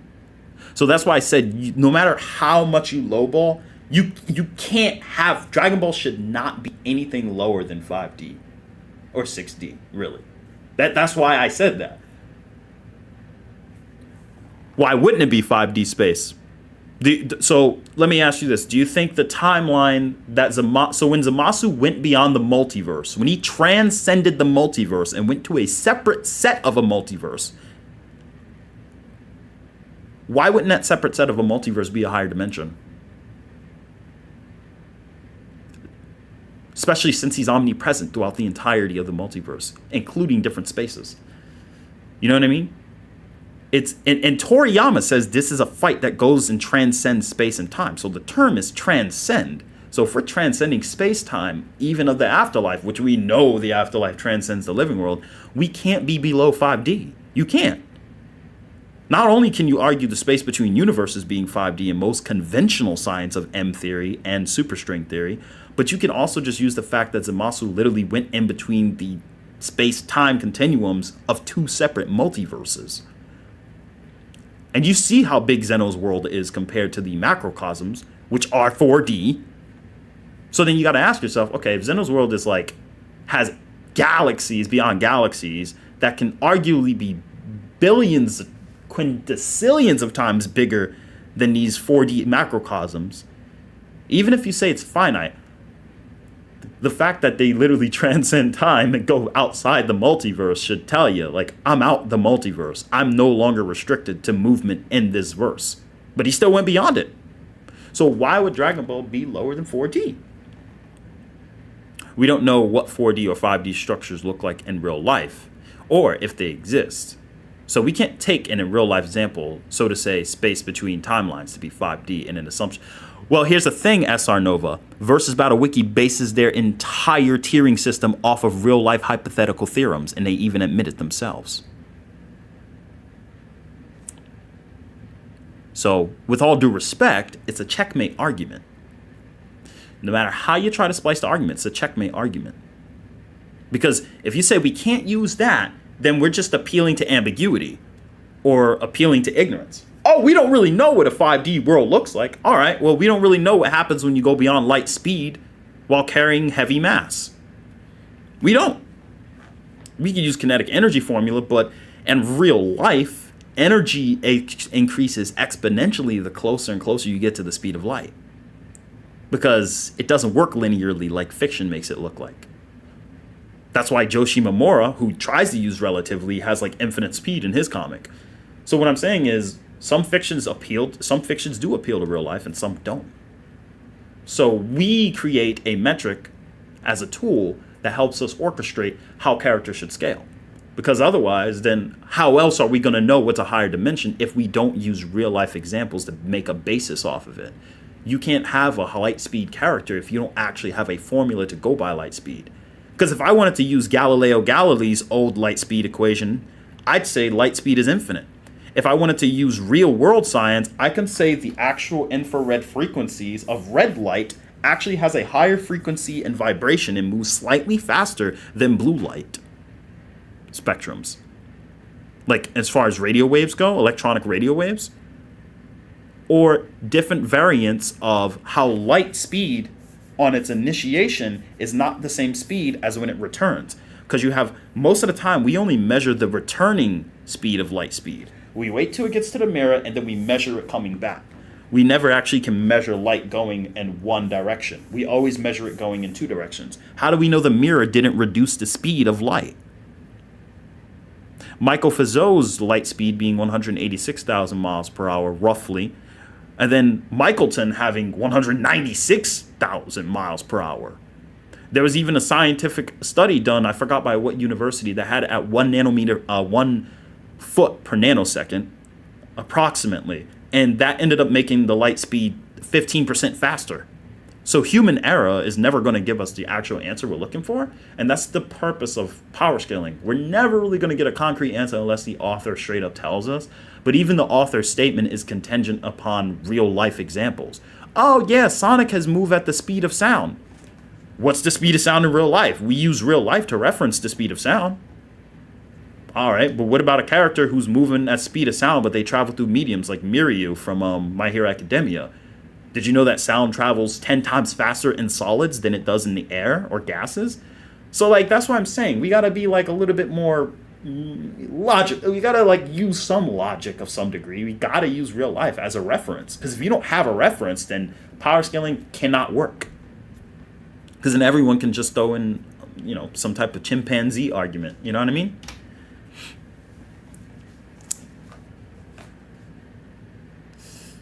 Yeah, of course. But what science tells us that space between two infinite 4D constructs that are separate has to be 5D? Why can't it exist one aleph 4D higher levels of infinite existence? I'll tell you why, SR Nova. Because the idea is when you deal with science, mathematics don't work linearly in the context of surjection, bijection, or injection. What you're thinking of is if we have two timelines that are both infinite, the idea is they can't touch each other. They're moving in one direction. And as I said earlier, I literally said this. M theory and superstring theory both acknowledge within multiverse theory that the idea is if you split time into a different segment, a different axis, meaning it can now go across, right? Meaning time can go across into another choice or option. This is called a junction, like a connection between two separate worlds or a timeline or parallel worlds. M theory literally follows and orchestrates this. Parallel world theory. This is called the probability plane. So, because of that, that's real life science. And even then, that's just theoretical science. Nobody actually knows what's really going on. We're just theorizing. That's it. That's it. The fifth dimension could literally be imagination and could be more of a conceptual thing rather than a spatial or temporal thing. Maybe temporality of the fourth dimension is literally at its max and three-dimensionality is at its max. And that's also why we can't visually imagine or comprehend what a real 4D object looks like. But we don't use that to dictate what a fictional character can or can't do in a theoretical fictional setting. So we have to use caution when we do this, Stanley. Yeah, but how do we know DBS runs on M theory? Simple. It runs into many worlds theory and interpretation, but DBZ follows multiple theories. So what you have to realize is DBZ doesn't have to state openly it runs on M theory. We correlate what DBZ's function is, then we compare it to what we have in real life examples. We know DBZ follows Yama Buddhism because we literally see King Yama, just like Yu Hakusho follows Yama Buddhism. So we can reference Yama Buddhism and look at how they structure the multiverse, and then we can look back at how Dragon Ball has similarities. Compare and contrast. The second step is we look at TED marks, different multiverse theories. You have bubble theory, different bubble universes that are separated from a higher structure of sorts. You have a singular universe of infinity, but it has different segments within itself that constitute as different universes. You have parallel world theory, where these are all timelines doing this, and they're just going straight in lines. They're completely separated by a greater space known as a different axis. They are separated from a different axis. This axis is it's like this. This is the y-axis. This is the x-axis. X-axis can only go in one direction. Y-axis can go orthogonal, right? So in the sense of a timeline, what goes orthogonally on a timeline is you have to go orthogonal because you have to go a right angle to cross over to the next. That's where the parallel theory starts to come into place. Then they go into phase space theory. That's M theory for the most part, as far as like spatial structures of the multiverse for the most part. It's a lot more complicated than that because when you're coming into membranes and then bosons, we start getting into particles because they try to explain everything. Then even antimatter, dark matter. Because Futamase confirms Dragon Ball has dark matter and antimatter. I mean, the fact that Dragon Ball has antimatter and dark matter is a really big deal for Dragon Ball scaling because it follows many worlds interpretation. But even though it doesn't follow it to the scientific degree. Because fictions like to take a little bit from something and then mix in their own. Take, for example, if Marvel took real life string theory, and then they mixed it with the actual multiverse theory of Asgard from Norse mythology. Like Asgard, the actual Asgard in Yggdrasil tree is mixed with real string theory and Marvel and DC. They actually call Asgard a pocket dimension, which pocket dimensions in DC are considered higher dimensions than third dimensional realms in DC. And the dark dimension is considered a sixth dimensional realm verbatimly. But it being a sixth dimensional realm, you know what I mean? It goes into these other abstracts. Asgard has higher dimensions within Asgard in a way. So again, like I said, it's case by case. Afterlife and living world were said to be completely separated by space and time verbatim, so they sit on their own axis, on their own time axis. That's true, because space-time is a structure of space and time, and they sit on two different axes. Toriyama said that. But again, that's why I say the problem is with the Versus Battle Wiki, and the problem with some of Surfbone's videos, because I know where that argument come from. I know where the Aleph Null argument come from.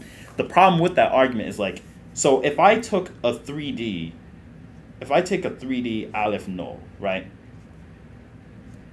If I take an Aleph Null in the 3D asset, why would I have, okay, this just tells me there's just an infinite number of three-dimensional worlds. Now, if you think a 3D world can contain a 3D world, you're right. A higher 3D Aleph Null existence of infinity could exist. But we don't use that method because that method is not a reliable metric to scale characters, because most characters don't care about this. They usually skip by it and go by a different axis. This is not even a different axis anymore. This is just a higher infinity of the same axis. So this is X, Y, and Z ad infinitum. That's it. The reason it's not reliable, again, is because you're not getting to a higher dimension, per se. Technically you are in a higher measurement, but you're on the same axis. The reason you're on the same axis is because you're still within 3D. Because remember, let's say we have, right? X and Y. All right, I have infinite meters this way, infinite meters that way. That's infinite 2D. So we got this infinite 2D structure. What happens if I go, I put an infinity of this in an infinity, like an aleph null, right? An infinite amount of meters within an infinite amount of meters. Well, I'm still 2D in a sense, but I'm 2D ad infinitum. So I'm a higher 2D, you could say, but then it's like, okay, cool. So is that a different axis? Not really. I'm just going an infinite amount beyond the prior axes. Oh, you bypass infinite distance on this 2D plane. Yep, cool. So where are you at now? Usually I would be at 3D, but if you want to complicate things and say, oh, it's aleph null, it's like, all right, cool. Then you didn't reach the inaccessible infinity that requires you to go to the 3D world. Basically, you didn't go one right angle to become 3D, like this. So in other words, you're not really going a different axis. You're just increasing the number of the distance or the length or the size of the particular world you're going beyond. But then even that, this right here, this is just a different multiverse theory. That's why it's not reliable. This isn't a metric SR. This is a theory. Because nobody has ever proven or even speculated that there is an aleph null ad infinitum of a 3D world. Nobody. Because again, it doesn't add an axis. Sure, cool. But it goes back to what I said, higher reality, right? By definition, this would count as a higher dimension. You're right. Like I said, I already said in the beginning, you don't have to be spatial to go higher, right? If you just went the aleph null and you're infinitely greater than this example here, sure, you may have not went to the x, you may have not went to the z axis. So yeah, you didn't reach the z axis, but this right here, under this multiverse theory, by definition, you would be comparable to a 3D being because you're infinitely greater than this. But what do you mean 3D being? I mean 3D in the versus battle sense. See, the whole idea of versus battles is a 3D world is infinitely greater than 2D. A 4D world is infinitely greater than 3D. A 5D world is infinitely greater than 4D because a 5D world logically contains infinite 4D worlds. A 4D world logically contains infinite 3D states. You could say worlds, but I say states because in a timeline you can go ad infinitum of events in history. But that's not the point. The point is, that's usually the metric. This is a metric, meaning, oh, my character destroyed like infinite worlds. Okay, where were the worlds at? It was just infinite amount of worlds that they destroyed, like universes. Okay, so then I would put them at 4D plus. Okay, no, they destroyed like the timelines of those worlds too. Like each of those worlds had their own timeline. Oh, okay, then I would put them at 5D. Cool. All right. So that's where you place them at. Yeah, because they destroyed a multiverse that has a set of fourth dimensional timelines. It depends on the context. That's just a very basic set theory. Just like in Samurai Showdown. There's a higher dimension in Samurai Showdown that isn't spatial. It's not spatial, but it's literally a higher dimension that transcends time and space. It's not spatial though, because you can still be 3D or rather spiritual and go there. And still have your 3D body. So kind of like Dragon Ball in a sense. It's like, okay, but if you destroy that world, it's equivalent to destroying an entire timeline in space. It's like destroying all of space and time. So destroying that world is going to be a much greater feat than destroying the time or space. So in that context, oh, he destroyed an aleph null or aleph 1 two-dimensional world. Cool. That aleph 1 two-dimensional world on this chart we made is comparable to destroying a 3D world. That's it. Oh, but it's not a 3D world. It doesn't have to be. The equivalence of strength that is required, the equivalence of AP that is required, dictates that it's the equivalent because it's infinitely greater than 2D in that context, or infinitely greater than a two-dimensional universe. Yep. snap. Oh, snap. Hi. Hi. What is going on here? Like, what is this like real world like stuff that I am seeing in this freaking thing?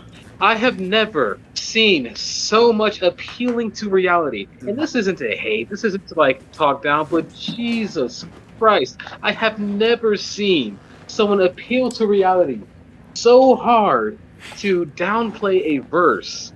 Like, I don't mind if someone sees Dragon Ball as 4D. You know, I don't mind if they see it as 5D at the bare minimum. But good Lord, I have never, and I have seen some hard appeal to reality, especially on Comic Vine, but nothing to this degree. Here's an example. I was driving home. Let me give an example real quick, Ross. No, you started this while I was still working. This is how long that's been going on, and I drove home and it's still going on. What is going on? All right, so Go ahead. I'm sorry. all right, this is West. All right, and then we have another character. We're gonna call her, I don't know, Lola. Lola comes from a 2D world. West comes from a 1D world. Lola destroys her entire 2D world. But there's a 2D world beyond the 2D world. Doesn't make any damn sense, right? But that's the multiverse theory I'm writing as the author. I'm the author. So I said there's a 2D world that has an infinite aleph. And they have to go by all the alephs and go beyond aleph null, aleph 1, aleph 2, aleph 3, aleph 4 to omega. Then they got to go past all the omegas, then epsilon null. Once they get the alephs and omegas together, I want you to bypass epsilon null, right? Because, I mean, if we're going to go this, then we got to go hard, right? So bypass epsilon null, epsilon 1, 2, 3, all the way to Cantor's infinity. Once we bypass that, then we're in 3D. If I did that, this character would be some form of hyper-complex multiverse character. Because we're not looking at what they label the character as in the fiction. We're looking at what it equates to upon the scale or the metric we created.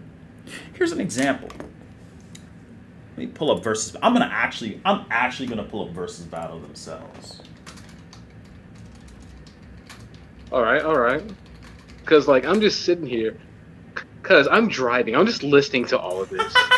I get home and I look at this chat, and I'm saying, well, you see, what science backs this up? Like, what our real world science doesn't know anything about 4D. Yes, exactly. Like, we don't. We just so like you answered your own question. We know nothing about that in real life. It's all hypothesis. It's nothing against theory. you, SR. We know we love you, bro. We know where the argument. We know where you got that argument from, because I know who came up with that aleph null 3D world.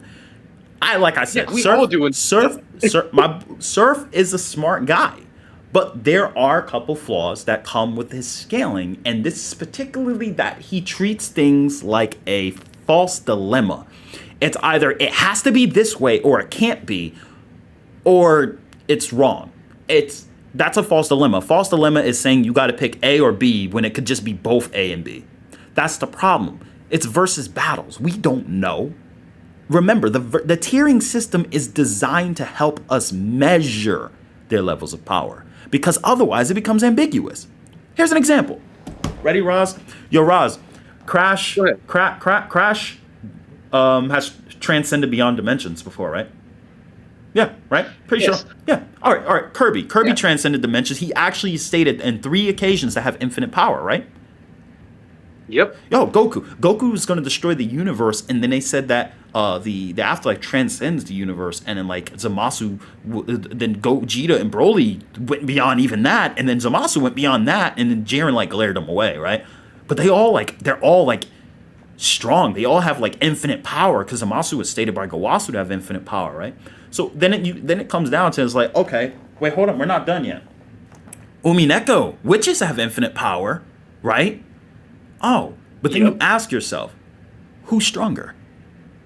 You don't know. If you don't have a way to measure them, like you don't have labels, you don't know who's stronger. Oh, they're all multiversal. Okay, well, who's stronger? Which multiverse is bigger? See, once we start asking what multiverse is bigger, we got to create a system now. Because now you have no choice. Because if you don't create a system, it gets confusing. Because, we got to find some way to measure these guys. Because, I mean, one is infinite, the other's infinite. Who's infinite is infinite. More infinitier. You know what I mean? Exactly. Like, oh god, it's just it's so. No. I think the problem is that it's like the same thing with the infinity argument. It's like, all right, immeasurable speed by definition is just speed that cannot be measured because it's beyond the fourth dimension and three-dimensional axis. There's no time to measure. There's no space and there's no time. So guess what? No space means no distance. No time means no time, meaning no speed. Because speed is contingent upon those variables. If you don't have them, you don't have a formula. You can make up any type of mumbo jumbo you want. It doesn't matter. Inaccessible, infinite, doesn't matter. Oh, inaccessible sees you at 0. Like, I get it. Like, it's infinite speed is like it's like an uncountable infinity, 0.0000. But math axiomatically already tells us it doesn't matter how many zeros you keep adding. We know you're not going to bypass the construct of infinity. We know. We already know.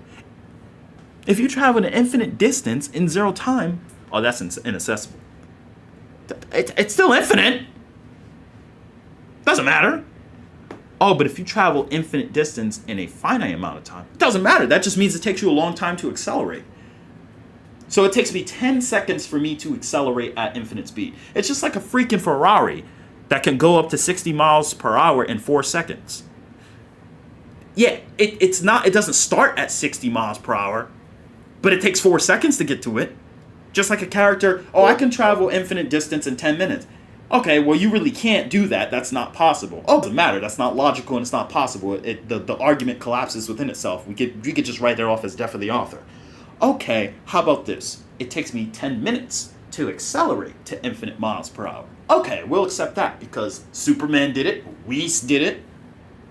A lot of characters have done stuff like that. It takes them a certain amount of time to hit that infinite speed. Sonic has done it originally. It took Sonic, time before he could reach infinite speed, his own infinite speeds as well. Yeah, like it happens. It's called time of accelerate. That's acceleration. That's not even velocity. That's acceleration. And that's the problem with the Versus Battle Wiki, is they're good at science, but then they're bad at it. It's like watching top players in Smash pretend they know the game, but then they don't. Like, it's like watching a top player say, Marth is a bad character, he's inconsistent. How? His tippers are inconsistent. How is his tippers inconsistent if the hitbox never changes? The hitbox stays the same every time you swing it. Oh, but then your opponent can just run around. Then that's your fault for not spacing properly. You don't see KOF top level. You don't see top level KOF for Street Fighter players saying, "Oh, this is an inconsistent move." No, it's called, "Oh, god dang, I didn't space myself properly." The only time it's inconsistent is if the actual variables of the move change upon uncontrollable elements. Like in Melee, when people clip through Pokemon Stadium and just fall through it. Though some some top players know how to calculate that. So it's like, bro, like it's ridiculous. But which method would be best? Okay, SR. The best method is the versus battle.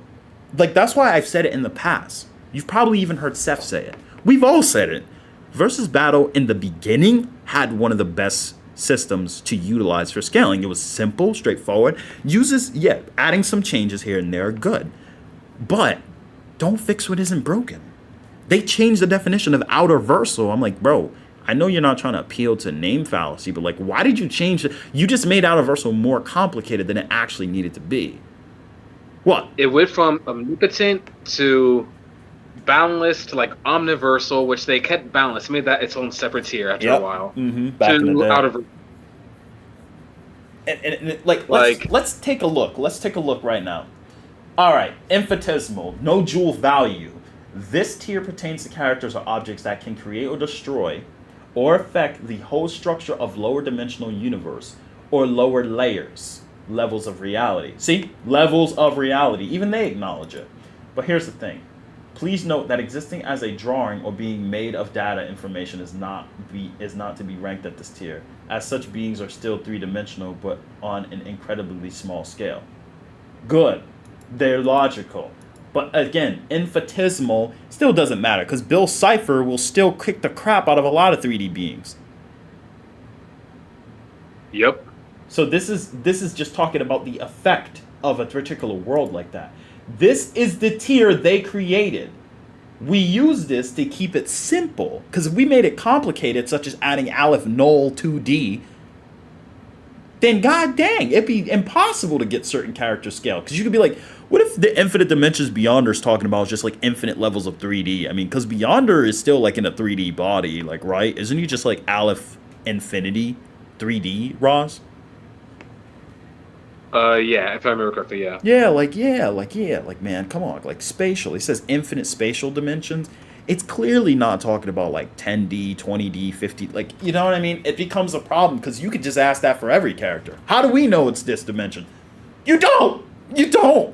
They can number it whatever the heck they want. I sound like Coach Greg right now. They don't. You can number it any way you want. No, it's not possible. It's not. No, it's not. It's not possible. You can't just name it. You can't name it that and then just be like, oh, well. I mean, you can name anything you want in fiction, and sure, whatever. We don't look at the name. We look at the effects. Because if we looked at the name, Vegeta would be universal with the Big Bang Attack. We don't look at the name. We don't look at how they label their stuff. Oh, this world. Unless it's a series where the name is to be taken literal, right? Unless it's a series where the name is meant to be taken like quite literally, 9 times out of 10. Someone naming something universe-ending punch and only destroys a building at full power should not be taken seriously in most cases. Right, exactly. It's a name.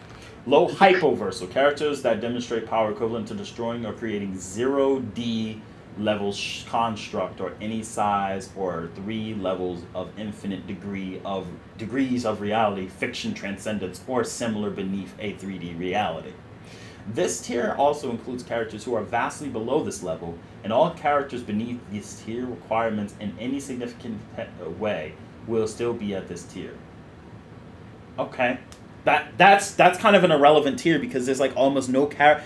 Like the only verse that has characters like that. That's a new tier, by the way. Huh? That's a new tier. They just put that there, like I think, like 4 years ago, 3 or 4 years ago. Yeah, that is a relatively new tier. Yeah, these are new tiers. We didn't have Hypoversal. We didn't care. It started at tier 10. The only reason this happened is because what's it called, Roz? SDA or what's it called? Which one? The series where people can write anything where the Scarlet King exists in. Oh, SCP. Yeah, there. It's because of series like that we have these tiers.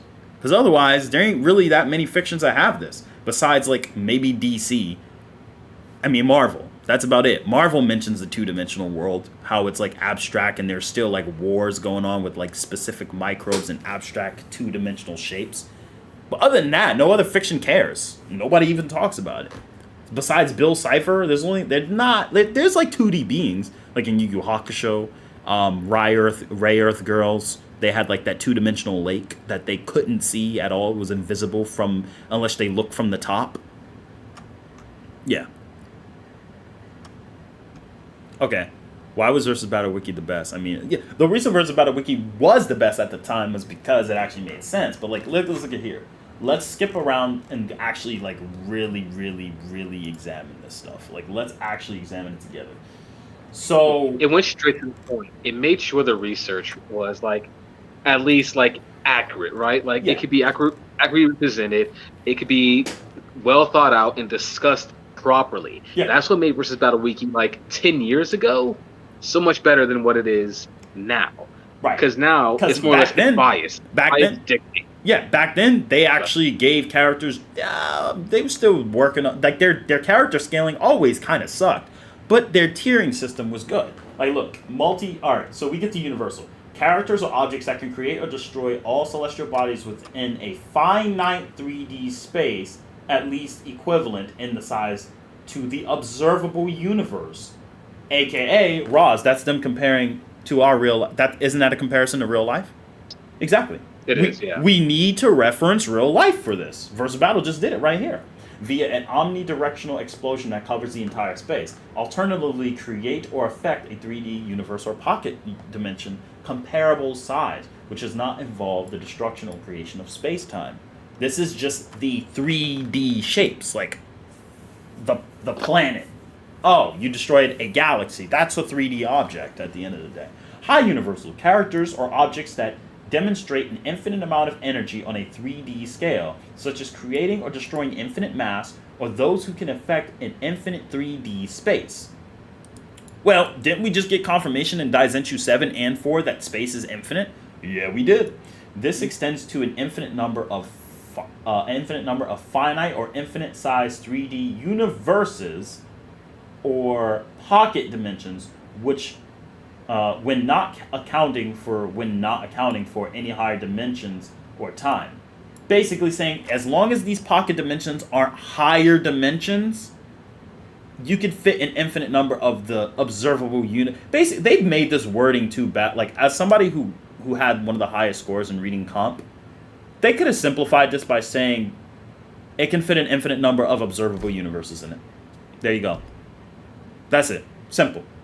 Anyway, large number of infinite 3D universes, unless casually closed from one another by a separate space-time or existence, only count for a higher level of this tier, being infinitely stronger than this level, unless uncountably so, does not qualify for any higher tier. And again, so, Roz, if you increase infinity upon infinity, people say, oh, that's just infinity. I'm like, yeah, it depends on how you do the math. Because then you can go into Aleph. But even they say, nah, you can't. Even they're kind of going against the argument because they're like, nah, you can't be infinitely stronger and just go to a higher tier here. You're locked at this tier until you prove that you're inaccessibly infinitely higher. Like, basically, you got to prove that you bypass this level. Basically, this tier... Yeah, pretty much that is what they're trying to say. Yeah, it's a contradictory statement. They should have said that unless you're inaccessibly higher or unless there's raw evidence you've bypassed this level of infinity. Because, like, the thing is, bypassing infinity means you went to Aleph Null in the first place. Right? So it's like, it's kind of a redundant argument. But then it's like, if you think about it like this, being infinitely stronger than this level, unless uncountably so. Right? So, uncountable infinity, 0.00000. No, that's... You see how it's confusing? The writing is a little confusing on this. I probably would have wrote a large number of infinite 3D universes unless casually closed from another by a separate space-time or existence only count for a higher level of this tier. Basically, if... No, they actually explain what the Dragon Ball macrocosm is. Roz, is or is not the living world closed off from the afterlife? Like it's closed off by like separation between space and time, right? Yeah, it's separated completely, yeah. Boom! Right there, baby! Larger numbers of infinite 3D universes unless casually closed from one another. Closed by one another by a separate space, time, or existence. The afterlife and the living world are separated by space, time. And only people who are separated from separate space, time, or existence being closed off only count for a higher level of this tier. What's the higher level of this tier? Universe Plus. So this literally proved that Episode 8, published in July of 1989, of Dragon Ball Original, literally just agreed, not only with this, but with Toriyama too, that the living world is straight up beyond high universal. Because it's separated from space-time. From another one. Literally. Yep. And yet they're the main ones who try to argue against it, ironically. No, SR Nova, it's not that it agrees with Aleph 1 3D. It kind of does, but kind of doesn't. Because the whole idea is that when you're Aleph Null, you've bypassed the first level of infinity. Aleph Null is the smallest level of infinity. When you bypass that to Aleph 1, alright, cool. But versus Battle saying even if you stacked on infinity, unless you've been like Aleph 1 infinity, or unless you've truly shown that you're outside of the boundaries of this infinity overall, you don't qualify for the next tier. They're basically saying you got to show evidence that you're stronger. So like I'm 3D, but I got an infinite multiplier. It's like they're saying, well, we don't think you get to go to a higher tier. We'll just put you at high universe plus. That's how they really look at it. I don't think that's the right way to go about it because I think it's a case by case, but whatever. Characters, different fictions and different series on how they handle their, stories. Right. And power progression as well. universe level plus. Characters are objects that are capable of significantly affecting, creating, or destroying an area of space quantitatively larger than an infinite size three-dimensional space, aka up here. Common fictional examples of space representing such sizes are space-time continuums. The entire past, present, and future of three-dimensional space. The time room. The time room. Right? Right? Yep, or verse from 14. Yup. Yeah, should I pull up the time room? Should I pull up the time Yeah, room? pull it up. Yeah, let's Pull pull. the time Hold up. Here it is, Goku. The past, present, and future. All of time is created inside this room. Oh, but didn't you? Oh, the entire past, present, and future of three-dimensional space of a universal scale. Well, we already proved the afterlife is separate from the space and we already know the afterlife is separated by space and time. So they're already separated and qualify for this tier based on this sentence. But this right here literally proves as well that, yeah, the time room also exclusively proves that the living world by itself is universe plus. So there's two pieces of evidence. However, it can be more generally fulfilled by any fourth dimensional space that is either A, equivalent to a large extra dimensional space that is a higher dimensional bulk space which embeds lower dimensional ones, such as our universe, as subsets of itself whose dimensions are not microscopically compactified. And they're just really getting deeper and deeper into the definitions because A, they're trying to downplay Dragon Ball, and B, people have been trying to use little specific nuances to try to get other characters to other tiers which they don't deserve. B, portrayed as completely transcending lower dimensional objects in spaces and settings of a given work of fiction, aka Umineko, how they see lower worlds as fiction, or B, or also how Nakaruru goes to a higher astral dimension, like a higher space, like a spiritual world. They call it a higher plane of existence that literally treats the lower world as if it's inferior. So it doesn't have to. That's why they're saying equivalent to large extra dimensional. So it don't gotta be 4D to be qualified as Universe Plus. And it don't gotta be 5, like, oh, that's a 4-dimensional object. Not really. It's just a spiritual world that sees the lower world as inferior. But by definition, they would be applicable to this tier. That's it. That's why this was made. This is a measuring tool. This is literally a measuring tool. Then you go to low multiverse. Oh, by the way, let's look at space-time continuum. What is their definition of that? It's going to be funny. Oh, they literally go to the Wikipedia. Again, proving my point that they gotta reference real-life examples and theorems in order to back up this entire thread.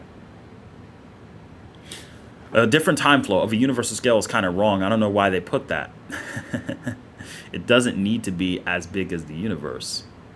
Why? Yes, it does. A space-time to be considered 4D has to be on a universe scale. The hyperbolic time chamber is its own separate space-time continuum. It's only Earth size. Yeah, SR Nova, but that's what goes under the definition of pocket dimension, right? Because they say a 3D universe or pocket dimension of a comparable size, but it's not the same size. However, as it says, large numbers, look right here. Large numbers of infinite 3D universes, unless casually closed from one another by a separate space, time, or existence, only count for a higher level of this tier. So you can have a 4D pocket dimension and still quantify as a form of a high universal or universe plus structure, as long as it's comparable in size. If it's the size of the Earth, we just consider it as a pocket dimension by definition, because we can't quantify what it takes to destroy it. Versus Battle is trying to make room for it, equivalent to a large extra dimensional space that is a higher dimensional bulk. Basically saying it can contain a subset of universes within universes. But this is the versus battle. And Roz, doesn't Surfbone use the versus battle? Pretty sure he does, right? Yep, he relies on it. That is his main go-to. Yeah. I know he throws in his own theories here and there, probably from Versus Jungle, I think. But I could be wrong. I don't really watch his content. And, you know, He's mainly versus battle. Based off of what I've kind of seen and have heard, he's mainly versus battle. but if that pocket Base. dimension has its own space-time, destroying that space-time would be Uni Plus. Yeah, it would. By versus battle definitions, it would. Personally, for me, that's when I say sometimes a versus battle is a little flawed. I would say, by that definition, oh, it has its own time. Well, kinda. But that's versus battle wiki not correcting itself, because they still believe if you're 4D, you're infinitely greater than 3D. And that's just proving it right here on this list. So that's why me and Roz, we always err on the side of caution. We'll use a versus battle wiki, but we'll still be a little cautious. Like, okay, that's still a pocket dimension. Sure, it has its own time, but it's still a pocket dimension at the end of the day. So, like, destroying it is an unquantifiable feat. At best, we'll put it at universal. But we're not. At best, we'll put it at universal to multi-galaxy level, because we can't quantify the essences of time. But if it has a past, present, and future, actually, no. I know why. Let me draw it out. Because me and Roz talked about this before. Roz, remember this. Like, so here's why. Let's say this is the universe. Or, like, this is a pocket dimension. It's the size of the Earth. But it has a timeline. Yeah. A timeline is like a film strip. So let's say SR Nova and Chun-Li were, like, chilling, bro. All right, that's okay. Also a great to start with these examples. So, all right, we got Let's SR go. Nova and Chun-Li just chilling, right? All right. And Chun-Li goes to train him. She tries to teach him the Hikoken. So right here, this is like, let's just say this little square is within an hour. Let's say we infinitesimally break this down. Infinitesimally. Within one Planck, or infinitely smaller time, the atoms in Chun-Li's cheeks didn't even move. And same with SR Nova. Right? Not that cheek, not those cheeks, but like nothing moved for them. It's infinitesimally small. So because it exists that way, destroying a time space like this, like a timeline or a time space continuum, is equivalent to destroying the 3D segment an infinite amount of times over, just in that one essence. Basically, this event here, I'm going to highlight it in green. This event here, where they're sitting down, this is 1 hour, this is 2 hours. You can get, or let's just say 1 second and 2 seconds. You can get infinitesimally small between the seconds of time. Infinitesimally small between the seconds of time. Because you can get to an uncountable infinity within time. But still, the three dimensionalities that exist in between these infinities, and because time goes forward and backwards infinitely, literally dictate that it's universe plus, regardless of its three-dimensional size. Because the 4D essence of it is infinitely greater in size. And if you could destroy the 4D essence, you are destroying the 3D essence infinitely over. So it still would quantify beyond high universal. There you have it. That explains it. Yep. You want an example of that? It's like, oh, you destroyed the timeline 1 second ago. Yup. So you just destroyed a chunk of the timeline? Yeah, I may have destroyed a chunk of it, but Roz, how small can a second get? Infinitely small, right? Yeah. I was gonna say, do you want me to really be specific on that one? Because that's a very, very. Yeah, it could get infinitely small. So if I destroyed the universe 1 second ago, 2 seconds ago, 3 seconds ago, or let's just say, if I destroyed the universe 1 attosecond ago, 2 attoseconds ago, 3 attoseconds ago, 4 attoseconds ago, you know, I've destroyed it on every infinitesimal component of time that it exists in on the axis of time, like the time space. Thus, it qualifies as a higher universal structure. That's visualizing it at least. So that's probably why they have it like that. Because I've done a video explaining that too before, but, you know.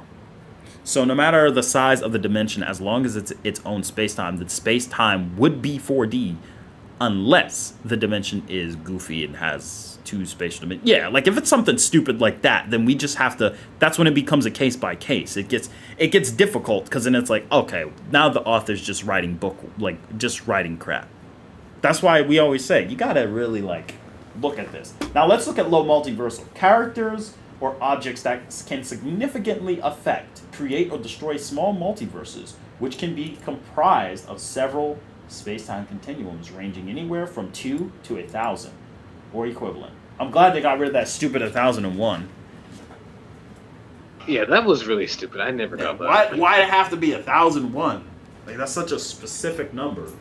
Just say like that's stupid. Oh no, they still have it. They're baboons. Anyway. Because then there's like, oh, this is low multiverse. So I just destroyed 100 universes. How is that low? Like, I just feel like the number is just too specific. Just make it 2. Like, if you destroy more than 2, that if it's less than 10, then keep it low. If it's more than 10, just keep it mid multiversal. Because like, there's no way to not because Rimuru can destroy 10,000 parallel worlds or something like that with his imaginary space. And yes, me and Roz read the context. Unless it's a fan translation, we read the context. Those are universes. Don't downplay Ramiro like that. Yeah. But like even outside of that, it's like, okay, that would be like 10 times greater than the definition required to be regular multiverse level. So it's just kind of silly. But anyway, all right, cool. So destroy small multiverse, which can be comprised of several separate space-time continuums. Oh. Ranging from anywhere from 2 to 1,000. Okay, so then the afterlife counts. The afterlife and living world. Let's just say the afterlife didn't transcend the living world. It would still count. It would still count as a low multiverse, right, Roz? Yep, it would. By their definition. Yeah. Oh, what about multiverse level? 2B. Let's go to 2B. Characters or objects that can significantly affect, create, and destroy larger multiverses, which comprise from 1001 to any higher finite amount of separate space-time continuums. Well, we have 12 universes in Dragon Ball that all have their own macrocosms, so they're separated space-times that have a different universe within them that also are separated from a neutral zone space-time. That the neutral zone space-time is separated from the Zeno space-time, according to the V-jump. Okay, cool. Let's still keep them at 4. Let's just keep it 4D, Ross. We're going to lowball it. But if the Zeno world treats those as marbles and Zeno has entire galaxies in the background that dwarf them, that's more than 1,001, safe to say. So... I think so. Yeah, sounds right. Yeah. So they would clearly be multiverse level. Cool. We're moving on up. We're downplaying and still moving up. Multiverse level plus. Characters or objects that are capable of significantly affecting, creating, or destroying a countable infinite number of separate space-time continuums. Okay. Remember what we said about timelines? Remember that? Like, if you destroy them on an axis like that, they do that? Cool. Well, you know what Fudemase said as well? You know, get that. Well, what happens if the entire timeline for the multiverse is taken over by I'm not even going to call him Infinite. I'm going to call him Emoji Zamasu. No, he really would be a great emoji, not going to lie. Yeah, what happens if it's destroyed by this guy? I mean, he transcended it. He went beyond the multiverse and came... And remember, as I said, you can get infinitesimally small into the multiverse. So the fact that Zamasu took over the entire thing... Oh no, he's like, I'm not done yet. I'm going to a separate multiverse, which is the present timeline where Goku's and them live. I'm going to destroy that. He could destroy it an infinitesimal amount of times. Even if Zeno only erased the segment of time where he was at, that's still destroying an infinite subset of the 4D worlds we saw of Zeno. Thus,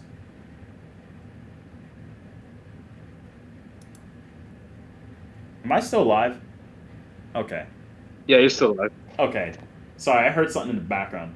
So thus, by definition, a multiverse plus. Like Scoob. But wait, we're not done.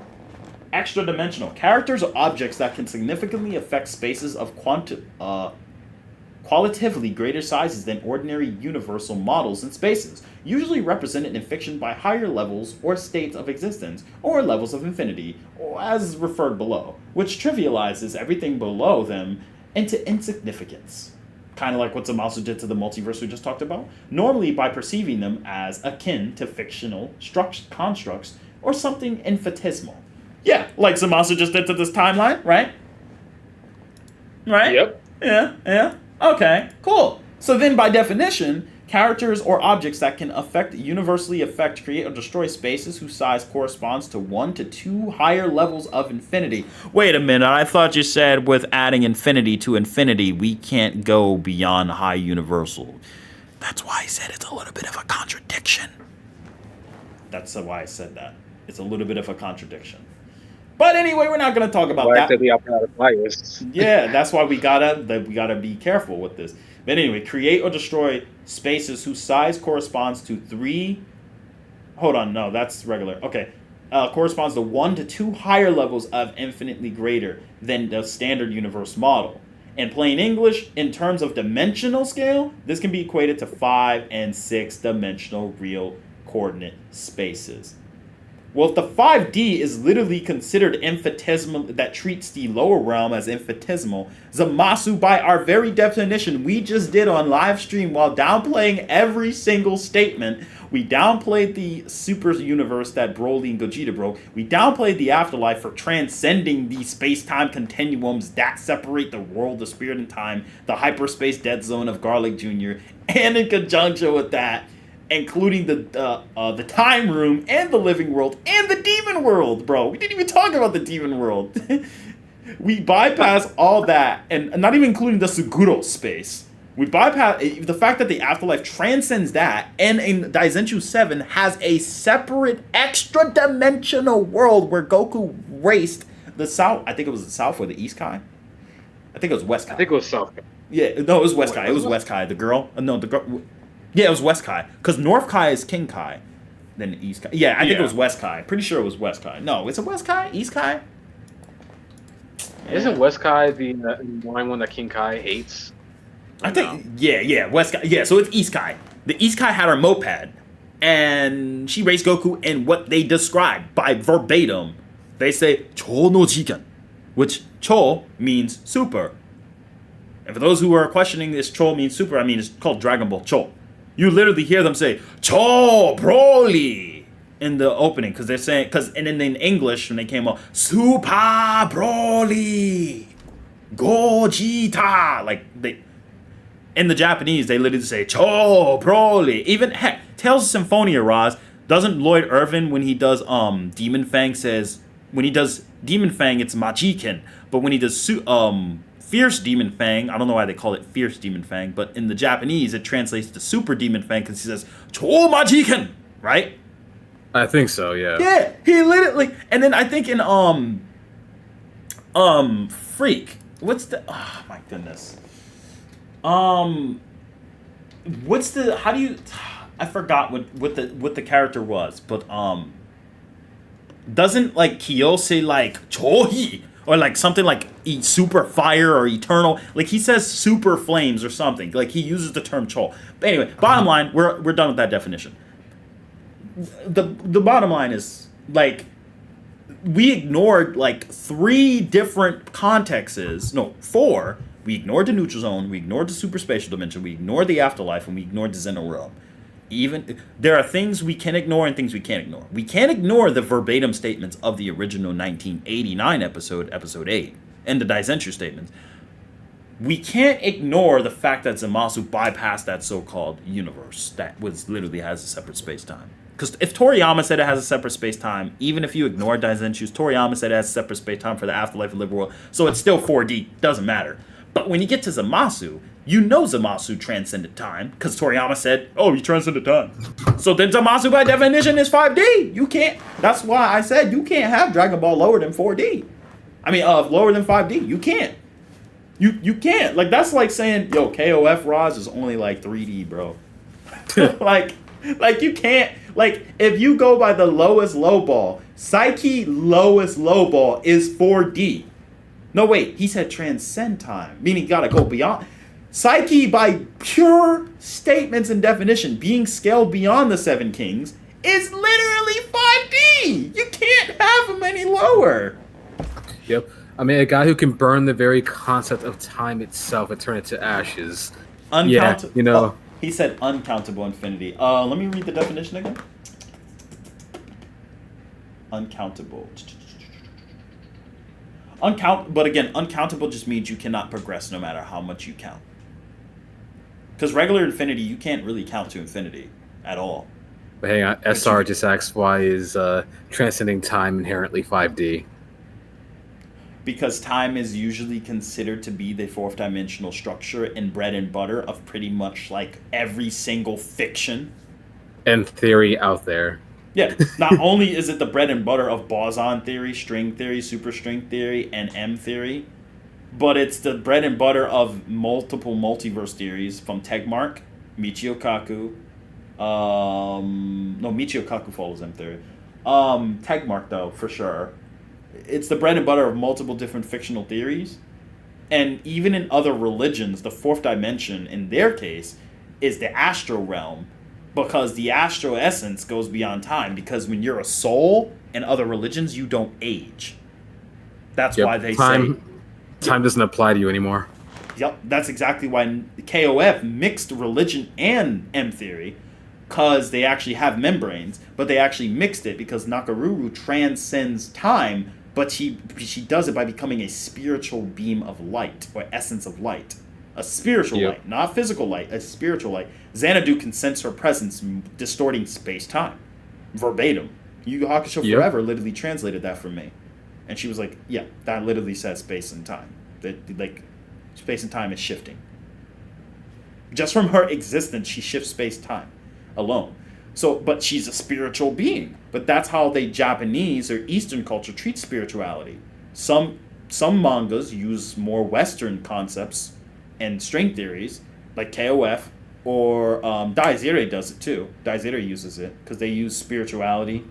Like the Hado gods use spirituality, but they mix in like actual theories too, like axis. And Yumi Neko does it too. Dragon Ball too! Because the living world is based on science, and the demon world is based on magic. Dragon Ball just doesn't label their dimensions through numeric values. And just because a fiction doesn't label them through numeric values doesn't mean it doesn't have a quantifiable scale. They don't tell us what dimension Chronica's world sits in, but we know it's beyond the actual 12 or I think 9 realms. We know she sits outside the 9 realms and controls the multiverse from infinite possibilities. We know that. Yep. And we know there's a separate subset of more Chronicas, because people's like, how could there be more Chronicas? I'm like, because basically there's a greater 6D variance of Chronicas, I guess. Because Onaga's beyond that.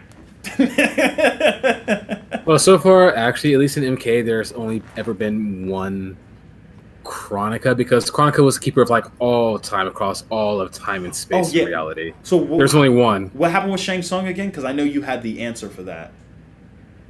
Which answer are you looking for in particular? The Shang Tsung who came in the DLC, who came to fight Liu Kang because he took her crown from a essentially what happened was that Chronica banished Liu Kang, Nightwolf, and Fujin to the Void since they didn't want to join her side. So when she was killed by Liu Kang, they were freed from the Void. So meaning that all the effects of time and space that had occurred, they were unaffected by it. So essentially what Liu Kang could do is that he could send them back in time to a point before he killed her. Yep. Before he killed her, and she had no idea. She's like, wait, what's going on here? So her brain was trying to process, like, wait a second, this should be impossible. I locked you guys away. So basically, he broke reality and a paradox occurred. That's crazy. Yeah. It's 5D because the space-time continuum is 4D. I think it would need something like a numerical value in order for us to know for sure. Well, that's the thing, SR Nova. You got to remember, like, not everything has a numerical value in most of these fictions. You don't need a numerical value. Like, Dragon Ball doesn't need to state it's 4D for us. Because, like, we just did it. We just did it live stream. Right, Ross? We just proved. Yep. We just literally said, okay, is the Room of Spirit and Time, like, is Dragon Ball, like, I need to pull up my Quora, bro. Because I know I have like, a whole thing on Quora that people keep spamming me about because they said I, like, broke down the cosmology well. I appreciate it, though, but, like, So if we look at the Quora, right? Let's take a look at the Quora. My Discord just crashed. And yes, somehow still in the call. How dare you crash? Are you still there? Yeah, I'm still in the call somehow. That's awesome. So look, let's look at episode 8. The goal is to bring down a sand separated by space and time. The harsh trials of the both. Okay, cool. All right, and then Toriyama.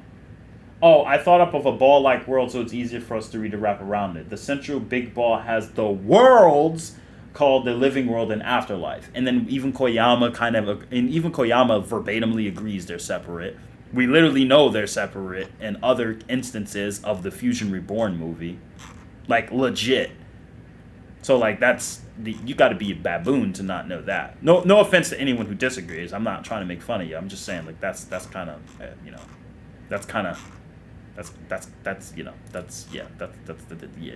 get the point. But then, so you got that. So then we ask ourselves, okay, so by their very words, so it has to be a large number of infinite 3D universe. Wait, unless casually closed from one another by a separate space-time continuum. Oh, you mean like this? Oh. So basically, this definition, so we don't need a numerical value. We just need to compare, look at the definition. All right, it lines up. Cool. Moving on. Characters that are capable of affecting, creating, destroying an area equivalent to an infinite size 3D. Basically, you know, what we just talked about. So the living world qualifies as this, as a space-time continuum. Cool. So are characters capable of destroying and affecting that? Well, let's answer that with a nice old little picture. I like to use this one. Oh, look at that. Oh no, that's when Goku absorbed the God Essence. Here it is. Boom! Elbow strike. Boom! Karate chop. Hitting each other again and again with a power capable of destroying even the universe itself. Your punches, it's completely different from 5 minutes ago. So in other words, they're getting stronger in the next 5 minutes. The Super Saiyan God powers keeps on increasing. Your power has increased as well. So, yeah, they're just getting stronger, fighting at beyond light speeds with universal level punches. Every time they hit each other, it's universal level, so whatever. And we know that these punches were a threat to the afterlife, too, so by definition... Wait, we're not done yet. Let's go here. Characters that can create and destroy, significantly create and destroy a small multiverse, which can be comprised of several separate space-time continuums ranging anywhere from 2 to 1,000 or equivalents. So let's just go with a baseline definition of these just being two separate, like Toriyama said. We're not even going to consider the fact that the afterlife transcends it and there's other higher dimension pockets. We're just going to go by this definition. We just proved that Goku and Beerus are casually low like even using like a very low ball, Goku and Beerus are casually low multiversal, which is throwing out punches. Billions of punches per second because they're clearly faster than light. So, like, if you want to go by that, then it's just like, alright. But then we're not even done yet, because then you just know about the neutral zone, which Zamasu just said, ha, I'm taking over all of this.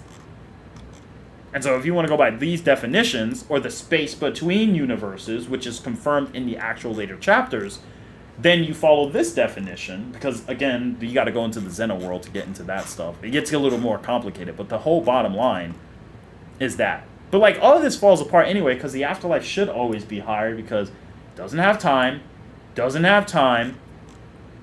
and how many times I gotta say it? Doesn't have time. I say about 5 more times. Okay, doesn't have time, because if this situation continues, the eternal laws of nature will be completely warped, resulting in the weakening of the boundary between the afterlife and the human world. Again, confirming they're separate. But, like, even if you don't go by that, it's just kind of like ad nauseum at this point.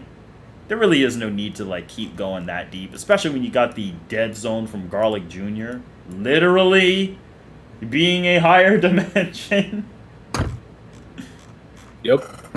But like, even if we don't go with that, you know, it just, I'm sorry guys.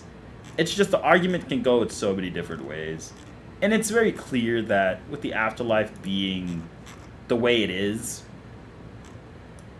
The supernatural world's governed by the gods of heaven who are high in the sky, transcend the dimensions that cannot be seen from the human world and are looking down the whole world from here. And I literally have the Herms segment translation too. But you get the point. Do they though? I don't know, man. I mean, you could use the 1990s data book, but like, we don't even need this data book to prove the afterlife transcends. This is just the English version just saying, yeah, in your face! Because Mike Pondsmith isn't saying anything that the Daizenshu didn't already say. This came out 4 years after Daizenshu 4. So, like, it's not really taking away anything, right? Right, Ross? Like, it's not even, it's just supplementary evidence. It's just kind of repeating what we already knew. Oh yeah, no, it's not changing anything at all. Yeah. Or Toriyama says, I think you'll understand when you watch a movie. Goku has absorbed the god power in his base. Or whatever that means. No, we know what that means. But, anyway, the bottom line, my friend, is just... It goes beyond just that. It goes beyond just that. A lot of people just need to, like, really kind of sit back and start to understand. Like, oh, here's a better example, Ross. Ready? Here we go. Hit me. Remember this? I put it right on stream. Boom. We got this classic scan. But not Devil May Cry 2, but not even demonic rulers rivaling the power of Mundus could match Dante's strength. Oh, yep. Oh. You mean the same guy who reshaped reality? The same guy who could just crap out actual universes? Yeah. That was literally confirmed by the writer to be a universe? And it's like Dante, and like and Mundus made a separate universe from the real world. And Dante is still scalable beyond all of them. And it wasn't, who was it that was going to destroy the real world? Like, not the real world, but you know what I mean? Like, the human world and hell. I think it was what was his name? You're talking about Argosax? Yeah. And Devil May Cry, DMC 5 Dante's stronger than that Dante, right? Yeah, he's stronger now. Yeah. Way stronger. They don't tell us that it's 4D. We just know it is because by the definitions we're following, it qualifies as that. So basically, all in all, specifically to SR or anyone else who doesn't understand, the bottom line of this entire thing is just you have to be able to review every single thing in detail that your character does in order to see where their power scales. Not everything is going to be given to you on a silver platter. Nobody has to say it's 5D for it to be 5D. And just because they say it's 5D doesn't automatically mean. Like, Mr. Fantastic traveled to the 4th dimension. And? So what? That doesn't mean he could destroy it, right, Ross? Nope, doesn't mean it at all. Yeah. So that doesn't really do anything for anyone. Doesn't mean much.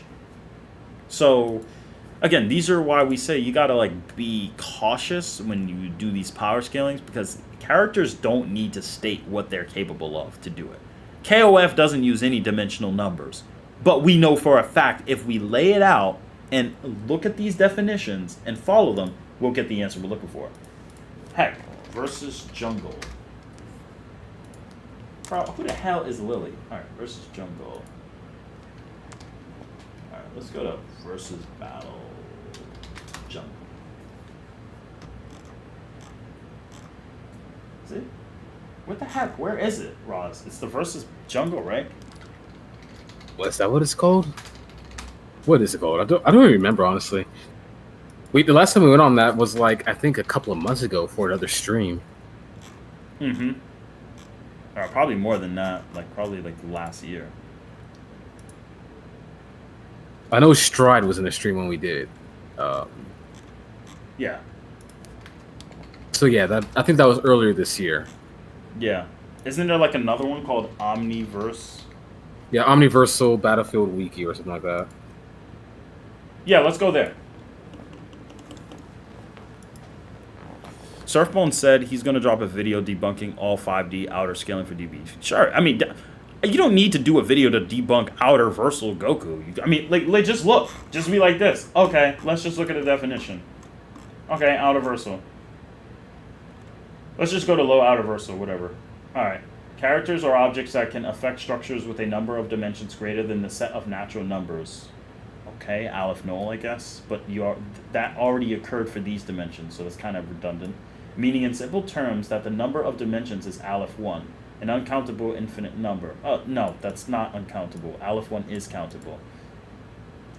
You can reach Aleph 1 once you bypass the first infinity. But anyway, assumed to be the cardinality of real numbers themselves. No, it's not. There's different cardinalities that go beyond it. It's just we humans don't have the ability to go beyond it. So we only call it uncountable because we can't progress. But it doesn't fit the definition because you still could technically progress if you give it a symbol.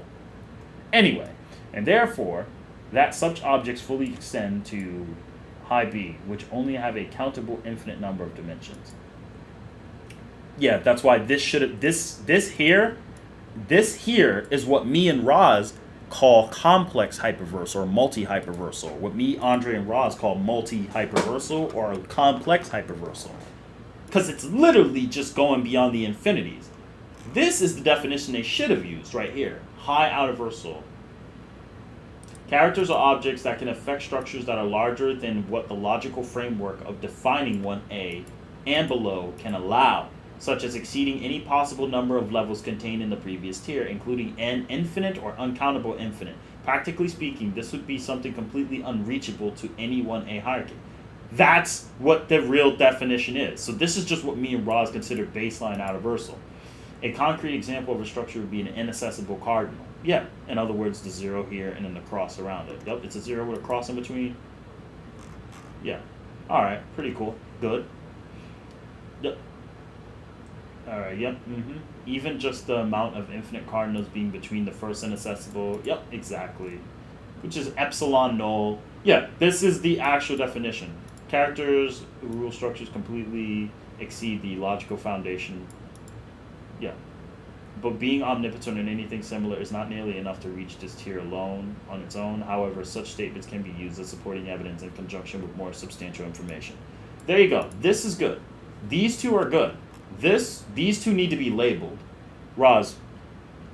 Yeah. Roz, chat. In all agreements, who think this should be multi-hyperversal and low and like Aleph versal or like you could call it inner versal because it's still the inner essences of the verse. Or basically what I would call it is I would call it multi-hyperversal and complex hyperversal.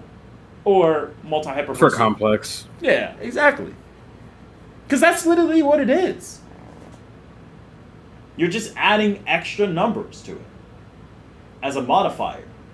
That's it. And nothing crazy. Now, Omni versus Battle Wiki. Cool.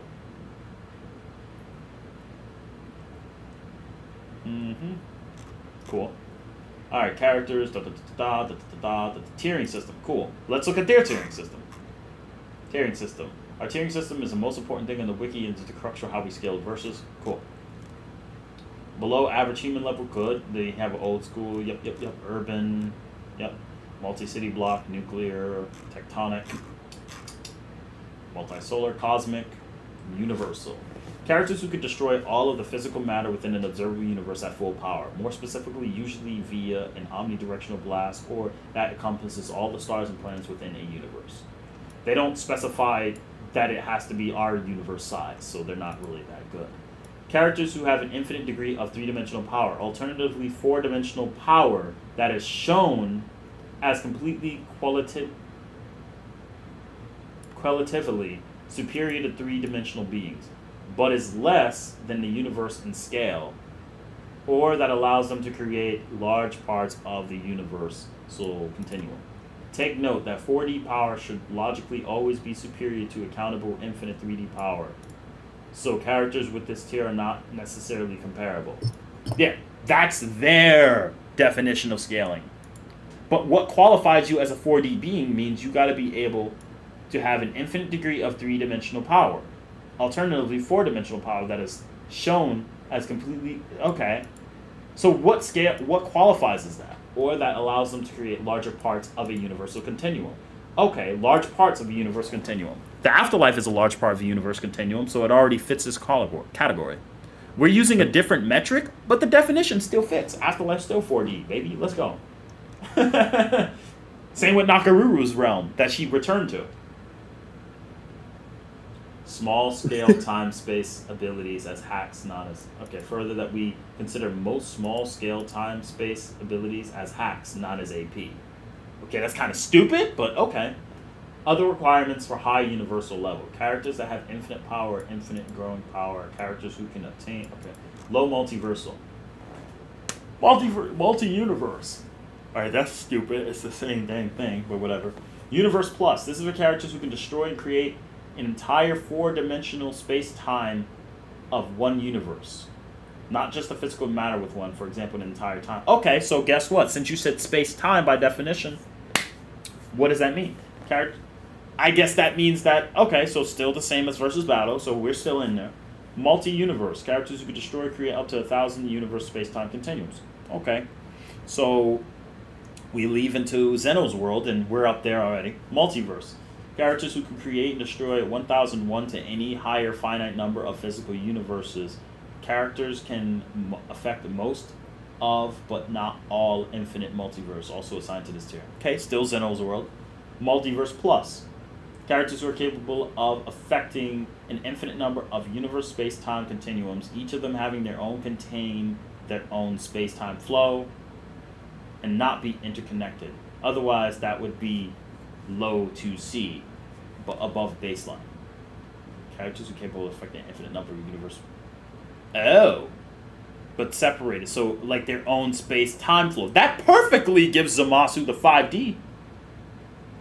Because right here, characters who are fifth dimensional can destroy, create a fifth dimensional space of not insignificant size. Characters who can create, destroy, and affect the bulk space is also considered this level, considering the bulk cosmology asserts that our universal space-time continuum is nestled into a higher bulk that would be equivalent to a fifth dimension.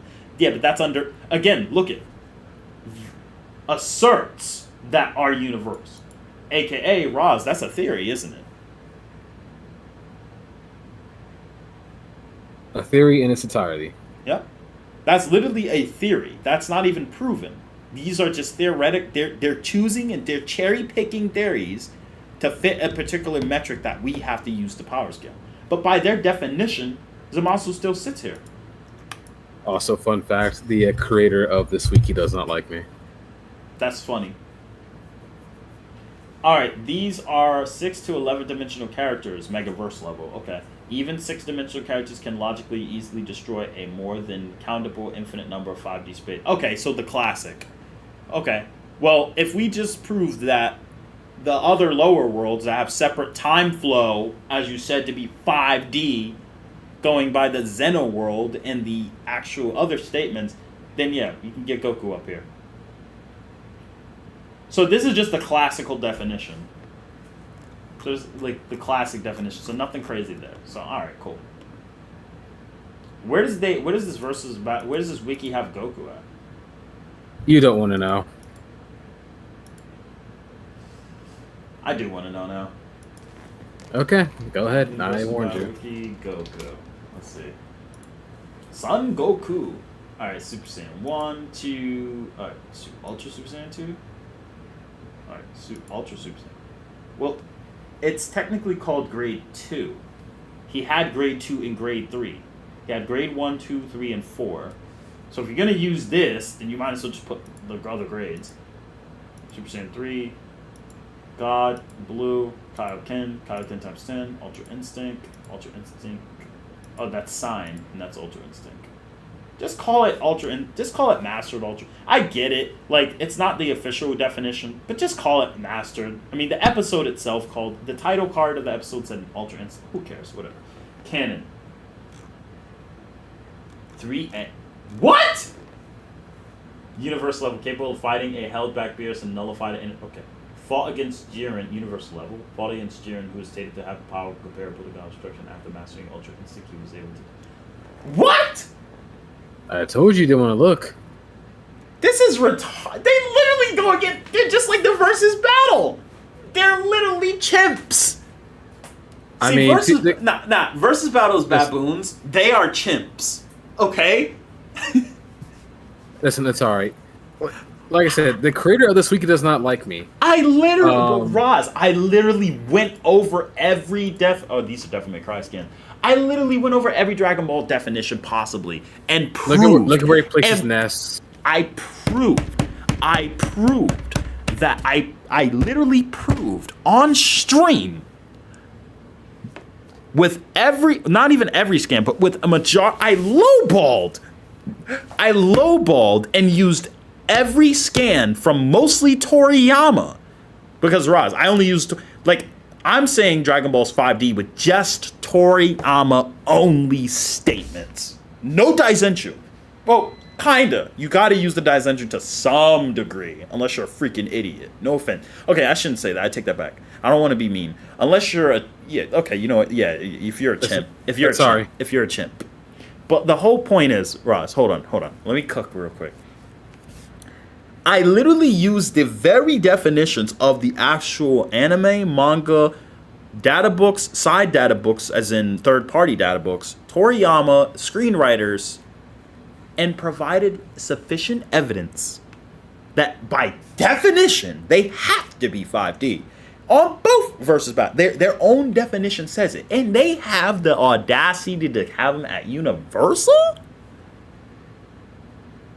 All right. Look what he put for Ness. You'll see one of the reasons why he doesn't like me. All right, hold on. Toei-verse? The hell is Toei-verse? Okay, cool. Let's see. It's essentially Toei canon, so that includes like filler and stuff like that. Simply transforming into Super Saiyan 3 was enough to shake the entire afterlife, which is as big as the universe. So he's only galaxy? Oh, you gotta be a freak. Oh, hell no. Oh, hell no. Hell no. You gotta be bro. Oh my god. Roz, I'm blind, am I? I'm not seeing that. Oh my god. I tried to warn you. Chat, then I tried to warn him. I told him not to look. Oh hell these niggas are orangutans. Hell no. I could tell you who it is. It's Super Neo X. These dang orangutans. Nah, orangutans are intelligent and elegant. Nope.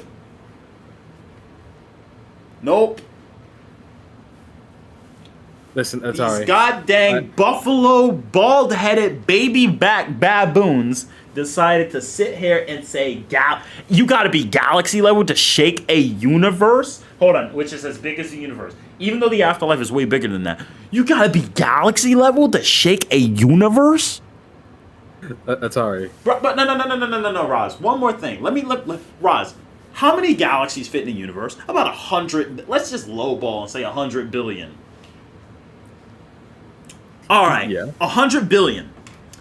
We could fit the world population in Texas. Vsauce did a video about it. We all did a video about it. It was like a video. They said you could fit the entire world population of 7 billion people in the state of Texas and all have their own houses. If you line them up all together, I think you could fit you could fill up the entire state of like Maryland or something like that.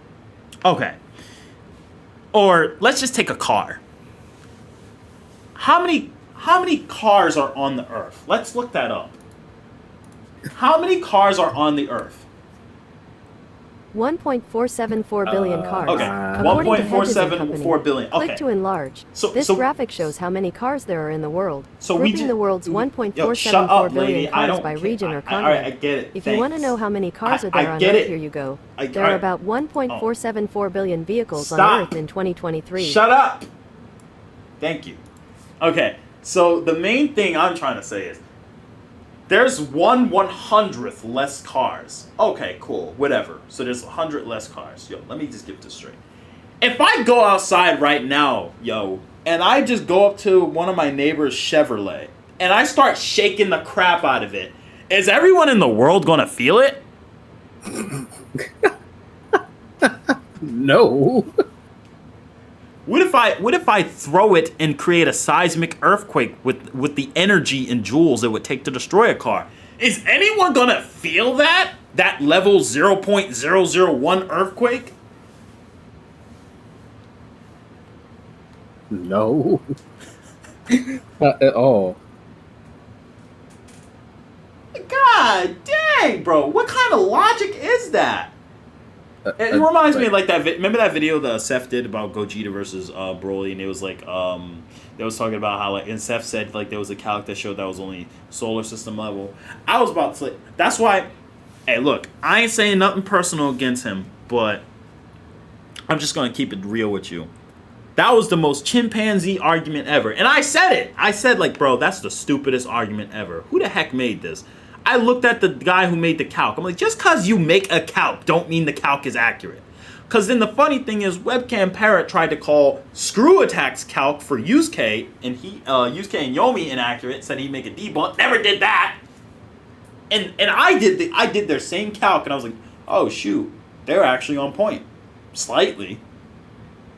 This is actually a usable, qualifiable calculation.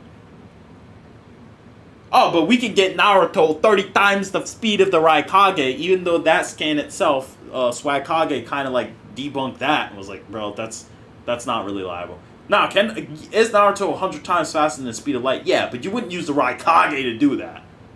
You'd use a different method. But like, well, again, Swagkage is mostly anti-data books regardless. Even if Kishimoto wrote himself, he is completely, most part, anti-data books. then that's a chimpanzee logic too. Everyone is chimps. Everyone, Roz, is a chimp. Everyone is a god-dang chimp now. All right? No, maybe not. Okay, that's rude. I shouldn't say. I mean, okay.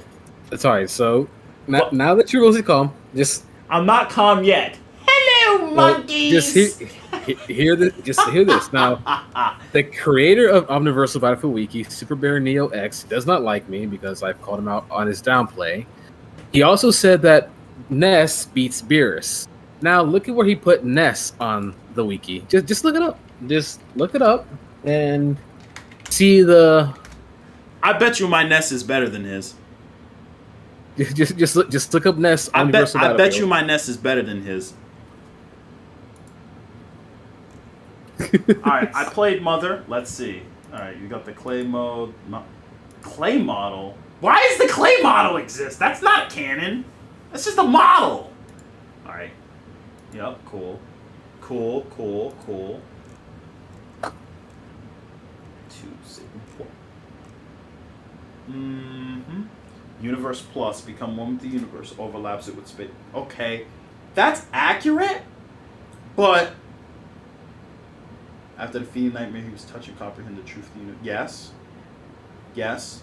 That's like end game Ness. And that's like very debatable, first off. But like I said, he has a bias, and that's one of his favorite characters. But like with this alone, Ness ain't beating Beerus. He's not even beating Buhan. Like he has a video. He has a video of characters who beat Beerus, and Ness is like I think in his top 5. No, because he said Ness is getting folded, bro. Bayonetta is whooping Ness. Sonic is whooping Ness. Mario is whooping Ness. Link is whipping Ness. Need I go on? Joker is whipping Ness. Cloud, Sephiroth, Sora are whipping Ness. Alright. Like, Ganondorf is whipping Ness. My goodness. Kirby and Meta Knight are whipping Ness. Like, a lot of characters are. Ness is mad strong. Don't get me wrong, but come on. Shulk is definitely destroying Ness. Here it is, right here. It's just. No.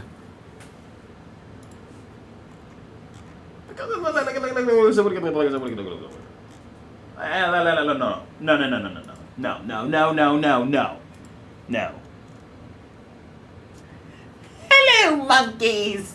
That's literally what's playing in my head this whole time. You're gonna put Toei Goku. Gotta be galaxy level to shake a gosh darn entire unit. How, Ross? That makes no sense. How are you galaxy level when you shake? Well, we have the formula here. All right. Let me get this straight. Did Goku shake the galaxy like softly, or was it freaking violent?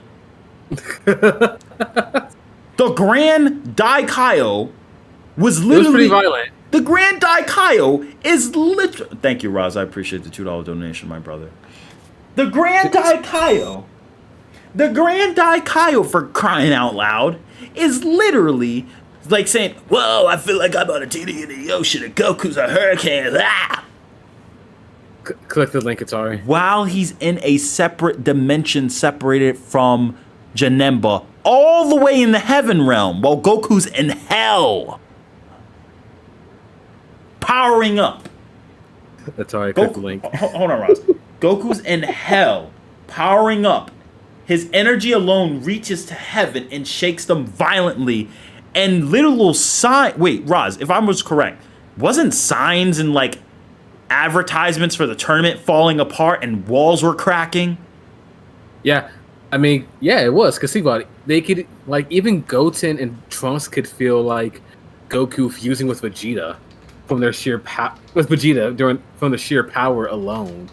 So yeah, clearly Toei Goku, as they call him, his power transcends like dimensions at this point. If I'm honest, Like, if I recall, he literally was shaking the Elder Kai, the Grand Kai. oh, he was shaking the Grand Kai. And no, he's like, I feel like I'm on a teeny in the ocean and Goku's a hurricane. And while he was doing that, the entire sign fell. Like the sign for the tournament, that fell. The chair was shaking. Cracks were happening in the walls. How the heck is... So let me get this straight. Because he's all the way in heaven. Heaven is the size of a universe. Let's just say observable universe for whatever. Who cares? Whatever. Goku's all the way on the bottom of hell. That's like 10 heavens away. Whatever. Cool. It's finite. I don't care. Even if you say that. Bro, Roz, if I'm on Mars and I'm shaking my computer desk, you gonna feel that on Earth? No. The heck is wrong with these people? Again, it's the creator of the wiki. He has an extreme bias. An entire separate universe. Bro, that's the... Tilted XFN. That's what I'm talking about. That makes no sense. Let's watch this goddamn video. Hey, I know this guy. He's pretty cool, I think. But... No, he's not. He's not. He's not. 10 characters who can defeat Beerus. Wait, why is he playing Earthbound music? Okay, yeah, you already told me. I've seen this before, I think. Haven't I? His Beerus thumbnail can gives have it his fair away. share of high balls compared to other characters of fiction, some being more credible than others, such as Universal Plus, albeit I fundamentally disagree with it, to the ones that doesn't even... Nigga! Sorry for using that word, everyone, but I gotta, like, ATARi gotta become black, right? I'm becoming ATARi black right now. I got the Dragon Balls, Goku black, ATARi black right now. Nigga! Toei on their official website literally says that Beerus has the power to destroy the whole freaking universe. You gotta be kidding me. This is some type of arguing right here, bro. He literally says, the Toei's website literally says Beerus has the power to destroy the entire universe. What do you want? What do you want, bro? Oh, it keeps going. No, he said how can you disagree with Toriyama and the entire Toei? How do you disagree with them? Like, I just don't get it. Like, all right, J.K. Rowling makes Harry Potter, and she's like, no, I always said Harry Potter would be more of a Caucasian from England. All right, bro, so we gonna make a movie. Harry Potter gonna be a nigga from St. Louis, Missouri. Expect to Patronus, nigga. Yeah, we gonna give this nigga some, like, baggy jeans and stuff. Yeah, he gonna be repping a set. He gonna be clapping cheeks left and right, smoking weed in a blunt. And J.K. Rowling's like, oh, that never happens in the story at all. Well, I fundamentally disagree with you. But I made Harry Potter. Yeah, I still disagree with you. That's very illogical, though. You don't even have the rights to disagree with me. I have the rights to the character. I know, but you know, bro, I still disagree. Like, that's literally what the argument is doing, bro. Like, it's... I'm sorry. It gets better, and when I say better, I mean worse. Nothing personal. I'm just saying, bro. This is like some Gambam Baluma type of argument. Oh no, it's all personal for me. Oh, bro, this is like, okay, Roz, hold on. What about this scan? I feel I can blow away the entire universe in one shot. Oh, what about Zamasu taking over the universe? Oh, Vegeta literally blows up the entirety. I mean, no, Vegeta literally blows up the room spirit time, and then he goes to go blast against Jiren. Jiren's like, I'm gonna just glare that away. Get that out of my face, bro. What about when they say, hitting again and again with the power to destroy the universe? And then Whis. Those simply put, those two are so strong and the world will end. I'm not gonna stop them. They have enough power to destroy the entire universe. The Elder Kai, if they keep punching like that, they'll destroy the universe. Then after they stopped, the regular Kaioshin, Shin, is like, oh, there's no more universe-destroying shockwaves. How many times they gotta say it? I mean, if you, How? sorry, you're not gonna like you're not gonna like this. No, I but- still don't get this. We're in 2023. Like the people, like we're in 2023. How do you disagree? First off, when Dragon Ball first came out, how do you even like when it first came out and people were saying, "Oh, they're not universal." They already were chimpanzees. You're literally disagreeing with the writers, bro. All right, Roz, ready? Yo, Wes and Ace are capable of destroying a planet in Eternal Kala. They do it in front of your face. But I don't really think they're actually destroying it. Bro, I'm the author. I'm the creator. I've confirmed they've destroyed the universe.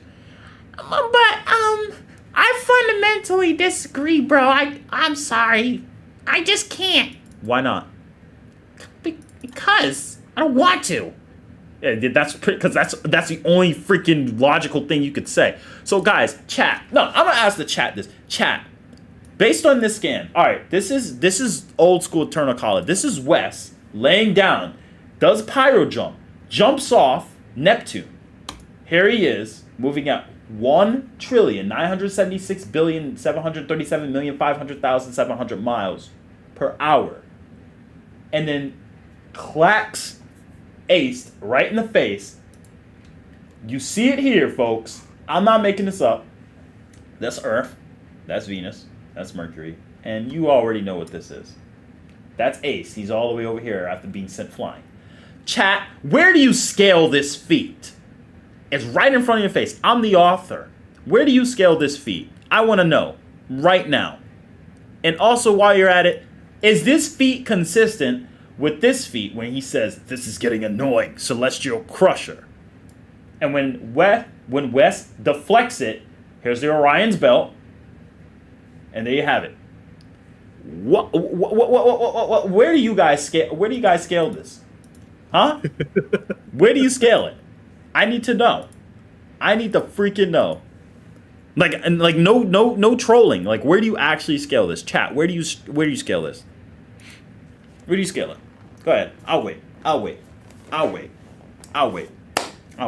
while you wait for them, I'm gonna pop some popcorn real quick.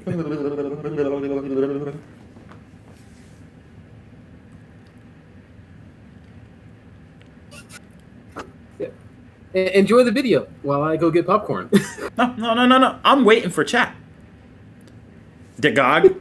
I like that. I like what Dagog's saying. Here's the actual feat that happened before this. This is actually the first scan. This is the second scan. That's Quantum Kick. This is what Quantum Kick literally does.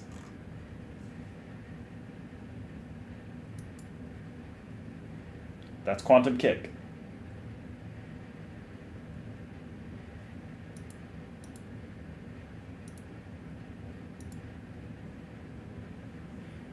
So there you have it.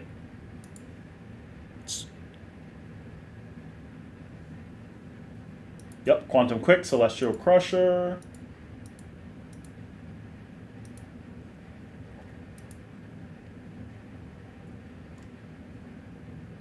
For those who don't know, that's our sun.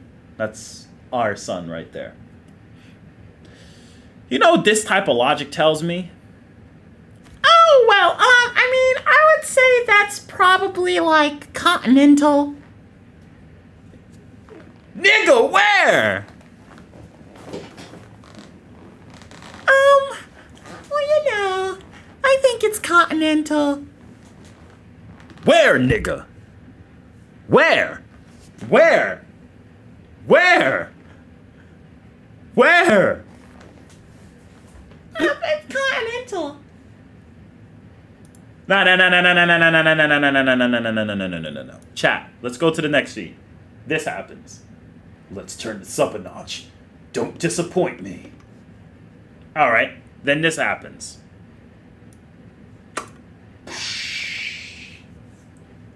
Ready? Oh, look at that.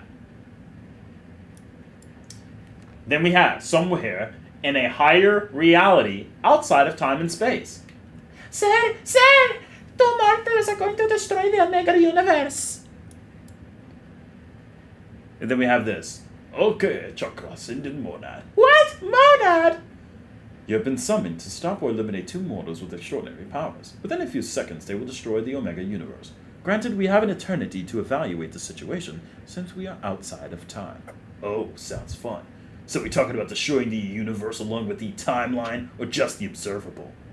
Every universe is infinite, sir. These mortals are going beyond the spatial three-dimensional infinity for this universe and are affecting even the temporal timeline, the fourth dimension. That's pathetic. That's it. Pathetic. Even my 5-year-old can do that while asleep. Alright.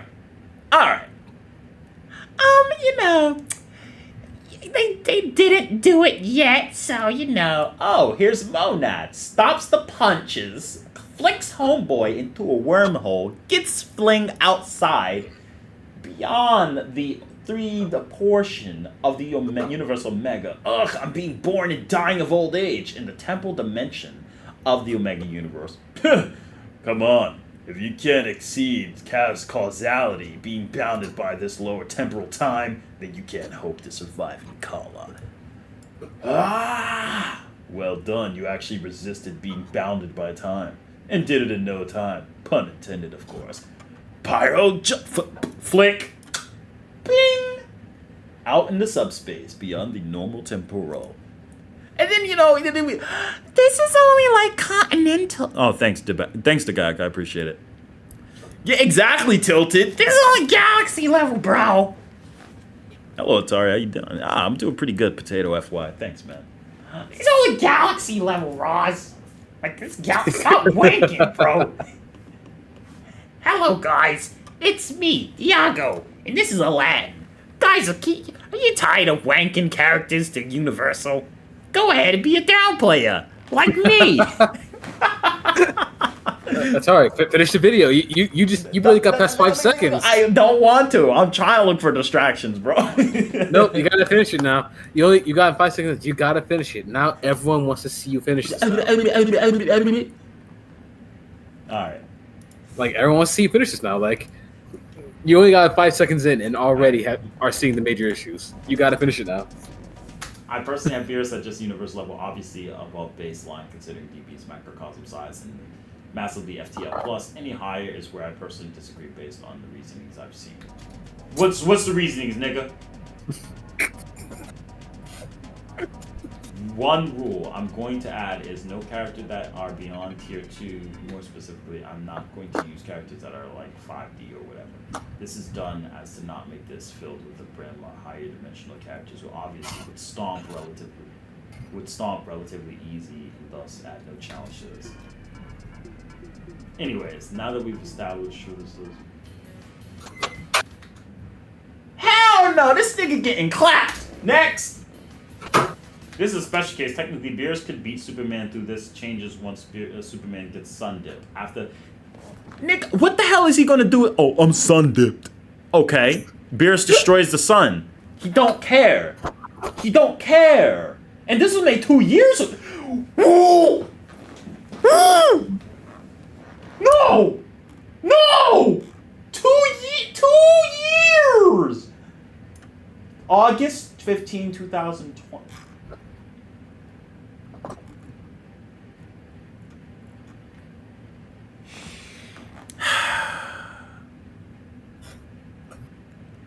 Two whole ass years, bro.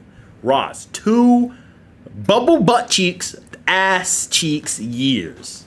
2 Chun-Li Cammy ass years. What the hell is this?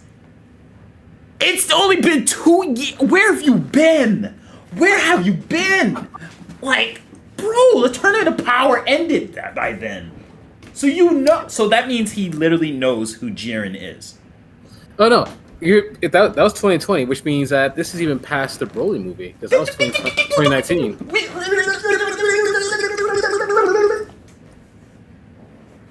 All right, continuing forward.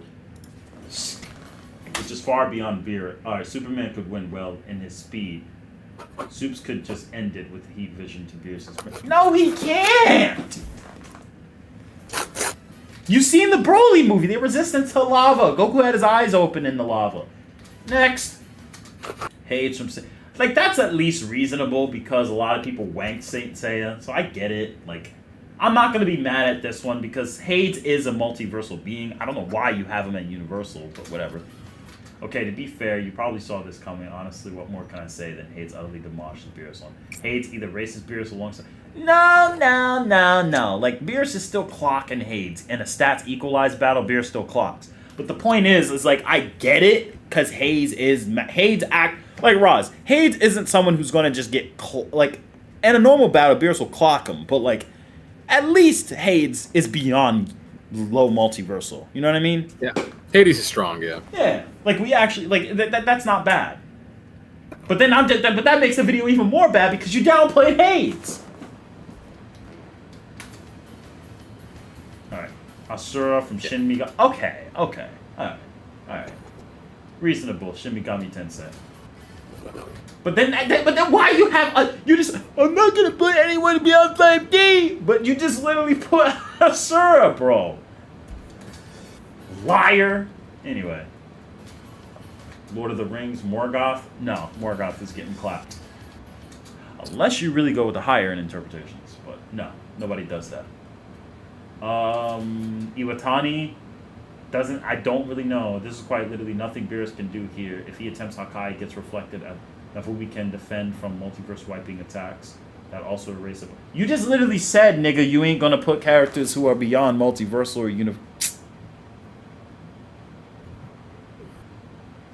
You're breaking your own rules!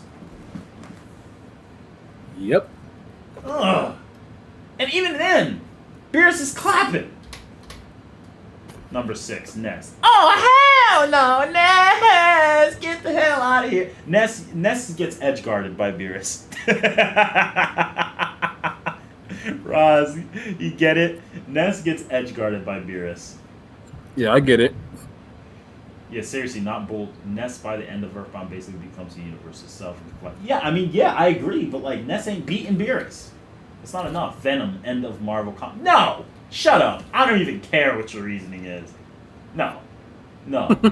Feats include being able to assemble the genetic makeup of all the beings in the universe, including the cosmic beings like Scarlet Witch in its true form is literally Tesseract with infinite universe. Yeah, bro, it doesn't matter. He's getting Hakai'd. The first problem is you already put Beerus at a disadvantage in this video, and then you start putting characters who are clearly multiversal. So you're not even using the stats equalized battle, except maybe Ness. Vampire Hunter D, no. Soul Bad Guy, alright, there we go, that's good. But then why is Soul Bad Guy in this category? He ain't universal. You know what type? That's not even a baboon or chimp argument. That's a straight up. Well, Soul Bad Guy's just beyond Beerus, really. Whether it's through Dragon Ball install or a base Dragon install or in base, he's just capable of fusing dimensions together just by being present and destroying. Nigga, why you got him in this? You literally said you're gonna lowball Beerus to Universal, and you're not. You got nigga. I can't. Number 10, Sailor Gal. Ah, hell! See, I'm glad that Death Battles did you dirty. Death Battles got you. They said, "Oh, word? Hold up. Hold up. But even then, like if Galaxia had a real battle with Beerus, I'm using conservative scaling. Beerus will literally like dodge her, punch her right in her throat, and then pressure point her, and she'll be shivering on the ground, drooling like terrified, because then she would be like, "What the hell?" I literally in character, she would literally say, "What the hell are you?" And fear. She would be terrified of Beerus. In character. Because she would realize how outclassed she is. What about stats equalized? She's not a better fighter. No. Not even close. Beerus is a better fighter than entities like Majin Buu, who's been beyond since the beginning of time. So go ahead. Oh, what are stats equalized? Everyone on this list is getting mopped in an actual skill hand-to-hand combat scenario with stats equalized. Every single one, with the exception of Soul Bad Guy putting up a good fight, Ness putting up a good fight if it's stats equalized, and Hades. From what I know. And I think there's one more. Asura from Shin Megami Tensei is also pretty up there.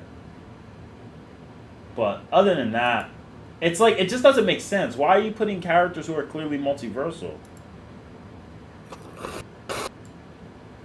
That's all, folks. Super Bear Neo, peace out.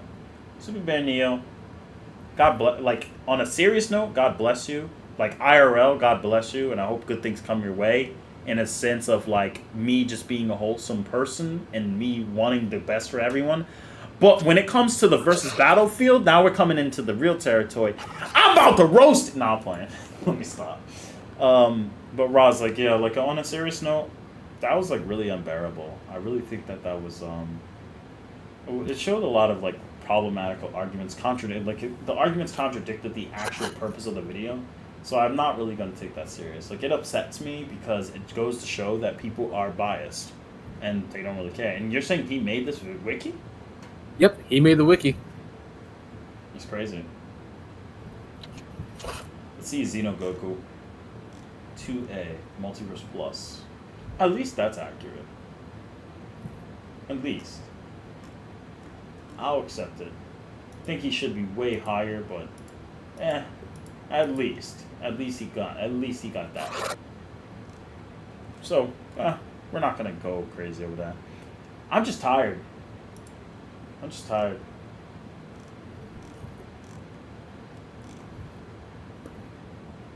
Metaverso. As an achiever of Nirvana, his existence has transcended absolutely everything possible and exists merely as a boundless entity, free of limitation. And concepts as Nirvana, these things are mini-ups. Okay, well that's not actually how Nirvana scales, but still, that's accurate enough. That's accurate enough. But no, that's not how Nirvana actually scales.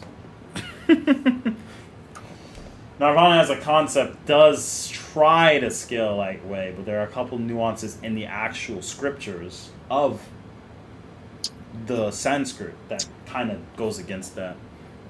Unless, of course, since you're talking about Journey of the West, though, you know, it can be interpreted that way. But so, I still have some Wukong at high complex hyper on the border to outer versal, but there's a reason why I don't place him completely at outer versal as like as a complete essence entity, and that's only because of Brodham. But it depends. It's an argument where it's like, I'd say Sun Wukong sits in the same realm, a much higher realm, but in the same realm as like, you could definitely get him there, like Otama Regal, but usually there's a little couple discrepancies that don't allow you to. But other than that, yeah, pretty much. I mean, he basically becomes consciousness and transcends everything, so it is kind of accurate to a degree. It's more accurate than it is inaccurate. So I agree. Exactly. Yeah. But at least he got that right. But then again, how would you not get that right?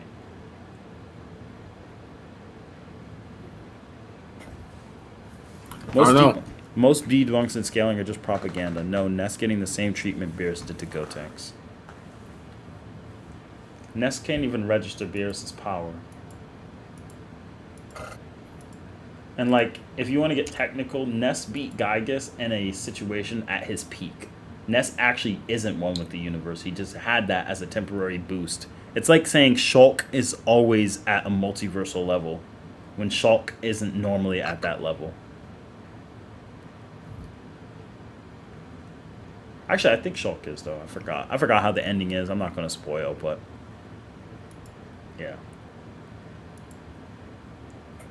I mean, is it really a spoil when the game's been out for like 20 plus years now?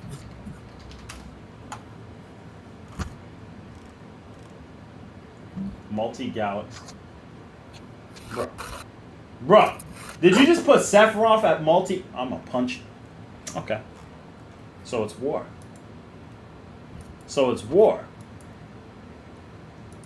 I mean, according to the wiki, Zamasu's stronger than Beerus. There's no freaking way. Look it up. Look up Beerus and look up Zamasu. There's no way. There's no way. Look it up. Universe I'm Plus, not as kidding. stated by both Gowasu and Beerus and Zamasu, was becoming one with the universe and overriding its law and order. Now look at Beerus. Okay, where's Beerus? Where's Beerus? Where's Beerus? This can't be real. Oh! Oh!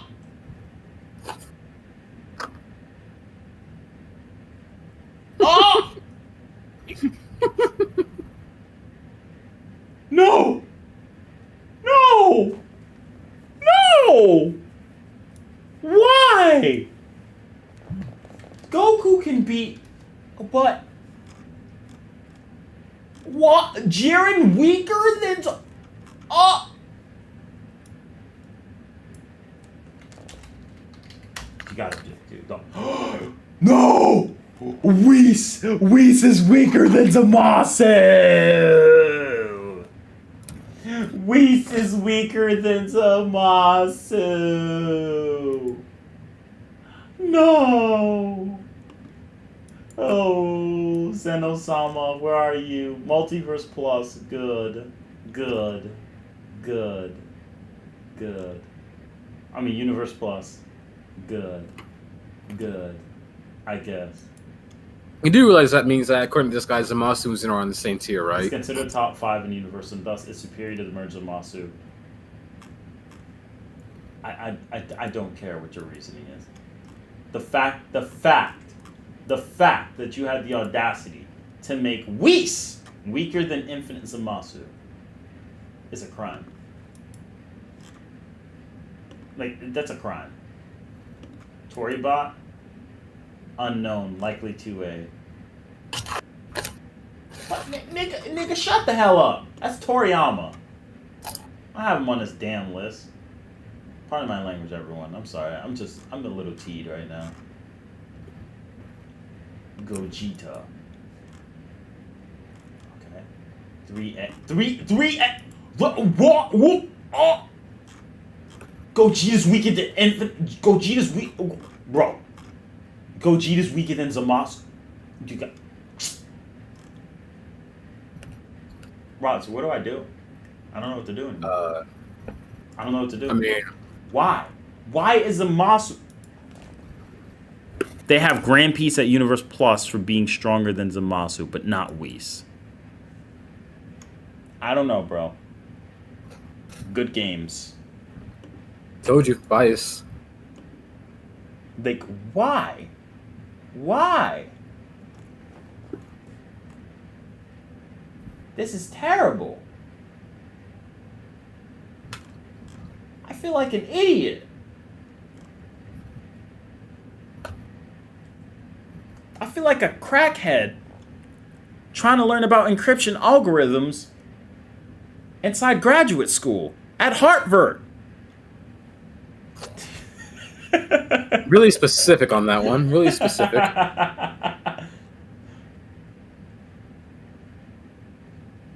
All right, anyone, don't send any hate or anything like that. Again, this is just people's opinions on versus battles. This is not important stuff. What's important is us getting in the gym, working on our health, doing better for ourselves, and actually living our lives to be productive and happy people.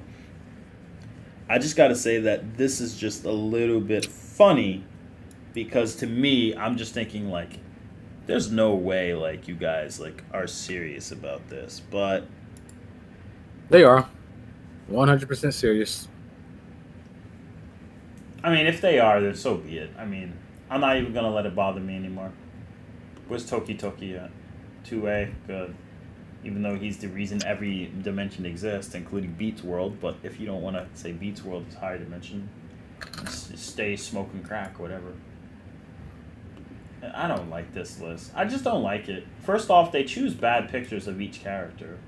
Sometimes. Some pictures are good. But I don't really like the way they're going about this. Like the Goku, they picked a good picture for Goku. But I don't like this.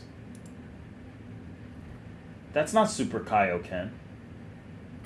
That's Super Saiyan God.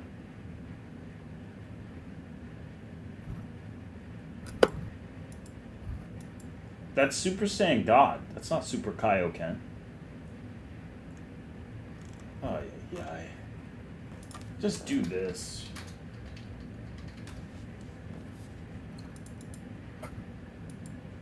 There! How hard is it to find an image? How hard is it to find an image? They didn't even bother. I found an image, Roz, of Super Kaioken Goku. Good art, too. In quality. Just now. I see it. But they got Super Saiyan God as Super Kaioken. Why? And the reason I know that is because if you type in Super Saiyan God Kaioken, that's fan art. That's what you get. I know this because I do art. And they use that. That's the same picture. That's actually the same art. Yeah, that's the same picture.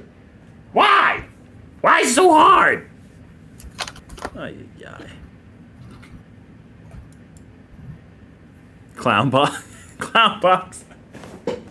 Well, everyone's getting goofy. Look at all these stupid baboonic arguments. Oh, Max, remember me? I used to make stupid arguments too. But then I learned. How to not be a dummy. I started reading. Let's start reading, guys. Alright, that's it. Anyway, guys, today has been a great day. It's 4 o'clock in the morning. We've been streaming for 6 goddamn hours. A great return stream. Roz, Arvado, everyone else who stopped by, everyone for the donations, thank you so much. We are going to head out. So, yeah. This is a funny note to end on, but anyway, guys, I'll catch you guys in the next stream, potentially. This is ATARi H&B, and I'm signing off. Been great being around you guys again. I'm going to be signing off. Peace out, everyone. Yeah, man. Peace out, y'all. Peace and quiet. All right, y'all. Drop the music.